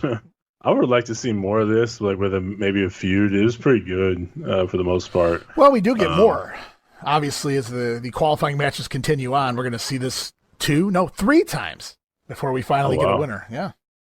Okay, well, I like that idea of it. What's weird is like they never talk about this. Maybe once in passing, like on the King of the Ring pay-per-view, but I would have really sold that up to hype up Mr. Perfect, that it took him 3 or 4 matches with Doink just to get into this thing. What do I know? I think that would have helped Doink a little more than Hennig there. I mean, he was a tough guy. It took Hennig 3 times to beat him. But we go back to the update, and it's promos. This week, we follow up the brawl and the haircutting incident from last week between Bam Bam Bigelow and Tatanka. This week, both guys have comments about the incidents. Oh, yeah, Tatanka, the big bad warrior. He likes to sneak up behind people and chop them in the head. That was a real good laugh, huh? Well, I had the last laugh, pal, because I not only got you in the end, but I scalped you! Bam Bam Bigelow! There are many things sacred to my people, like the eagle feather. But to me, which is most sacred, is the red hair, the red streak that symbolizes all my Native Americans and all my people. And when you attacked me from behind, and I awoke, and I realized how you had desecrated my heritage, you started a fire in me that will burn until I get my revenge! So I'll likely throw these promos up on social media so you get a better look at this, but the visuals here are Bam Bam talking about scalping Tatanka. He holds up some of the red hair that he cut off of Tatanka, and during Tatanka's promo, he bends down and shows off the missing pieces of his red hair. Yeah, really cool. Very good job by Tatanka to get that in there and show it. Bam Bam's promo was good. Just another way to pass this feud along further. Solid job by both guys so far. Yeah, hot stuff there. I mean, Tatanka really deliberate in that promo. Probably the most heated I can remember him being. Did a good job there to sell this angle. He sounded real passionate. He did. It might be the best he's ever done. Like you could hear it in his voice, like he's almost in tears, that he feels like he let his people down and things like that. So excellent job by him to sell the importance of what happened. Show continues on, and now it's the opposite end of the spectrum. We go from a hot feud between Bam Bam and Tatanka to Typhoon in the ring, taking on Larry Ludden. We've seen Ludden quite a bit here in 1993 doing jobs, but he must be on Ico Pro now, Steve. That's code word for steroids, because he looks like he's put on quite a bit of weight and muscle mass. So Ico Pro, you've got to want it. Typhoon, however, picks up the win here with the big splash. 2 minutes and 30 seconds. Then again, one more match on the show, but it doesn't take place. It's supposed to be the narcissist Lex Luger taking on one Terry Zeller. But after Luger gets done looking at himself in the mirror, Zeller decides he's going to check himself out in Lex's mirror. Big mistake. This upsets the narcissist, who, wham, nails the running forearm, knocks Terry Zeller out before the match. Basically a no contest here as Luger just knocks out his opponent for looking at himself in Lex's mirror. You just don't do that. Don't mess with his mirror. That's his. Only he's good enough to look in it. That's right. It's all for the narcissist.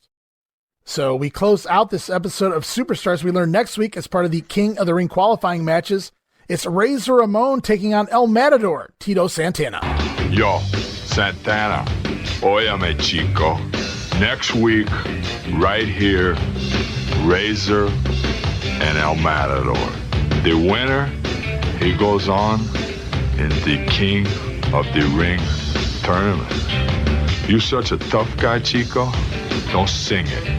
Bring it. Razor Ramon, next week, you and I, the winner of this match, qualifies for the King of the Ring first round tournament coming up. And I guarantee you one thing, Razor Ramon, when the bell sounds, this Mexican is going to be coming at you, and I intend to put it to you. Olé!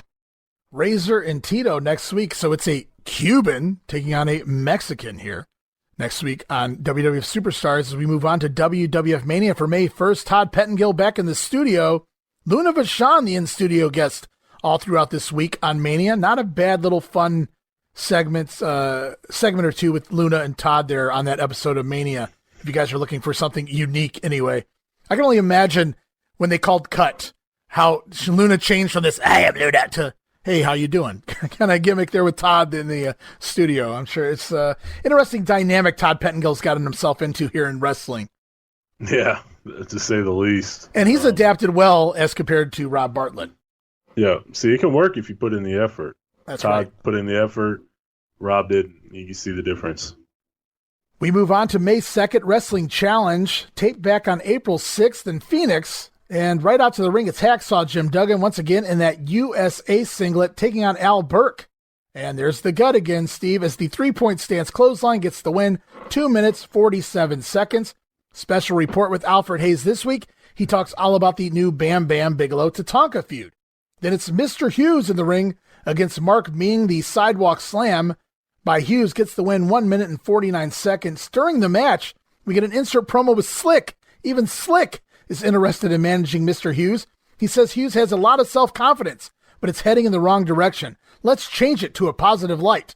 So the former Dr. Style looking to manage Curtis Hughes, as it's once again the Smoking Guns vignette number 2. Yeah! And we're off to the ring for Intercontinental Champion Shawn Michaels taking on Brian West. It's the super kick. And again, he teases the teardrop suplex and clearly just moving on from that finisher. Pie faces Brian West to the match, makes the cover. Shawn picks up the win, 3 minutes and 15 seconds. We get our King of the Ring report once again, and it's back to the ring for our next King of the Ring qualifying match between the narcissist Lex Luger and Bob Backlund. Backlund immediately near falls O'Plenty on Luger, and Luger has to powder up the aisle to catch a break.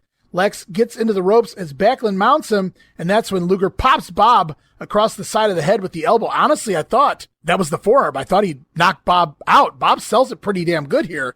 Basically he has Luger chest first in the corner, Luger using the ropes for a break. Bob starts to give him the break, and Luger, bam, nails him with that back elbow to the face. Brief offense here by the Narcissist, but Backlund again makes the comeback, hits the running atomic drop and a roll-up. He tries the Backlund bridge, but Lex's strong legs kicks Backlund off before he can finish the Backlund bridge, sends Backlund through the ropes out to the floor. Bob goes down, but only briefly. He's back up. He climbs up onto the apron, tries to get back in the ring, but boom, running forearm by the Narcissist sends Backlund flying down the aisle. And Bob Backlund, he gets counted out here. 4 minutes, 51 seconds. Lex Luger will advance. So this is what they're doing with Lex now. It looks like he's beating the big guys on a count-out knockout. Not a bad idea. Well, we just saw it with Crush on Monday. So this is a little too close together. Plus, really, you can't beat Bob Backlund. Maybe Vince is still protecting Backlund for some reason. He is. You're right. That's definitely the reason why. I don't understand why. They're still waiting to figure out what they want to do with him. Well, it's going to be a couple years. Yeah. Unfortunate. Yeah, I remember watching this as it happened and wondering, Lex Luger can't beat Bob Backlund? Really? So he's definitely not winning King of the Ring. Can't beat Bob Backlund. Well, that's a good point. Good way to look at it. Unless he just keeps knocking everybody out and wins the whole King of the Ring by countout. Wouldn't that have been tremendous? That would have been tremendous, yeah. Sure. Great booking there. Instead, we get 15 minutes of him and Tatanka. I don't know what's better. Well, that's a valid point. We go on with this episode. It's Crush over Reno Riggins with the Cranium Crunch. 2 minutes, 23 seconds. And there's doinks everywhere, Steve. Doinks in the insert promos. Tag Team Champions Money Incorporated over Jesse Storm and Raven Clark. IRS with the right-off clothesline on Clark gets the win. 3 minutes and 4 seconds. We go back to an event center. Yet another on set at Thunder in Paradise promo from the Mega Maniacs. Different promo, completely different promo, but the same exact lines that Hogan used in the prior Mega Maniacs promo talking about Money Incorporated. So didn't even try to come up with anything different. And Brutus, it looks absolutely ridiculous wearing this mask on the beach. But once again, this is selling the upcoming matches with Money Incorporated. This particular promo, they're headed to the Meadowlands, May 22nd. With Sergeant Slaughter as the referee. And we close out this episode of Wrestling Challenge. We've got more King of the Ring qualifiers coming up next week. On Wrestling Challenge, it's Papa Shango taking on Hacksaw Jim Duggan. But next week, King of the Ring, Jim Duggan, you must face Papa Shango.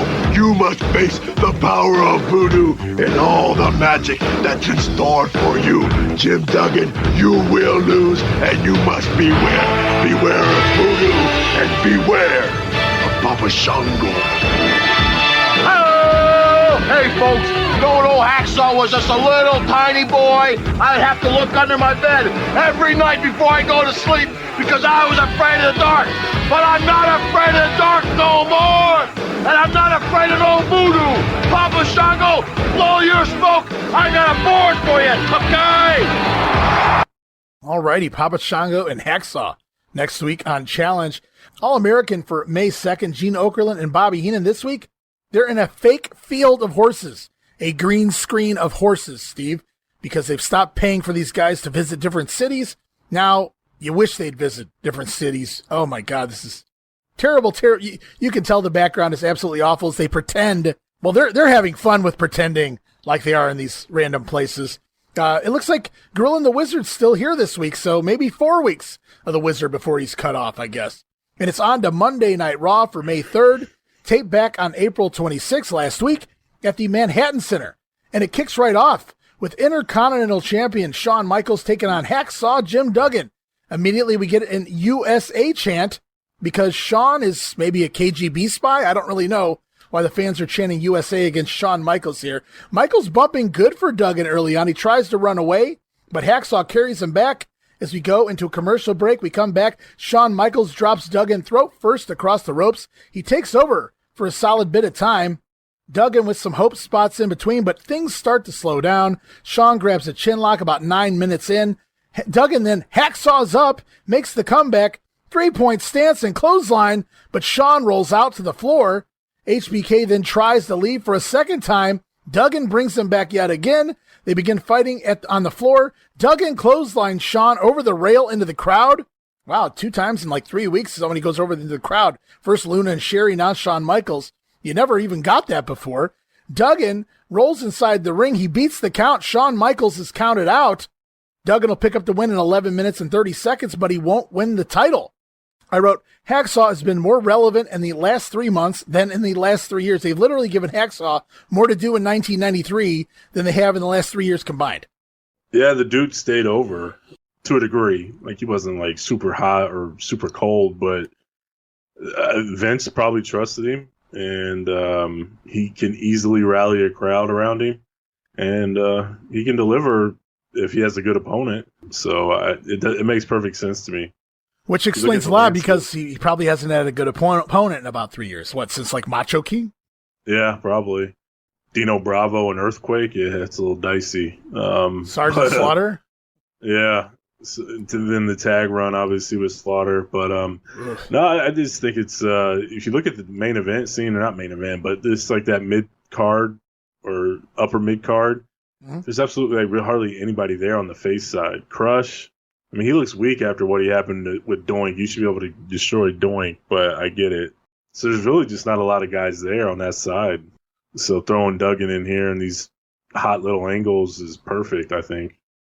Yeah, it's a really weird dynamic to see Hacksaw. You don't really see Hacksaw being implemented in these title matches like this, much less against Shawn Michaels, of all people. Such a weird opponent for Shawn, yet it works here for a couple weeks here on Raw.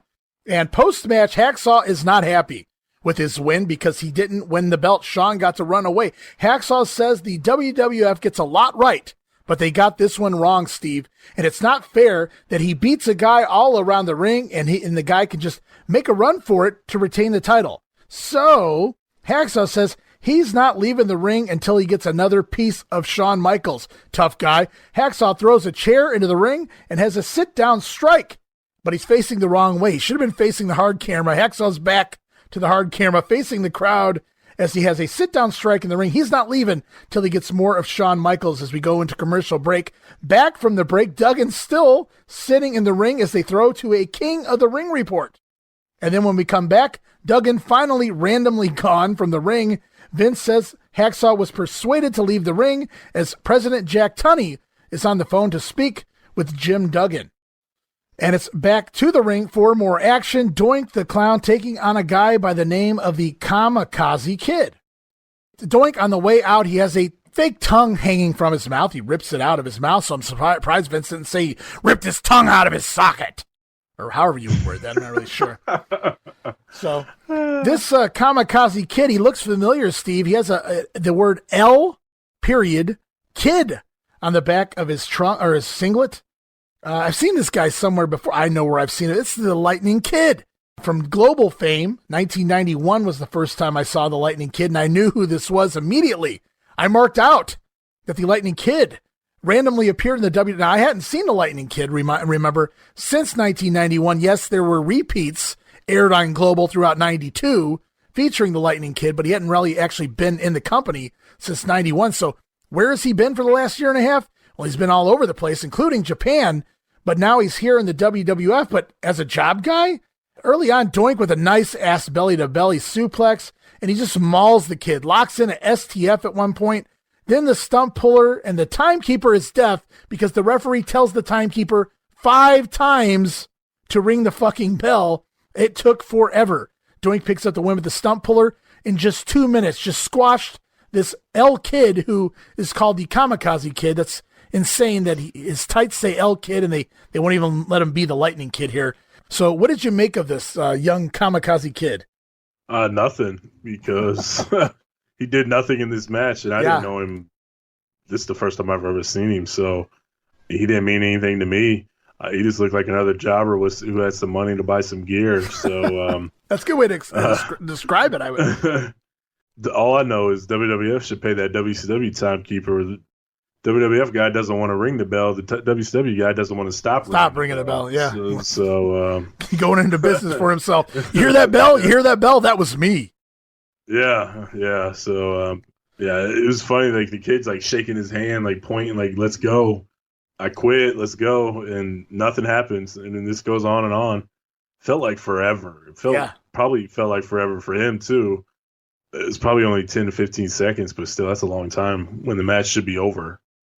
Yeah, ref just standing there, ring the bell. And anyway, I don't want to keep going on about that, but just my initial thoughts when I saw this match right away, I go, well, that's the Lightning Kid. Then I see the L and the Lightning on his trunks. I go, yes, I know for a fact that's the Lightning Kid. I'm not a fool. I realize he's going to do the job here because he's in the jobber position. But when he got no offense in whatsoever, I was really bummed out. I'm like, I know what this guy can do, and I was just really bummed out. That's all I'll say about that here this week on Raw. Of course, that'll change as time goes on. Yeah, I was hoping to see something because I know who he is now, obviously, but I was surprised by this. Like, he just completely – it's funny, we have the same note. He mauled him. Doink just went after him and destroyed him, like, immediately. Like, kid had no chance. So it was kind of surprising. I don't remember it happening that way.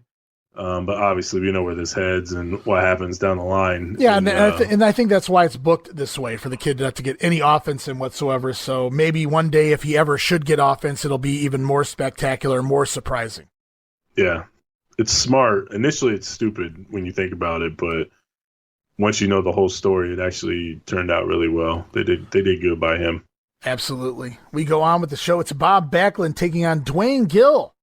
And during this match, they announced that there will be a rematch next week between Shawn Michaels and Jim Duggan. This time, it will be a lumberjack match. Meanwhile, in the ring, they do the old short arm scissors spot. Dwayne Gill gets Backlund in these short arm scissors, so Bob can show off his insane strength as he deadlifts Dwayne Gill up into the air on his bicep. I was always amazed when Bob used to do that way back in his WWF title run. And as he does the O'Connor roll, right before he rocks back into the bridge, he looks at the camera and gives 2 thumbs up. You can't get any more cheesy than that. Into the Backlund Bridge, gets the win, 3 minutes and 40 seconds. Bob Backlund, Jesus Christ. Never changed, Bob, and he hasn't. So Hacksaw is back out for promo number 2 on the show. Vince speaks with Duggan about the upcoming lumberjack match, again for the Intercontinental title. Duggan says Shawn spends more time on the outside of the ring than the inside. And while Shawn Michaels sure is pretty and can wrestle pretty well, he can't fight worth a lick, tough guy. So Duggan looking to beat down Shawn Michaels next week and take the title. So we got a rematch on our hands.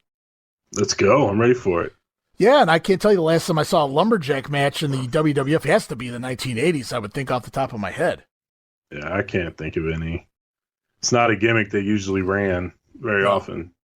Smoking Guns out here again with the vignette, the second one. That's where they pull out the old Alec Baldwins. Yeah!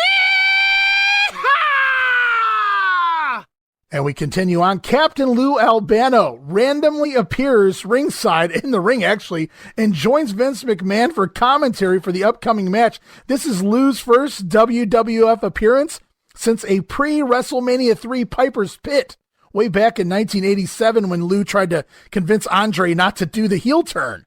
So Lou then talks some Samoan. That's pretty much what Lou does here. Couldn't get away with that today. But Lou does his version of what Samoan's speech sounds like. Remember, he used to manage the tag team champion while Samoans Afa and Spica. Speaking of Afa, he accompanies the Head Shrinkers to ringside for the upcoming match. Remember Lou on commentary for this one. They're taking on Jay Sledge and Jim Bell. They just destroy these poor jobbers. Pile drivers, a nasty super kick from Fatu. Fatu with the splash on Bell. The Head Shrinkers get the win in this extended squash. Match went 5 minutes and 42 seconds. Post-match, they even rip poor Jim Bell's singlet. It's probably the only one he had. Poor guy. Probably. They had to give Lou more time on the commentary. Yeah, and Bruce Pritchard once told a story on one of his podcasts. I don't know if it was this time when Lou shows up or maybe another time when Lou shows up, but one of these times, Lou randomly shows up trying to get on TV or whatever, just randomly shows up at the Garden because he'd been there a zillion times before. And Vince sticks him with Bruce Pritchard for the day. And Bruce is like, what the fuck? Because Bruce has shit to do, right? He's producing the shit back there and everything. And so Bruce thought it would be funny if he just sent Lou out there to do commentary with Vince and kind of get Vince back there. So I don't know if it was this incident or if it's the next time Lou pops up randomly on one of these episodes of Raw, but I thought that was a funny story. That's great. You can tell Bruce has a good relationship with Vince if you're playing jokes on him like that. Yeah, Bruce is the right-hand man. Bartlett gets fired for making fun of Vince, and Bruce sends out Captain Lou to piss off Vince, and nothing happens. So, pal, you got me. Oh, I'm sure Bruce paid for this 6 Ways from Sunday or whatever the fuck. But. Oh, I'm sure, but he didn't get fired for it. So there's a new Coliseum video coming out called Smack 'em, Whack 'em, Steve. And on that video, you'll see home improvement tips from the Bushwhackers. And that's supposed to make me want to go out and rent or buy this shit? Nope. As the Bushwhackers prominent, I'm good. No thanks. It's at this point we learned that both Yokozuna and Mr. Perfect will both be lumberjacks for the Shawn Michaels Hacksaw match next week, because that makes a lot of sense. Of course, Hennig in the middle of the feud with Michaels, and we know what Yoko did to Jim Duggan, so let's throw him out there ringside for the title match. Why not? This isn't gimmicked. Come on. No. This isn't like they're writing a storyline of any sort. I don't foresee anything coming of this. This is real. Yeah, it's like Slamboree 96 Lethal Lottery. It's real as real gets. Yep. We go on with this show, and we say goodbye to the former Doctor of Style, now the Reverend Slick. He is no more, Steve. He may pop up on syndication, I'm not really sure, but he is gone, as you can see right here. Kamala to the ring all by his lonesome to take on Rich Myers, and Vince even acknowledges, you may be wondering where Slick is. Well, there's no more Slick. Slick has been teaching and tutoring Kamala. Slick no longer thinks Kamala needs him anymore. Kamala's his own man. He no longer needs Slick, a.k.a. you're fired. Kamala hits the splash to the back on Rich Myers, picks up the win, 2 minutes and 29 seconds. Kamala without a manager, I don't know how well this was going to work. And we learn next week it's Bam Bam Bigelow taking on Typhoon here on Raw in a King of the Ring qualifying match. Yes, somebody's qualifying. Three guesses as to which one of these two guys is going to advance next week in the King of the Ring. Danny Davis, if he's the ref. Well, it could be. I would book myself into winning that match as well. It's dangerous, you know. That's right. So we conclude this episode of Raw as Bobby Heenan interviews Shawn Michaels in the locker room. Shawn says, how dare Jack Tunney treat the Intercontinental Champion this way? Bobby Heenan wants to know what Shawn has in store for Duggan, but Shawn's not stupid. He's not going to let the cat out of the bag right here on Raw. So he begins whispering to Bobby Heenan. So Shawn says, Duggan, he's going to have some friends out there. Well, Shawn's going to have some friends too. So it sounds like Shawn maybe has a trick up his sleeve. We're going to have to find out about that. And speaking of Shawn Michaels, ladies and gentlemen, I have just been informed Shawn Michaels has left the building. And with that, Shawn Michaels again leaves the building here in the 1993 WWF for this April episode. Steve, we've made it to through May 3rd.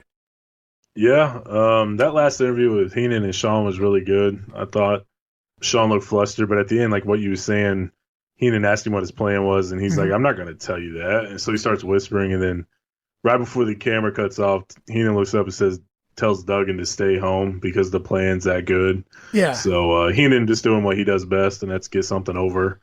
Oh, it's always he adds those little things that are just they make things so much better than what they would have been without him. Yeah, it's like you said, he has a plan. I have friends out there too, and then he tells Heenan what the plan is, and it's like, oh, you better stay home, Duggan, or it's going to be bad news for you. So that just makes you want to tune in to find out what Shawn has in store for Duggan on Raw. So excellent job by Heenan, of course. And another month in the books. We've done April 5 through May the 3rd. And now next week, we got another big show coming up, and we'll get to that in a minute. Steve, I want to thank you for being here for this April edition of the WWF in 1993. It's been fun. The fallout from WrestleMania. It won't be too long before we can bid adieu to Hulkamania here in the WWF. He's pretty much gone at this point. I know we get some random stupid promos, but for the most part, in all intents and purposes, he's no longer with us. So good riddance. I love Hulk Hogan, but 1993 version, not so much. But yeah, April's been fun. Not a lot going on early on, but then we get the Tatanka and Bam Bam stuff and Sherri and Luna, Shawn and Duggan. Never thought I'd say that. King of the Ring qualifiers starting? Yeah. Luger. We finally know what's up with the forearm. So it doesn't seem like a lot, but a lot happened in April here. And we're well on our way to King of the Ring. I mean, I love that show. So I'm looking forward to it. Yeah, we'll do another month of WWF TV, but not next week. Next week, we have a special 40th episode of The Grenade Plan. It's another watch-along episode. And you guys need to stay tuned for links and find out how you can watch along with us. I'll be posting. Actually, I've already posted links on social media. So if you follow us on Twitter or Facebook, you guys can go there right now and figure out how you can watch along with us. I will be posting them again closer to the time that show drops next week. That'll be next Wednesday when the show drops. We will be doing a watch along. It's a dual watch along, Steve. Two episodes of WWF programming from the European tour. There's 2 house shows that aired. They actually aired 4 house shows over there, and 2 of them we're going to be doing them on the watch along next week here on The Grenade. I can't say I've ever watched these all the way through, so this is going to be a new experience for me. I'm sure it's going to be a new experience for a lot of people, so definitely tune in. Big 4-0. Isn't that over the hill, right? 40's over the hill? Maybe in some people's eyes, but for us, we're just getting started. Episode 40, The Grenade's going to be coming to you next week. You guys stay tuned for those links. We found them online. You guys can click on those links, watch along with us. We're going to count down and watch both shows. The reason there's 2 shows, they're both about 90 minutes each, roughly, give or take. And they're both Group A and Group B. Remember, we discussed at the beginning of the show, 2 different groups over there in the European tour. We're going to take a look at what the matches look like on both tours. So Group A and Group B, some fun matches. We're going to be calling them beginning to end. I've purposely not watched either of these shows straight through so that I can kind of enjoy this along with everyone else for the very first time. Yeah, and also we got the special show on Thanksgiving, so stay tuned for more information on that. Lots of good stuff coming up here on The Grenade. That's right. Don't forget about Thanksgiving morning. It's going to drop. It's a special bonus episode of The Grenade. It is not one of our numbered episodes. This is episode 39. Episode 40 will be the European Tour watch-along here in April of 1993. In between, we do have the Thanksgiving Day bonus episode. Again, I almost let the cat out of the bag and said what it was. I'm not going to do that. I want you guys to be surprised. Just wake up that morning and click on your whatever streaming app you guys use, or go to WrestleCopia.com. It'll be there too. You're going to get a bonus episode of The Grenade. It's fun. I hope you guys enjoy it. I don't want to give it away, but it definitely goes along with the Thanksgiving tradition. I'll put it that way. Yes, there's plenty of options there. Show enough. So, Steve, want to thank you again for joining me for April. Again, we'll be back soon, the European watch-along, and then after that, we'll be back to WWF TV. We're going to talk all about the news, notes, and reviews of the television programming in the month of May 1993. Sounds good, man. Looking forward to it. Promotional consideration paid for by the following. Sneaker Tamer insoles from Odor Eaters. Tame even ferocious sneaker odor with the world's most powerful odor destroyer. Hey guys, just want to say thank you again for joining Steve and I as we have more watch-alongs on the way as we continue through 1993 here on The Grenade Show, King of the Ring, SummerSlam, Survivor Series. But we also plan to add multiple watch-along specials to our Patreon account. In the coming weeks, we'll be adding some house shows that maybe we'll be able to tell you how to get your hands on those house shows to watch along with us, as well as some of the USA specials like March to WrestleMania 9. So you guys want to keep checking back to our Patreon account for all new watch-along videos and our watch-along series over at patreon.com/WrestleCopia. And that $5 tier is what you want to hit. That's the all-access tier. Yes, we do have 14 tiers of goodies, but the $5 tier is my personal favorite to shill because it's all access. You get everything from every tier below the $5 tier, as well as our entire Patreon watch-along series, which covers everything from several Saturday Night's Main Events to Clash of the Champions to tons of WCW and WWF pay-per-views from the Monday Night War era. They make great complimentary pieces to our Monday Warfare podcast, by the way, but they're great standalones as well to Coliseum home videos and everything in between. Like I said, we'll be adding things from 1993 here in the WWF as part of that watch-along series, USA specials, and other things of that nature. And all right, with all of that out of the way, it's time once again, time to say goodbye, but we will return next week. And until that time, this is Ray Russell For my co-host this week, Stephen Eckstadt, saying from pillar to post and coast to coast, you pull the pin and we'll pick up the pieces right here on the Wrestling Memory Grenade. See you next week. Don't miss it. Be there.